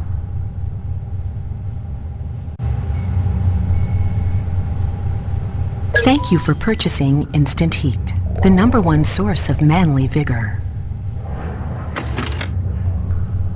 Please be advised that excessive use of Instant Heat, the #1 source of manly vigor, can cause involuntary spasms and discharge. Instant Heat. I think that's like the #1 source of manly vigor, or whatever. Ugh, no!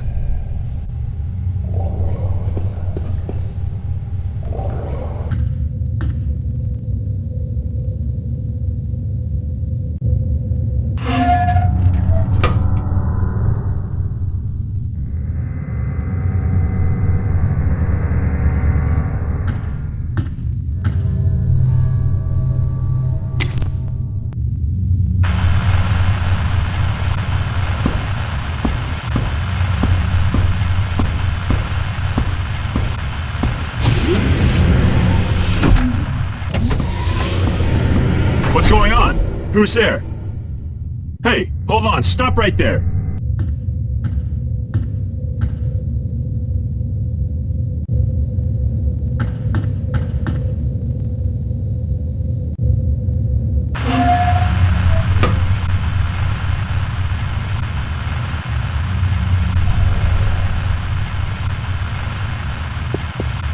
Is one enough? What the hell? I'll use all of them, just in case. It's not as if I'm gonna be needing them myself.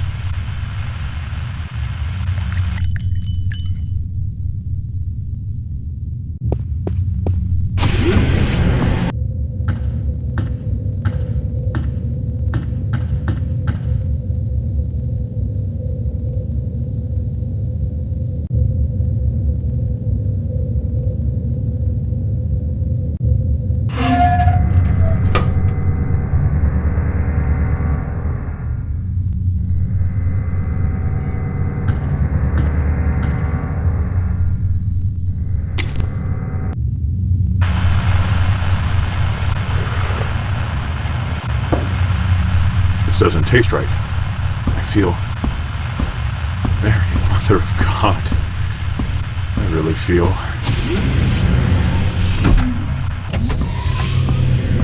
What's going on? Who's there? Hey, hold on, stop right there.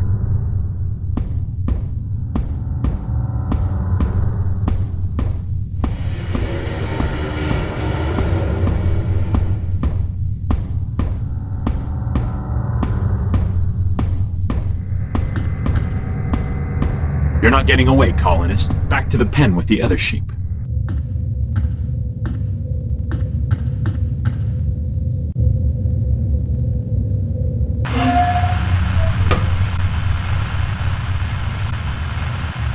No time for that now. The guard could be back. I spiked the guard's coffee with a bit of synthetic. No time for that now. The guard could be back at any moment.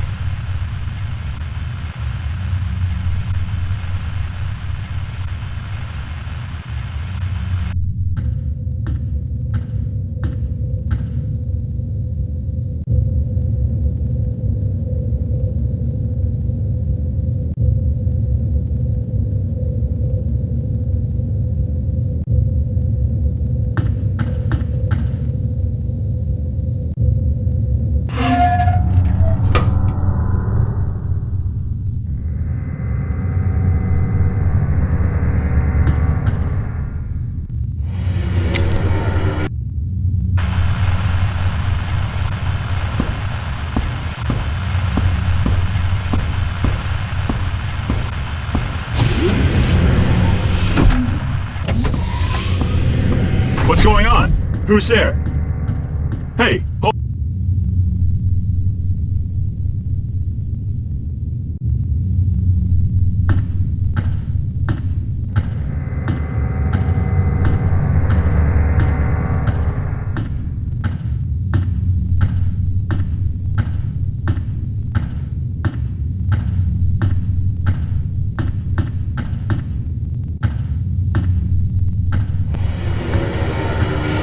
Who are you? Identify yourself. This is a restricted area. Halt! Come back here right now.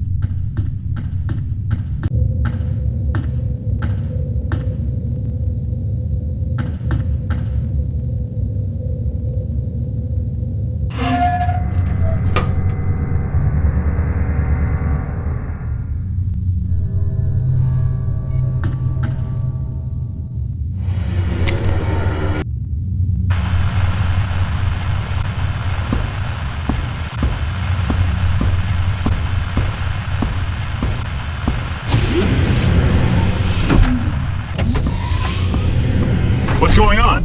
Who's there? Hey, hold on, stop right there.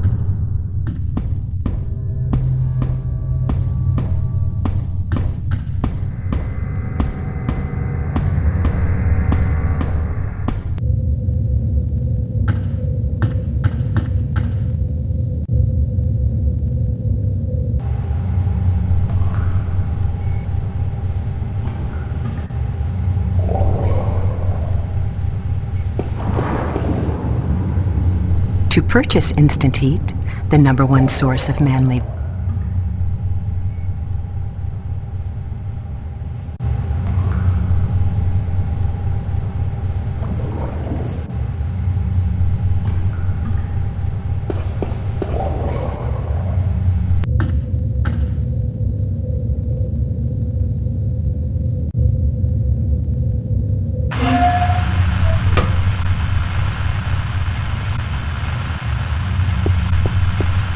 The guard's out there looking for me. I'd better leave the way I came.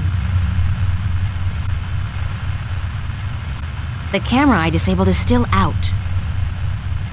No time for that now. The guard could be back at any moment. No time for that now. The guard could be back at any moment. What the heck are you doing in here? This is a restricted area. You're going back to the pen with the other colonists, Missy.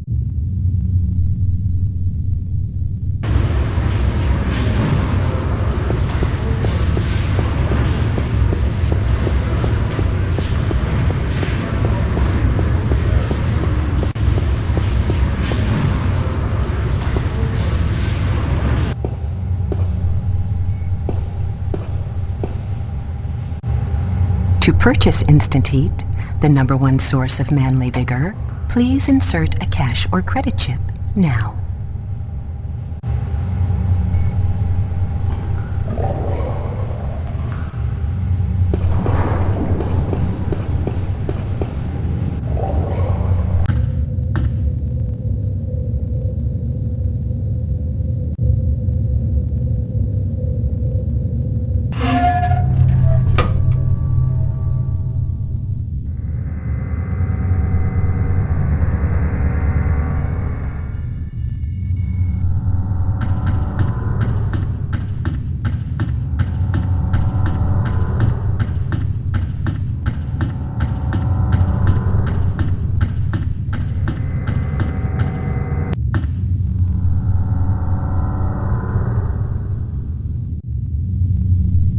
He's a guard, obviously.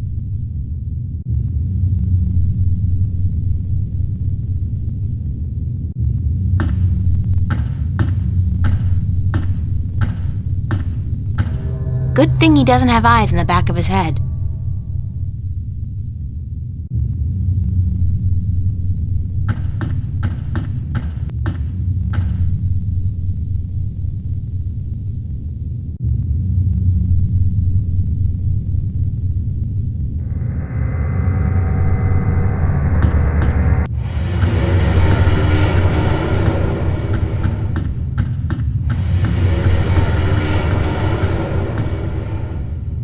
It's locked from the inside.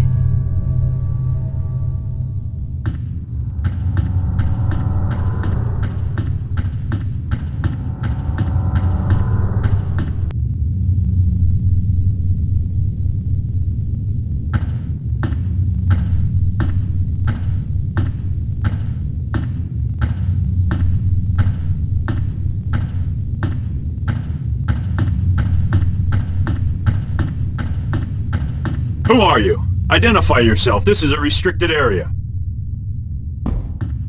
Oh, come back here right now.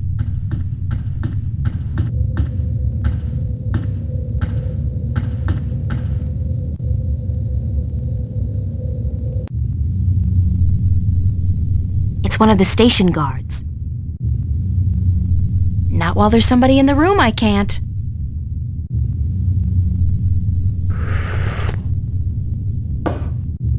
This doesn't taste right. I feel... Mary, Mother of God. I really feel... Goddamn! Madam Joy's Pleasure Suites on the Promenade had better be open. This constitutes an emergency!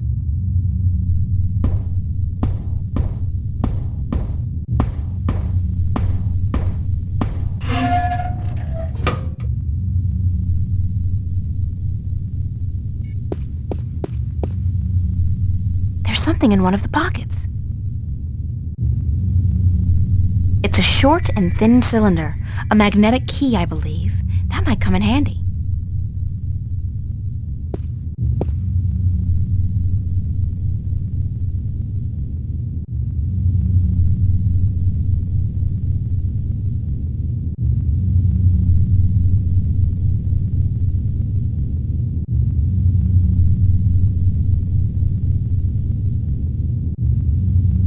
Everything is clear, Central. Over. Roger that, Central. Taking a break. Out. Negative on that command, Central. Somebody's already taking a break. Over. Everything is clear, Central. Over.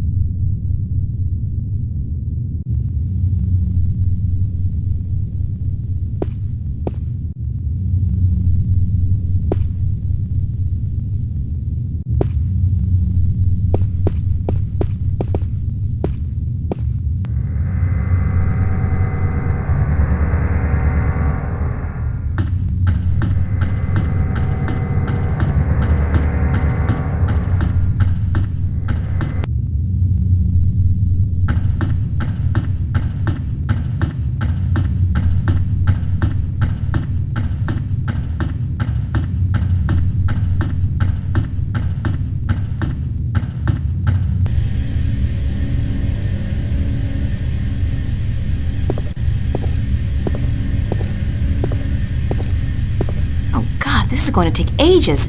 That's T11 up there and B413 down there.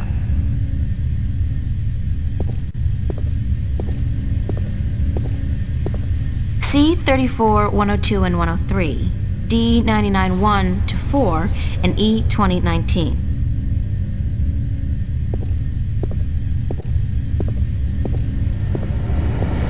Phew. Q 45, 30, 31, and 33. Whatever happened to 32? And L93, L94, and L108.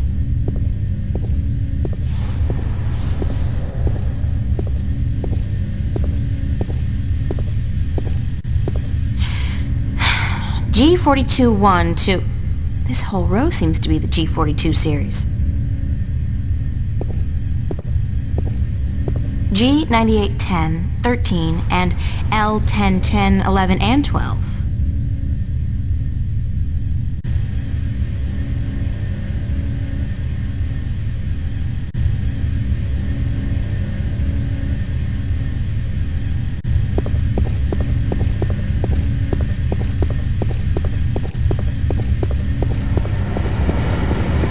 F202 1. G34R190. R. It's an inventory database of all the parts stored in the cargo bay. There's nothing I need to search for.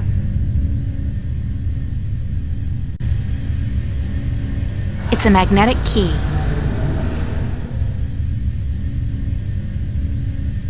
There's nothing I need to search for.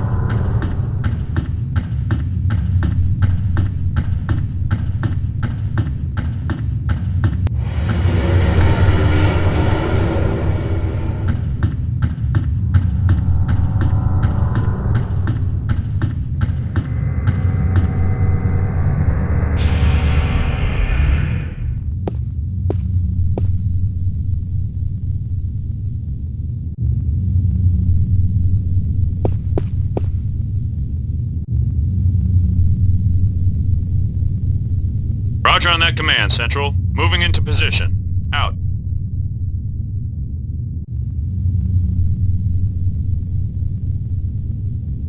Roger that, Central. Taking a break. Out.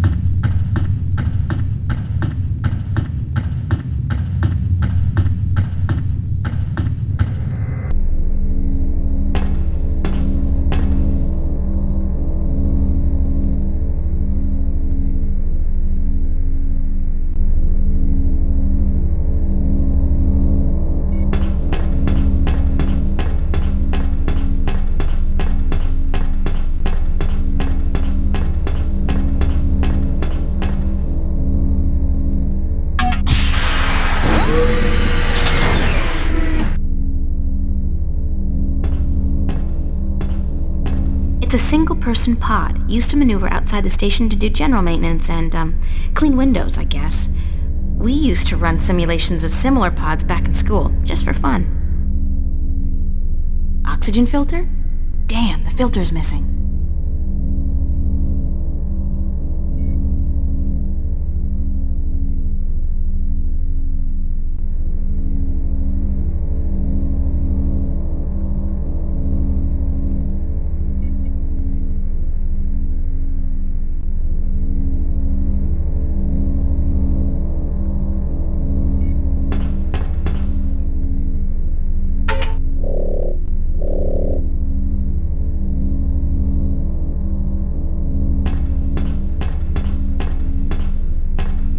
Oxygen filter. It's a single-person pod. I've got a few hours of simulated experience. Oxygen filter. Oxygen filter.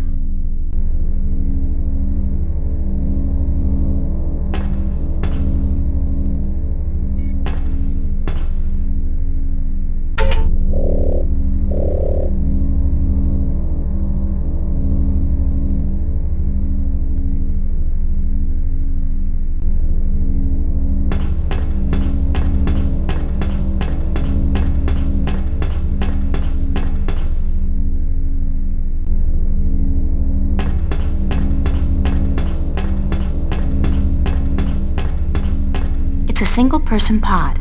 I've got a few hours of simulated experience with these. It's a single-person pod. I've got a few hours of simulated experience with these babies. They're pretty maneuverable. Fast.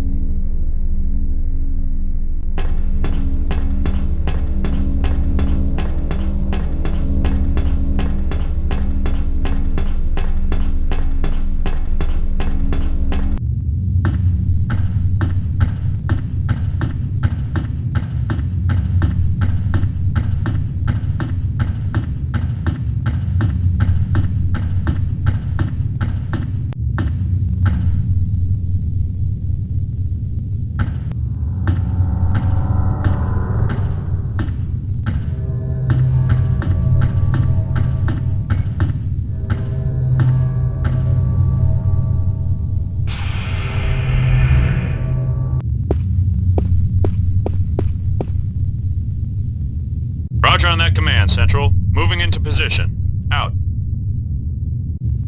Roger that, Central. Taking a break. Out.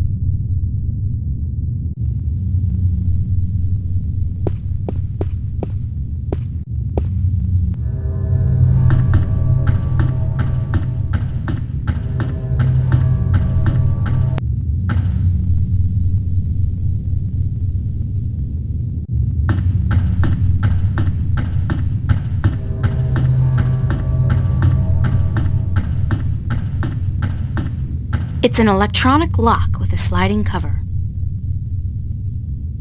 It's an electronic lock with a sliding cover.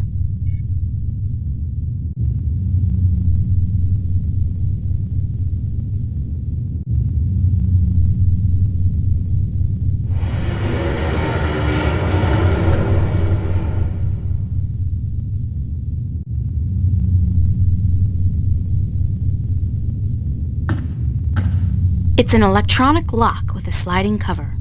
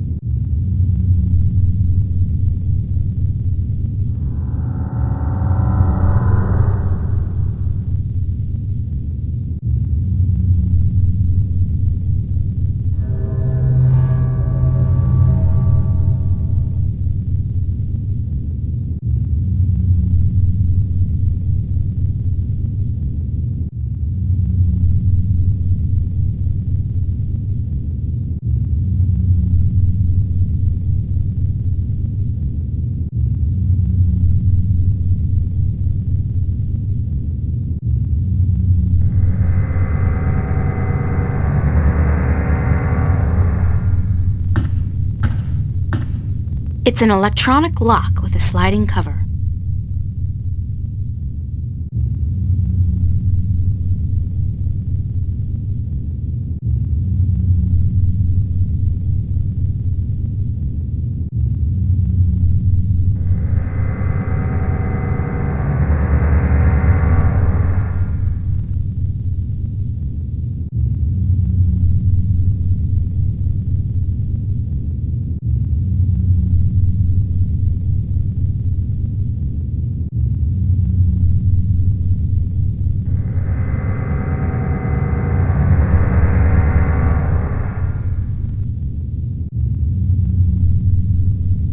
It's an electronic lock with a sliding cover.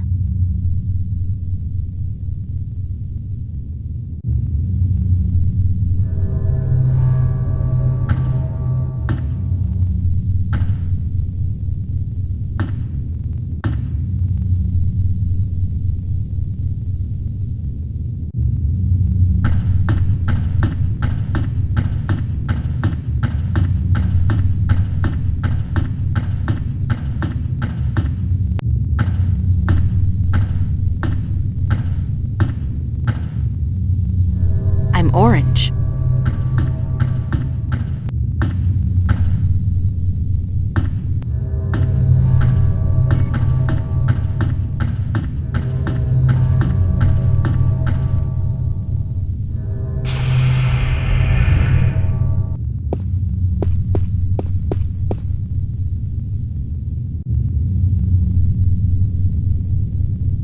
Roger on that command, Central. Moving into position. Out. Roger that, Central. Taking a break. Out.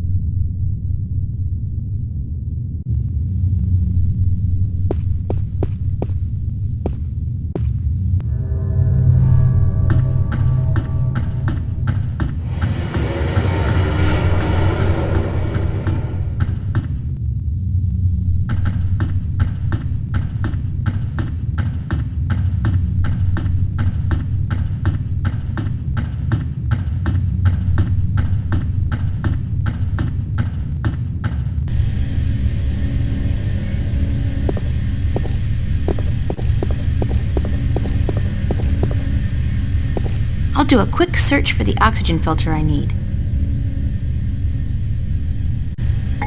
Pods, spare parts, oxygen filters.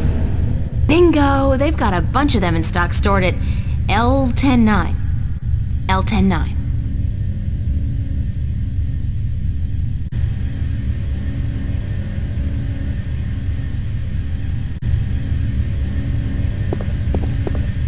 G34R190.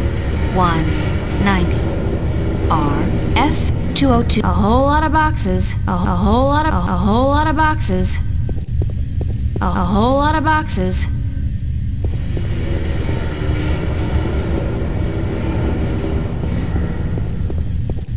E1489 to 102 and L109. L109, that's the one.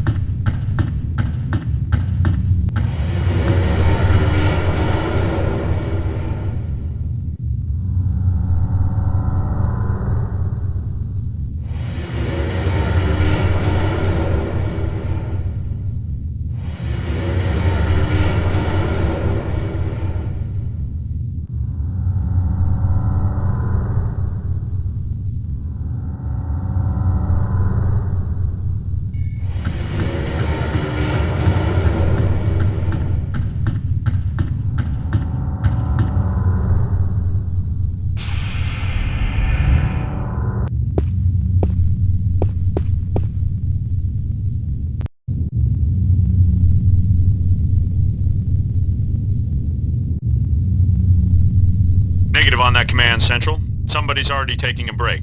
Over.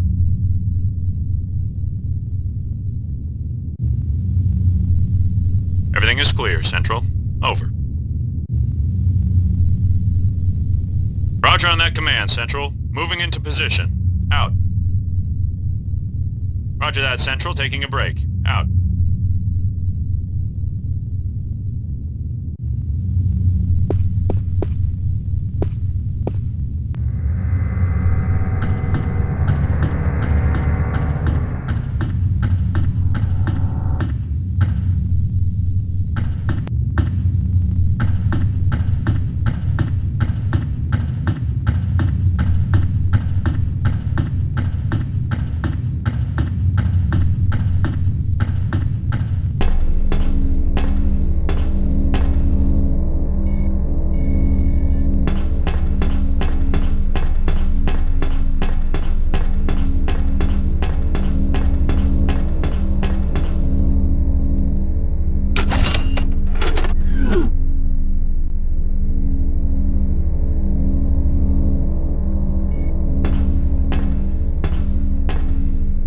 I can't leave the station without finding that Guardian guy first.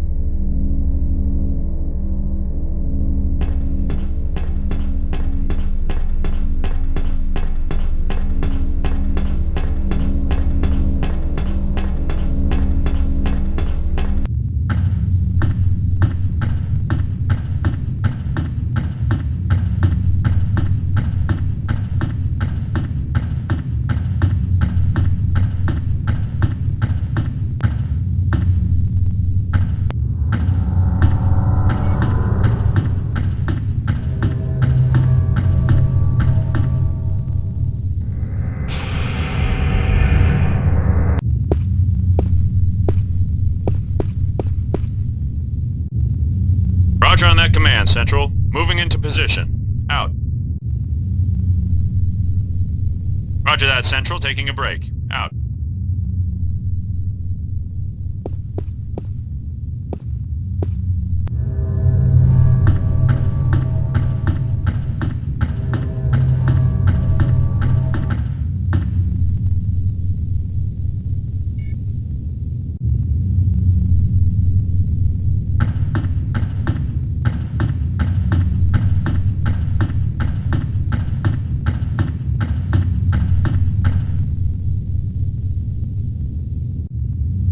It's an electronic lock with a sliding cover.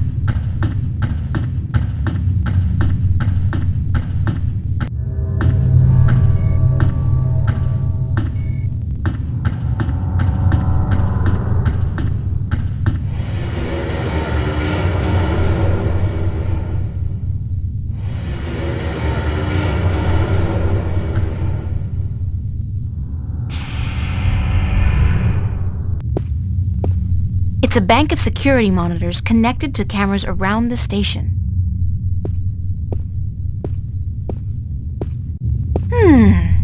I think this is a registry of all the prisoners on the station. Let's see. Yeah, cell block registry. Cell number 1, Agusty Bryan. Cell 2, Ruth Pawani. Cell 3, Morgan Enger. Cell 4, Hammer Hansen. Cell 5, reference G. Holloway. G. Holloway? Gordon? That's gotta be it. The Guardian's in cell number 5.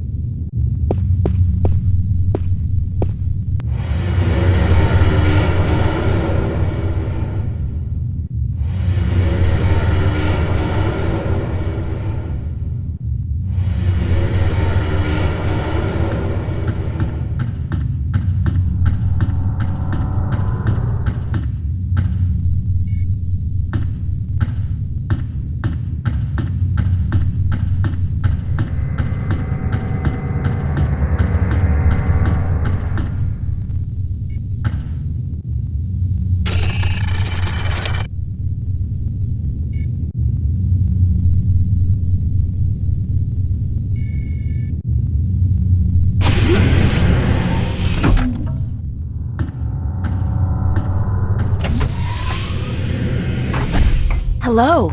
You are a hard man to find. You speak Navin. Are you from Arcadia? No, but I have had a lot of practice. I'm a shifter, like yourself. And as it turns out, the next Guardian, although I'm currently in denial. April Ryan. Adrian, have you come to free me, or to question me more? I'm with the good guys. Well, I'm all that's left of the good guys. The balance, it is collapsing. I did not want to leave the Guardian's realm, but I had to. Nobody's blaming you, but if we don't get moving soon, we won't have time to save the worlds. Can you believe I'm still not getting my head around that concept? What do we do? You just keep close to me, and let me worry about that, okay? I've had some practice in subterfuge lately. I will do as you say.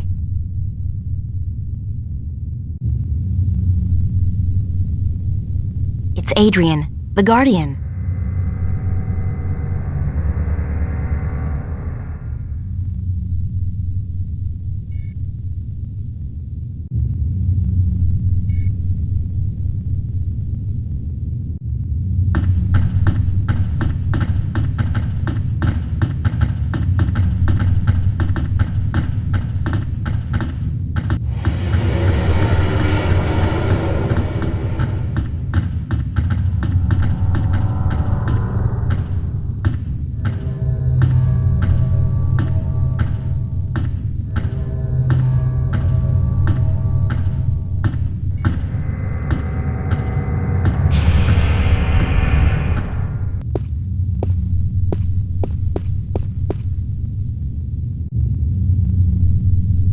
Roger on that command, Central. Moving into position. Out.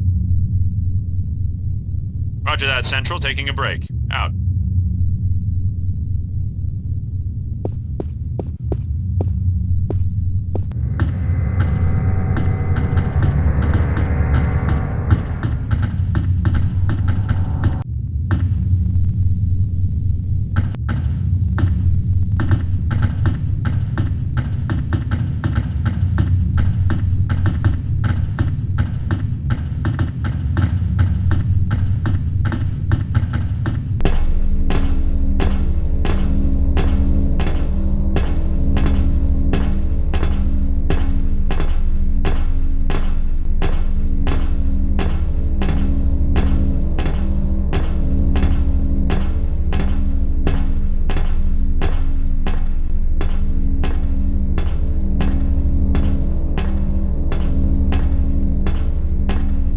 From what I understand, this is a gateway to the Guardian's realm. A wormhole, something like that. It's somewhere outside the station? Not far from this metal box. No, not far. I can sense it. It calls to me. Perhaps a day's journey on foot. We'll be going a lot faster than that, trust me. Stay here while I get everything ready. Don't go anywhere, okay? I will not. Believe me when I say I do not want to go anywhere.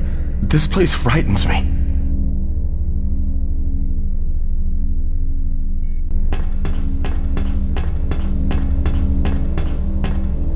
Step into this machine. What is it? It's a pod, a sort of exoskeletal spacesuit. Oh, hell, like you have any idea what I'm talking about? It will protect you when we travel to the gateway. That's all you need to know. How do I use it? Well, you don't. Or at least you don't. I will launch myself right behind you, and then I'll come to get you. We'll go through the gateway together. I understand. One thing, April. When we get to the Guardian's realm, we may be separated, and I must give you a warning. Of what? Of the 3 trials before you get to the Well of Making. There are more trials still? I thought that since I had the disc... The disc is but the key, and a replacement for the disc that was broken when I deserted the tower. You will still need to prove your worth to the Balance, that you can take the responsibility of being Guardian for 1,000 years. Okay, so tell me, what are these, 3 trials? The first trial is a trial of might. Defeat a powerful enemy using your talents in war and in magic. Great, I have absolutely no magical or warrior talents whatsoever. And the second one? The second trial is the trial of spirit. Face that which you fear the most, the darkness in your heart to go on. Spiders? You may not even be aware of your deepest fear, April. It is locked in your heart. The third trial is the trial of matter. To get to the Well of Making, you must cross an apparently insurmountable barrier using whatever means at your disposal. That sounds like the easiest one. So that's it? Pass through those trials and I'm home free? Yes. Like I said, there is a chance I might not be there with you. And in that case, you must make your way towards the tower. Okay, got it. Now, let's hurry up before somebody finds us here. Go into the pod and don't worry, I'll be right behind you.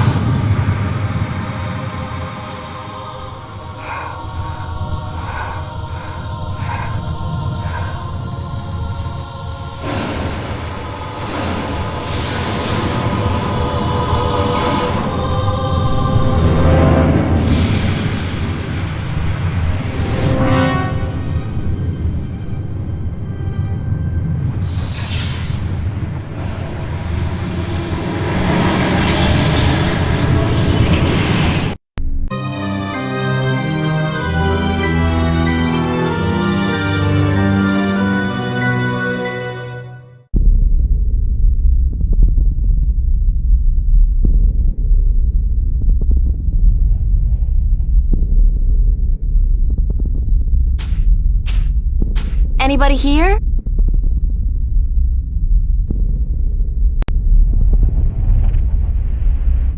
Compared to this place, Arcadia was about as alien as my bedroom. Blue sand. Never seen that outside of a Picasso. Can't remember landing.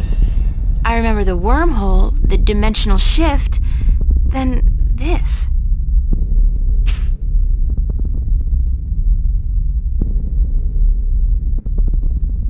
The pod took a beating, though. I don't think I'll be able to use it again.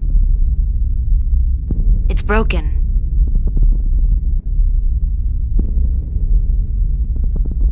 That must be the Guardian's Tower. It's either very small or very far away, and from what I know of the balance, it doesn't settle for economy-sized. I think I'm in for a long walk. It's barren and lifeless. This world looks like it's on the verge of collapsing on itself.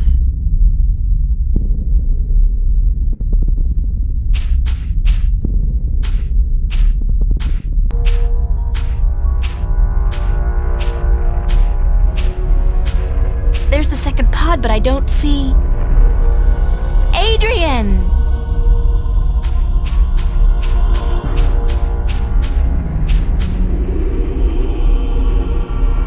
He's not in here, so he must have survived the landing, but where is he? Adrian? Adrian! It's Adrian's pod. It's empty.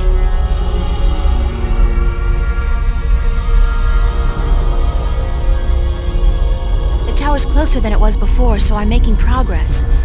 Very slowly. There's nothing out here. It's completely barren.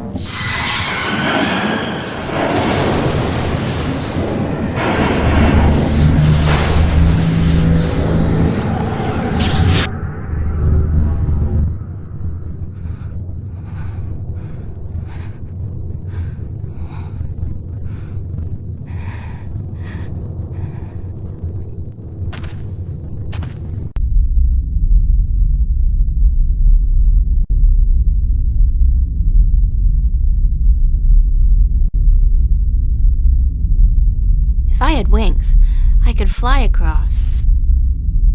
Since I don't, I'll just have to head back down to the desert and try to find my way around the chasm.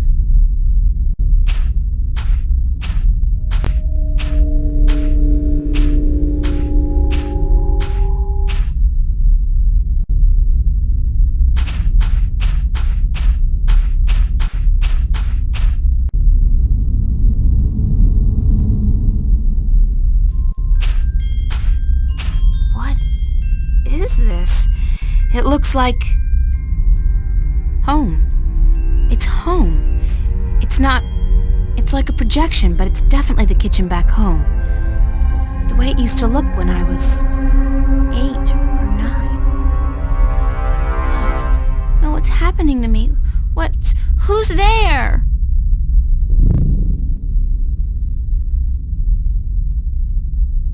Come here, Pumpkin. I got you something special. Dad? Daddy? Is that you? Hush, Pumpkin. Come here. Daddy's got something for you. Please, Daddy, don't hurt me. Didn't I say to come here?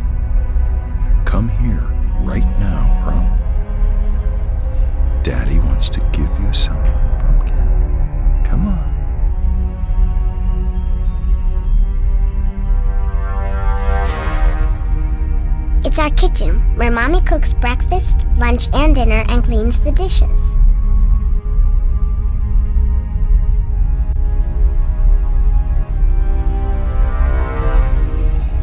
Daddy looks so scary.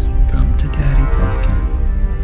Come to Daddy, and I will make everything.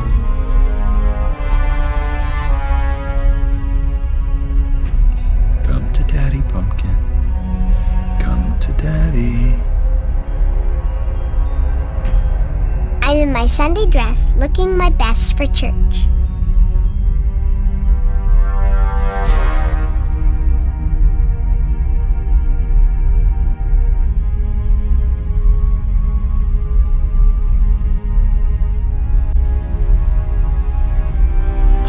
Please, you don't want to hurt me.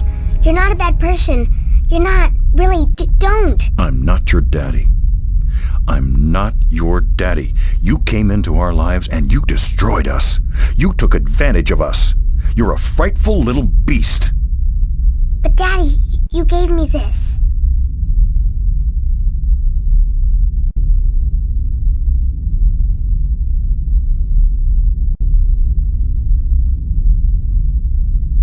You gave this to me, Daddy.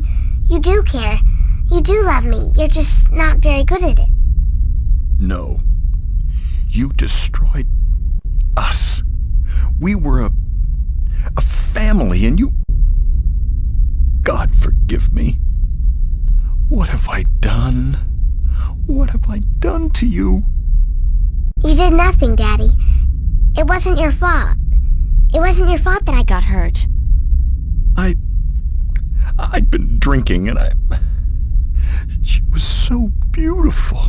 My little April, you were so beautiful. We wanted to give you a home. We wanted to be what your biological parents couldn't be. A family. That night, when we brought you home, I'd had a few drinks with the guys. I was feeling a little dizzy, and then your mother, she says to me, hold her. Hold your baby girl in your arms. And I take you, and I hold you, and you look up at me with such startled eyes, like it's the first time you see somebody like me. I fell in love with you, my little baby. You were so beautiful, and you smiled at me, and then I don't know what happened, but I was taking a step forward, and I stumbled. You fell to the floor, but you didn't cry. You didn't even whimper.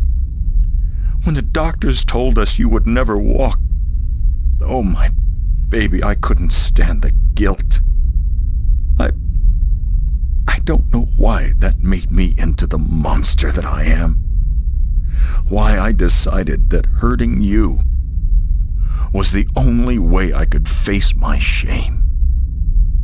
When you started walking, and then getting better and better at it, it was like you were mocking me. I was such a fool, a selfish fool, and now I lost you. Forever. I forgive you. You do? Yes, I forgive you for everything. I forgive you. I forgive you, Daddy.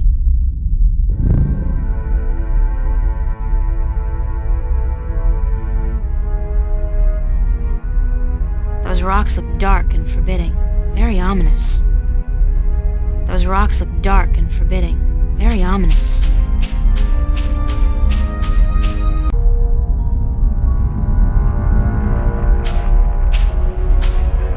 Finally, I thought I'd never make it here. Oh, great.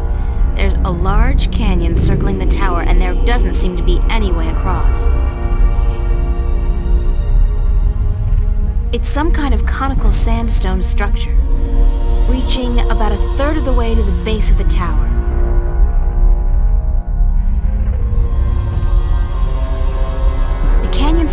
dense fog blocking my view, but it's definitely a very long way down, and the walls look much too steep to climb. I'd love to have a look at what's down there. Foreboding clouds.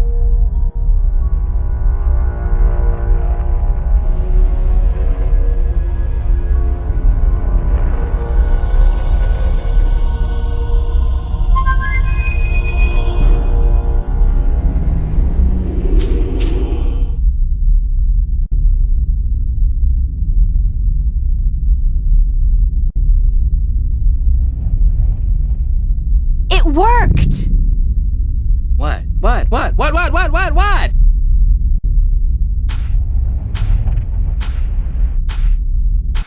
Hello, old friend. April! What the heck? What happened? Yeah, what did happen? You're asking me? I was just, helping this cute little sparrow with her new nest up in Riverwood. Next thing I know, there's a blue light, and then... I thought for sure I'd been shot by a hunter's arrow and that you were an angel. Then I had to look around the place. This ain't heaven. I mean, this ain't heaven, is it?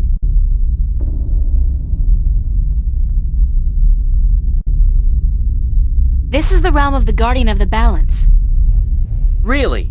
Then what the heck are we doing here, huh? Can you open one of those blue thingies and send us back? Not until I'm done here. So what do you need me for then?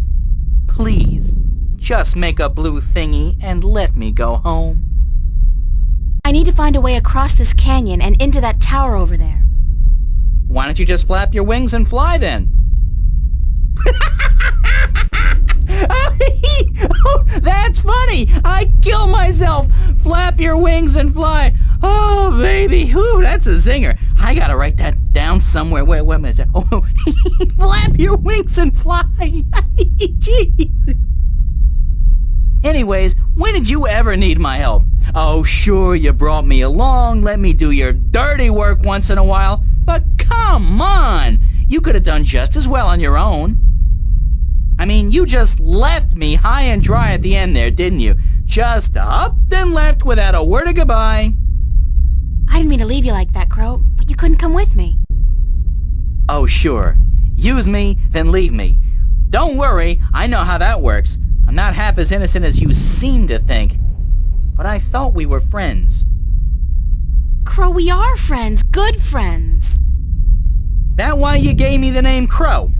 Oh, I thought it was nice, all right. Real ring to it. Until I found out what a crow actually is over there in Stark. Crow? Right. Crow.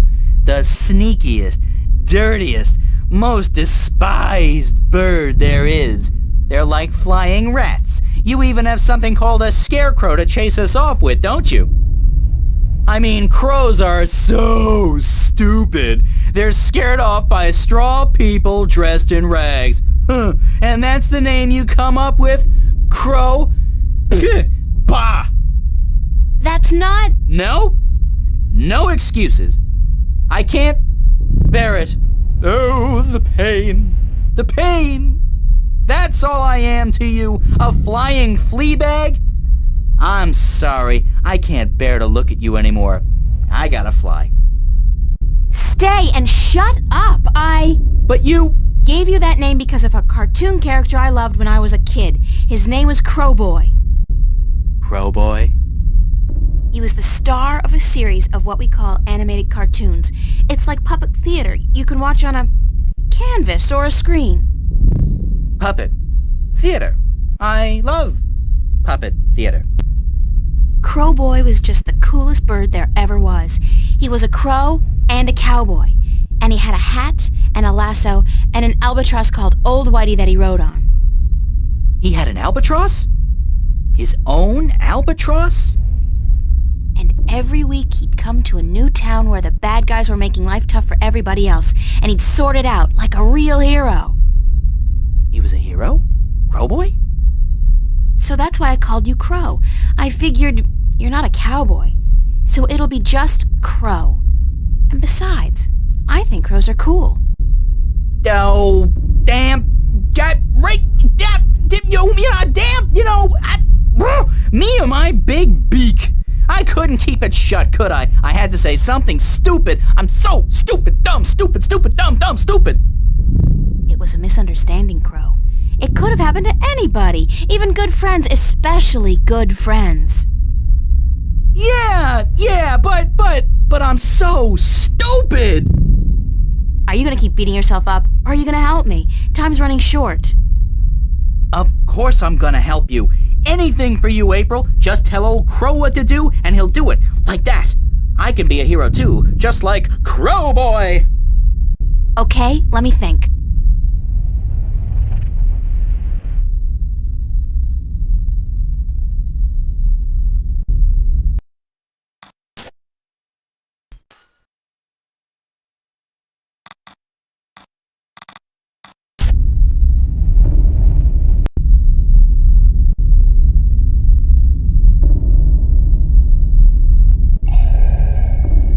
Crow, I need you to fly down into the canyon to see what's below the fog. Into the canyon? Below the fog? Are you scared? I didn't say that. It's just, well, fog clings to my feathers and... Would Crowboy do it? Crowboy would do it, but he'd be careful not to get hurt, and he'd come right back up again if he saw anything remotely dangerous. Of course! Okay. Hold tight, I'll be back soon.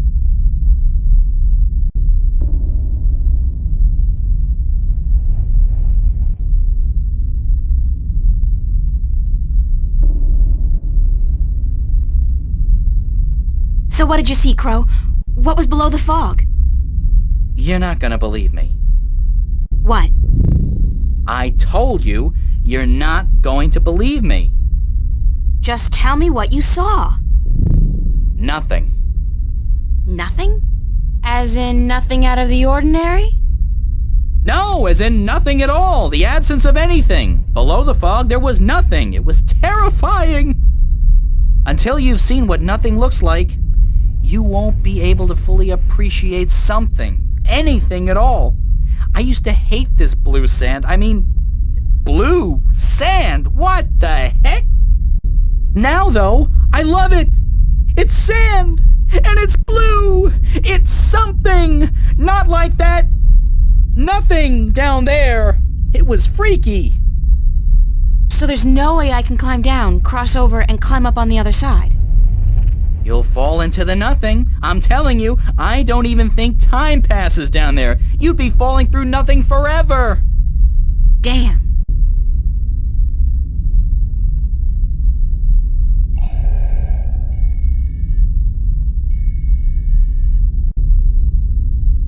Crow, can you fly across the canyon to the base of the tower? Can a chick lay eggs? Well, I know you can't, but... yeah, I can do that. What was it you wanted me to do again? Just fly across the canyon and see if you can find any weird buttons or levers or something like that. What for? There must be a way to cross this canyon, and maybe there's a magical bridge that needs to be activated. I don't know, Crow. Just fly across and check it out, okay? Will do. Hang on. What am I saying? Of course you'll hang on. It's not like you have any other choice.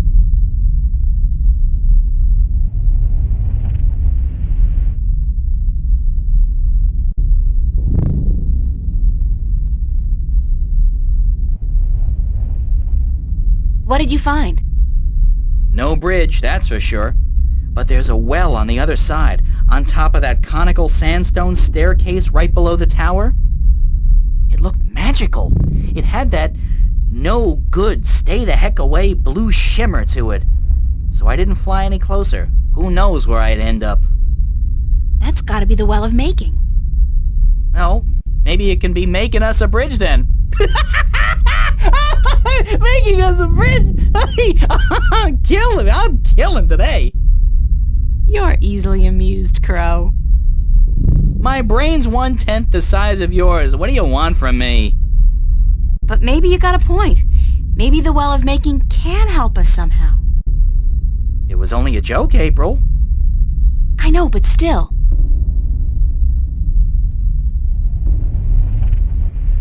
It's the Well of Making. Crow, I want you to get me some water from the Well of Making. What? Are you crazy? How am I supposed to carry water back from... Oh, no. No. There's no way I'm doing that. Come on, Crow. Your beak is perfect for the purpose. I don't need a lot of water, and all you have to do is make sure you don't swallow.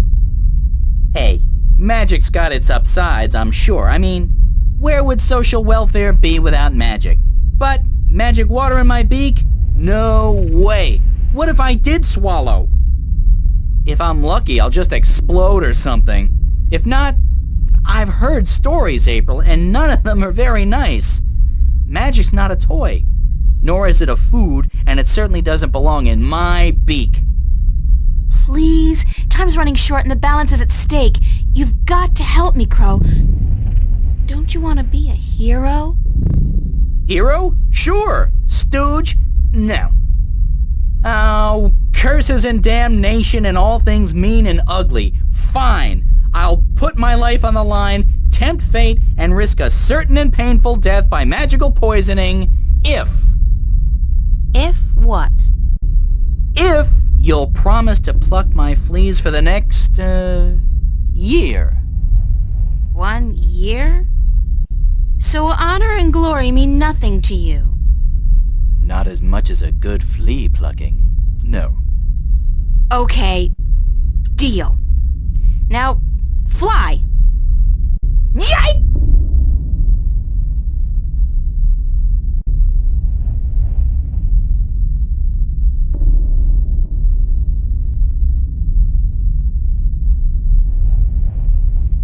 How did it go?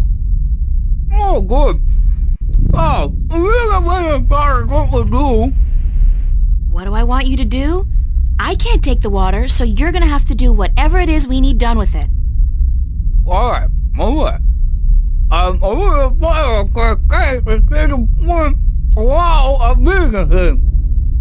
Okay, let me think about it for a second.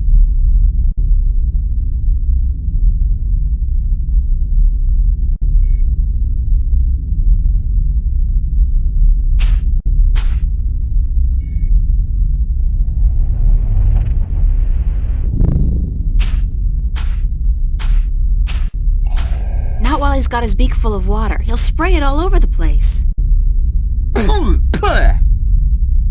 Sorry, but I couldn't hold it any longer.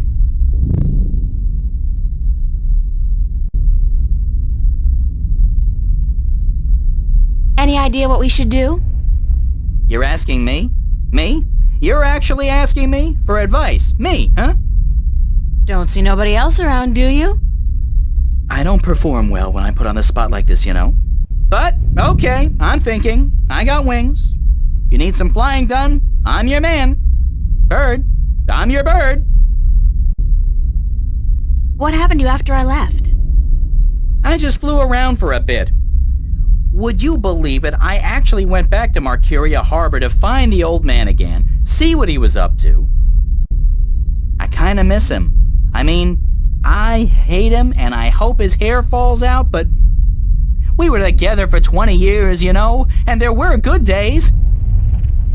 Well, at least one good day. Anyways, he was gone. Not a trace left of him. Either he drowned, or he got out of town with the rest of them. What's going on in Arcadia now? Don't you know? There's a great big war going on, that's what. The Tyrant are rising against the nations of the Northlands, and Marcuria has been evacuated. A lot of people are getting killed, and it looks like the Tyrant might win this time around. They got this huge, swirling, chaotic-looking magical weapon on their side. Not anymore, they don't. Really? Well, then maybe our guys do stand a chance after all. It was looking bleak there for a second, believe you me. I was even considering brushing up on my Tyranian, or whatever it is those barbarians speak. Sounds like a bunch of guttural rubbish to me, you know, like, I'm not particularly refined, you know? Do you know what happened to my friends? Your friends? Sorry. No, oh, wait, I think... That Venari you've been talking to? Abnaxis? I think I saw him heading north at a great speed. And Mr. Westhouse was kind enough to share a cup of whiskey with me when I went to ask him if he'd seen you. Good stuff. Bad hangover. Other than that, I don't know. Sorry. Any idea what we should do? Well, I got wings, and you don't. If there's flying involved, I should be the one to do it. Thanks, Crow. Anytime, babe. I mean, ma'am. Miss April.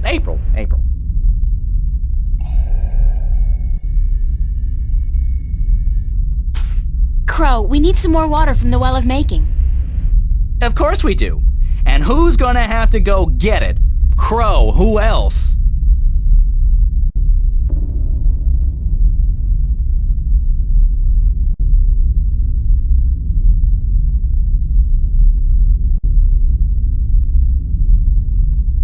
You okay?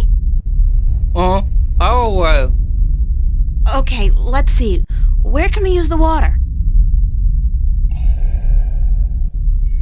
I got an idea, Crow. Well?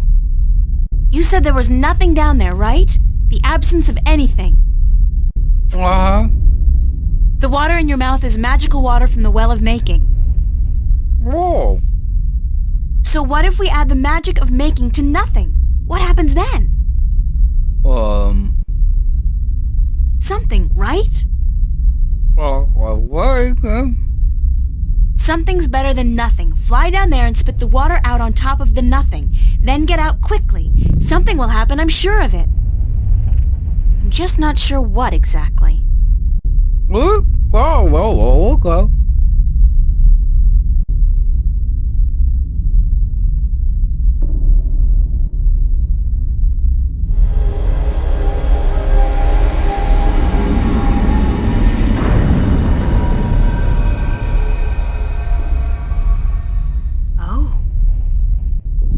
Something, all right. But what? Where's Crow? Crow! Crow! Crow!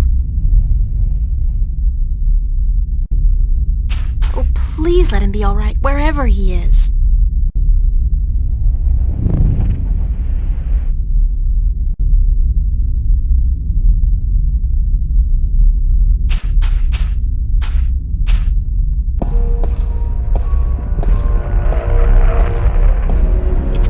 Journey getting here, but this is it. End of the road. All I have to do now is figure out how to get up into the tower. I thought I'd already passed the 3 trials. There's always something. Guess it's not supposed to be easy.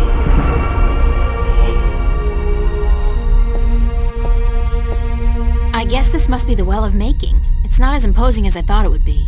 Not even close.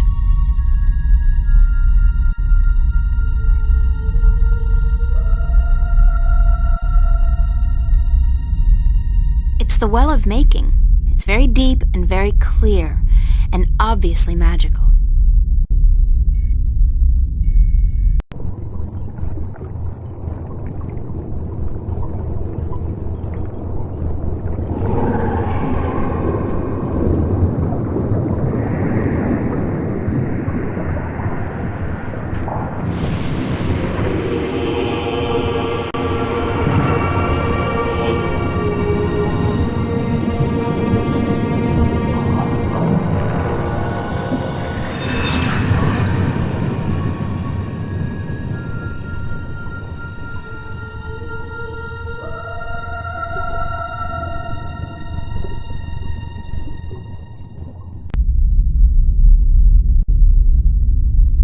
The water has shaped itself into a hand.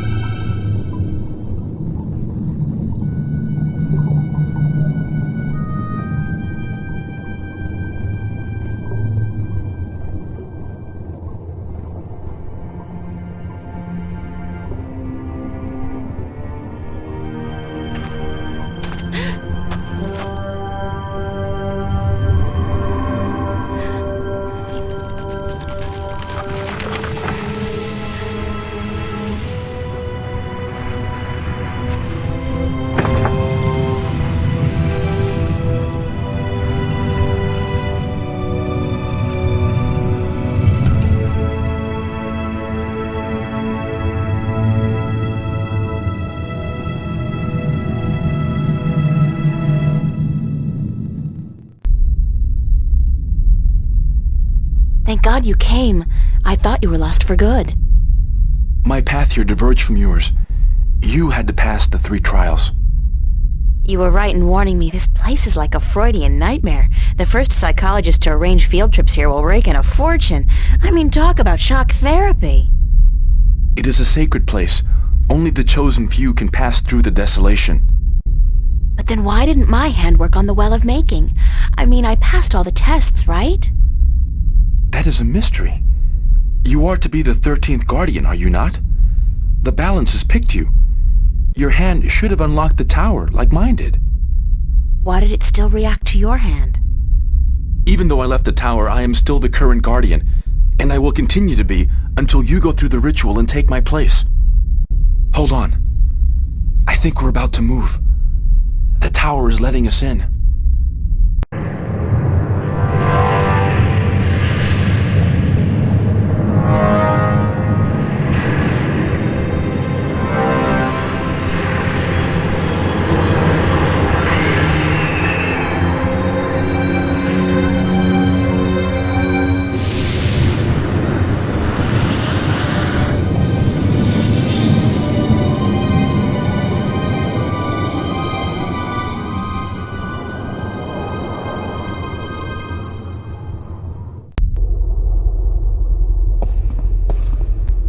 I never thought I would see this place again.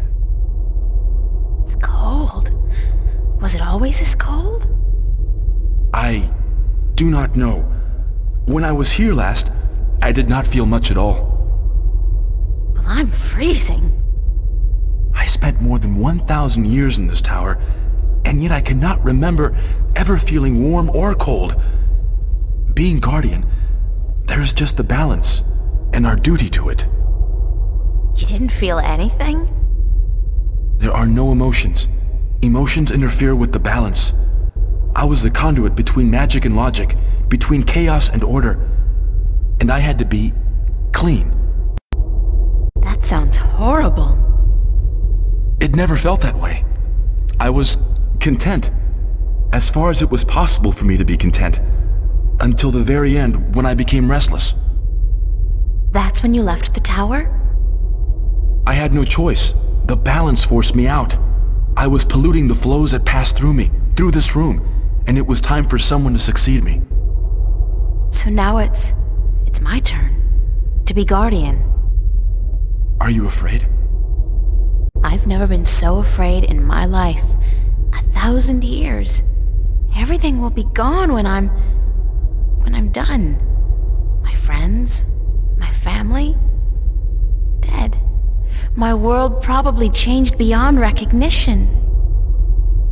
I know, April. I have experienced this myself. When I returned to Stark, I could not believe that all the things I knew, the memories of a life that I recalled as clearly as if it were only yesterday, they were all gone. I was lost, alone, dying, until the Vanguard picked me up from the street and imprisoned me. It shames me to say it, but that was a relief. To be fed, to sleep comfortably, to be warm. You have every right to be afraid. But consider this. Your sacrifice will be the salvation of mankind, of 2 worlds. What greater gift is there? What greater reward than to know you're like a god? Believe me, I could do without the reward. If there was any other way, I'd embrace it in a second. But I won't shy away from this either. If it is my destiny, then so be it. Good. To wish for the loss of dreams and emotions would be wrong. But to acknowledge it in the face of your fears, this proves you are ready. Okay.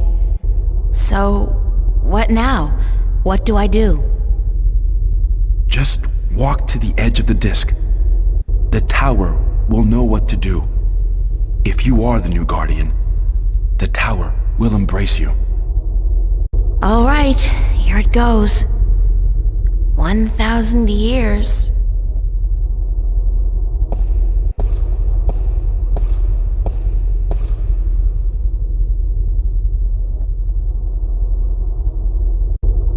Now what?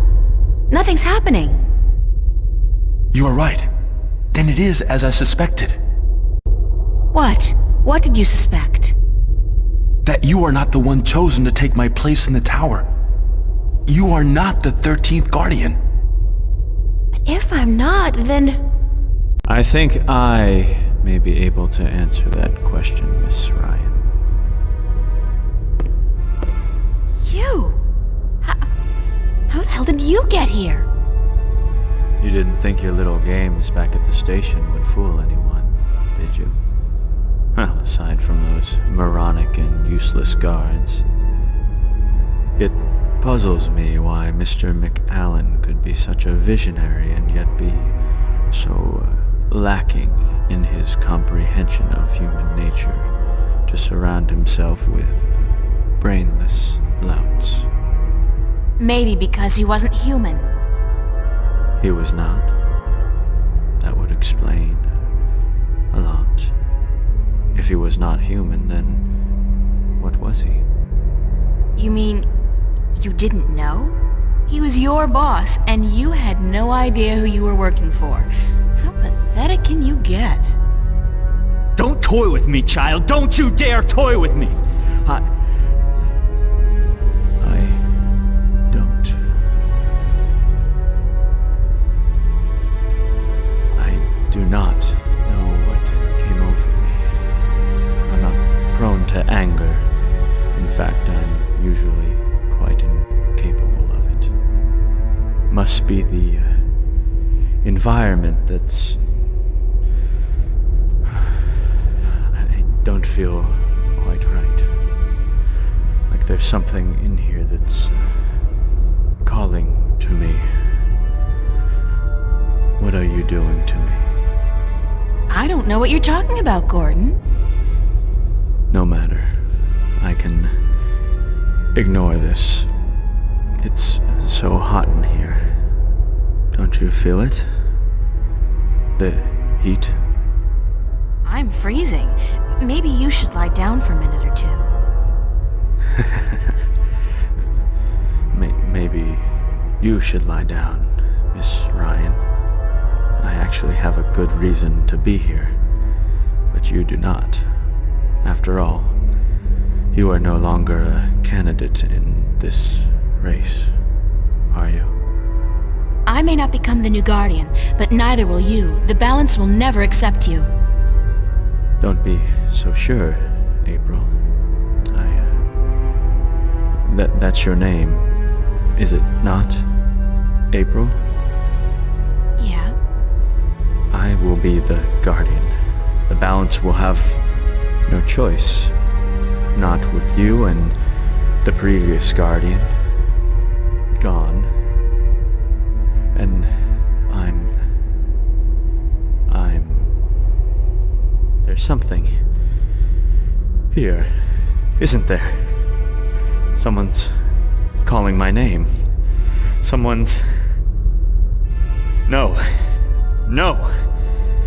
Not that. Not here. You brought it here, you stupid bitch! Stop!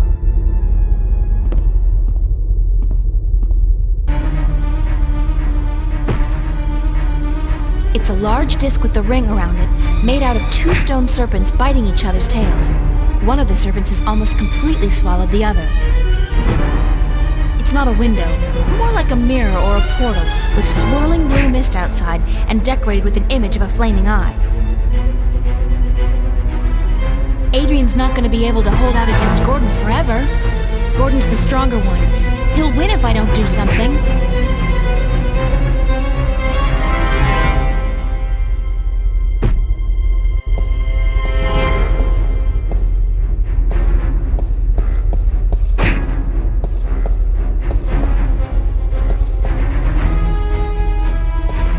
It's not a window, more like a mirror or a portal, with swirling blue mist outside and decorated with an image of a flaming eye.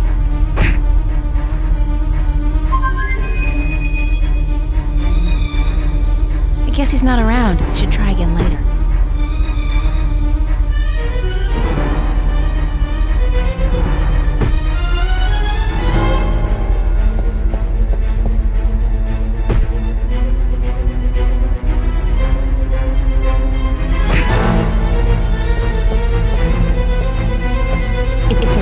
disc with the ring around it, made out of true stone, so it's not a window. More like a mirror or a portal. It's not a window. More like a mirror or a portal, with swirling blue mist outside and decorated with an image of a flaming eye.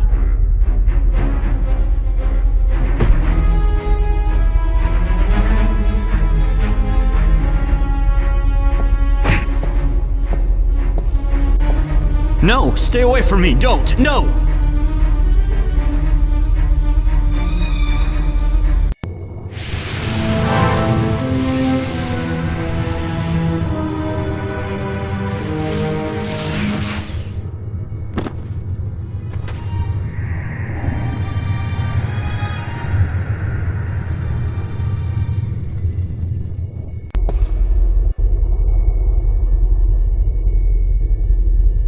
What happened to him? I'm alive again. You gave me back my life. I did? You don't sound like yourself. Are you okay? I do sound like myself. And I'm better than I've ever been, April. I'm whole again. So it worked? The joining of two halves? Magic and logic. Order and chaos. I'm in balance now. I am balance. And it's glorious. I'm sorry for what I did to you, April. And to you, sir, I'm sorry for everything. It wasn't you. Not all of you, anyway. It was me, but it misguided me. I wish I could undo all the harm I've done to both worlds. Both as Gordon Holloway and as the Chaos Vortex. But I can't undo my actions. All I can do is make sure they'll never happen again. And the only way to ensure that is by becoming the Guardian. You? The Guardian? It's my destiny, April Ryan, not yours. I was born to be the Guardian. And although the Vanguard almost managed to prevent that from ever happening, they didn't succeed. And now, I'm ready. Thanks to you. But what about me? If I'm not going to be the Guardian, then who am I? That's something I cannot answer for you, April. Only you can do that. But I don't think the universe is done with you. You are important. Just not in the way you imagined. He speaks the truth, April. He is to be the Guardian now. It was always his destiny, even though it was taken from him by the Vanguard. We will begin the changing of the guards now, Gordon. And you, April, thank you. Thank you for your sacrifice, your courage, your kindness. Okay, stop. You're making me feel very self-conscious. I only did what had to be done.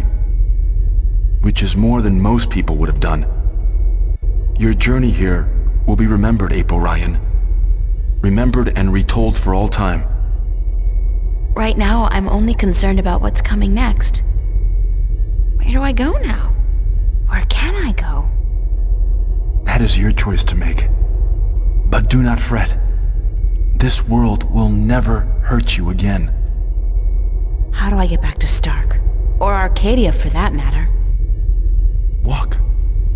Walk until you are outside, and then go back inside. It is easy from here. You can go anywhere you wish. I guess then that this is goodbye. Perhaps we will meet again. Yeah, why not? It's not an impossible thought. Anyway, you guys have an important job to get to. Don't let me hold you back. Thank you. Goodbye. Yeah, goodbye.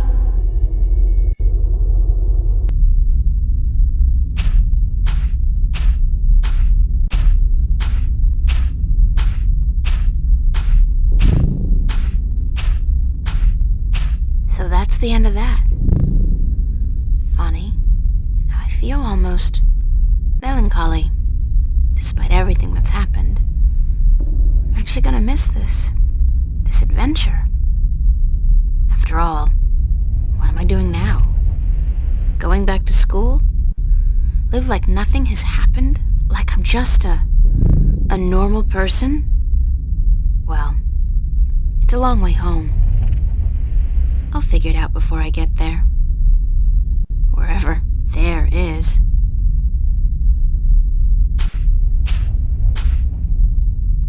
Hey, April, wait up! Where you going? Wait! Don't leave me here!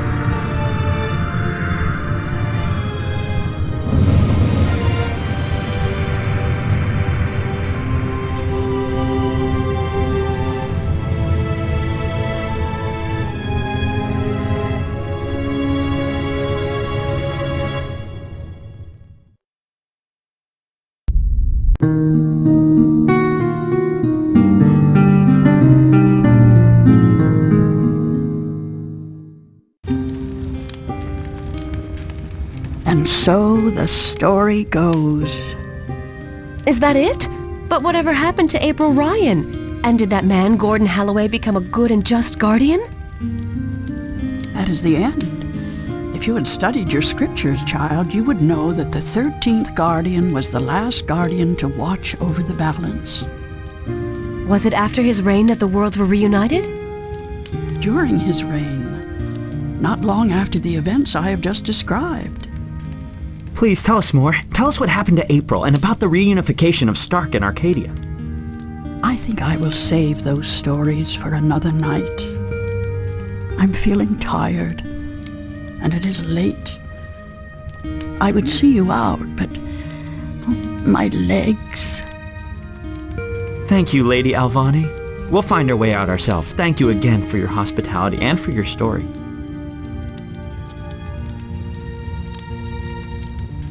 And so the story goes. How strange it was to tell it again. To remember April Ryan. That was such a long, long time ago. And now my story is almost over as well. You're as healthy as ever. You still got a lot of life left in you. Wish I was half as lucky. Don't say that. You're okay. You can still fly. Fly, yes. But those cute little birds, they don't seem to appreciate that.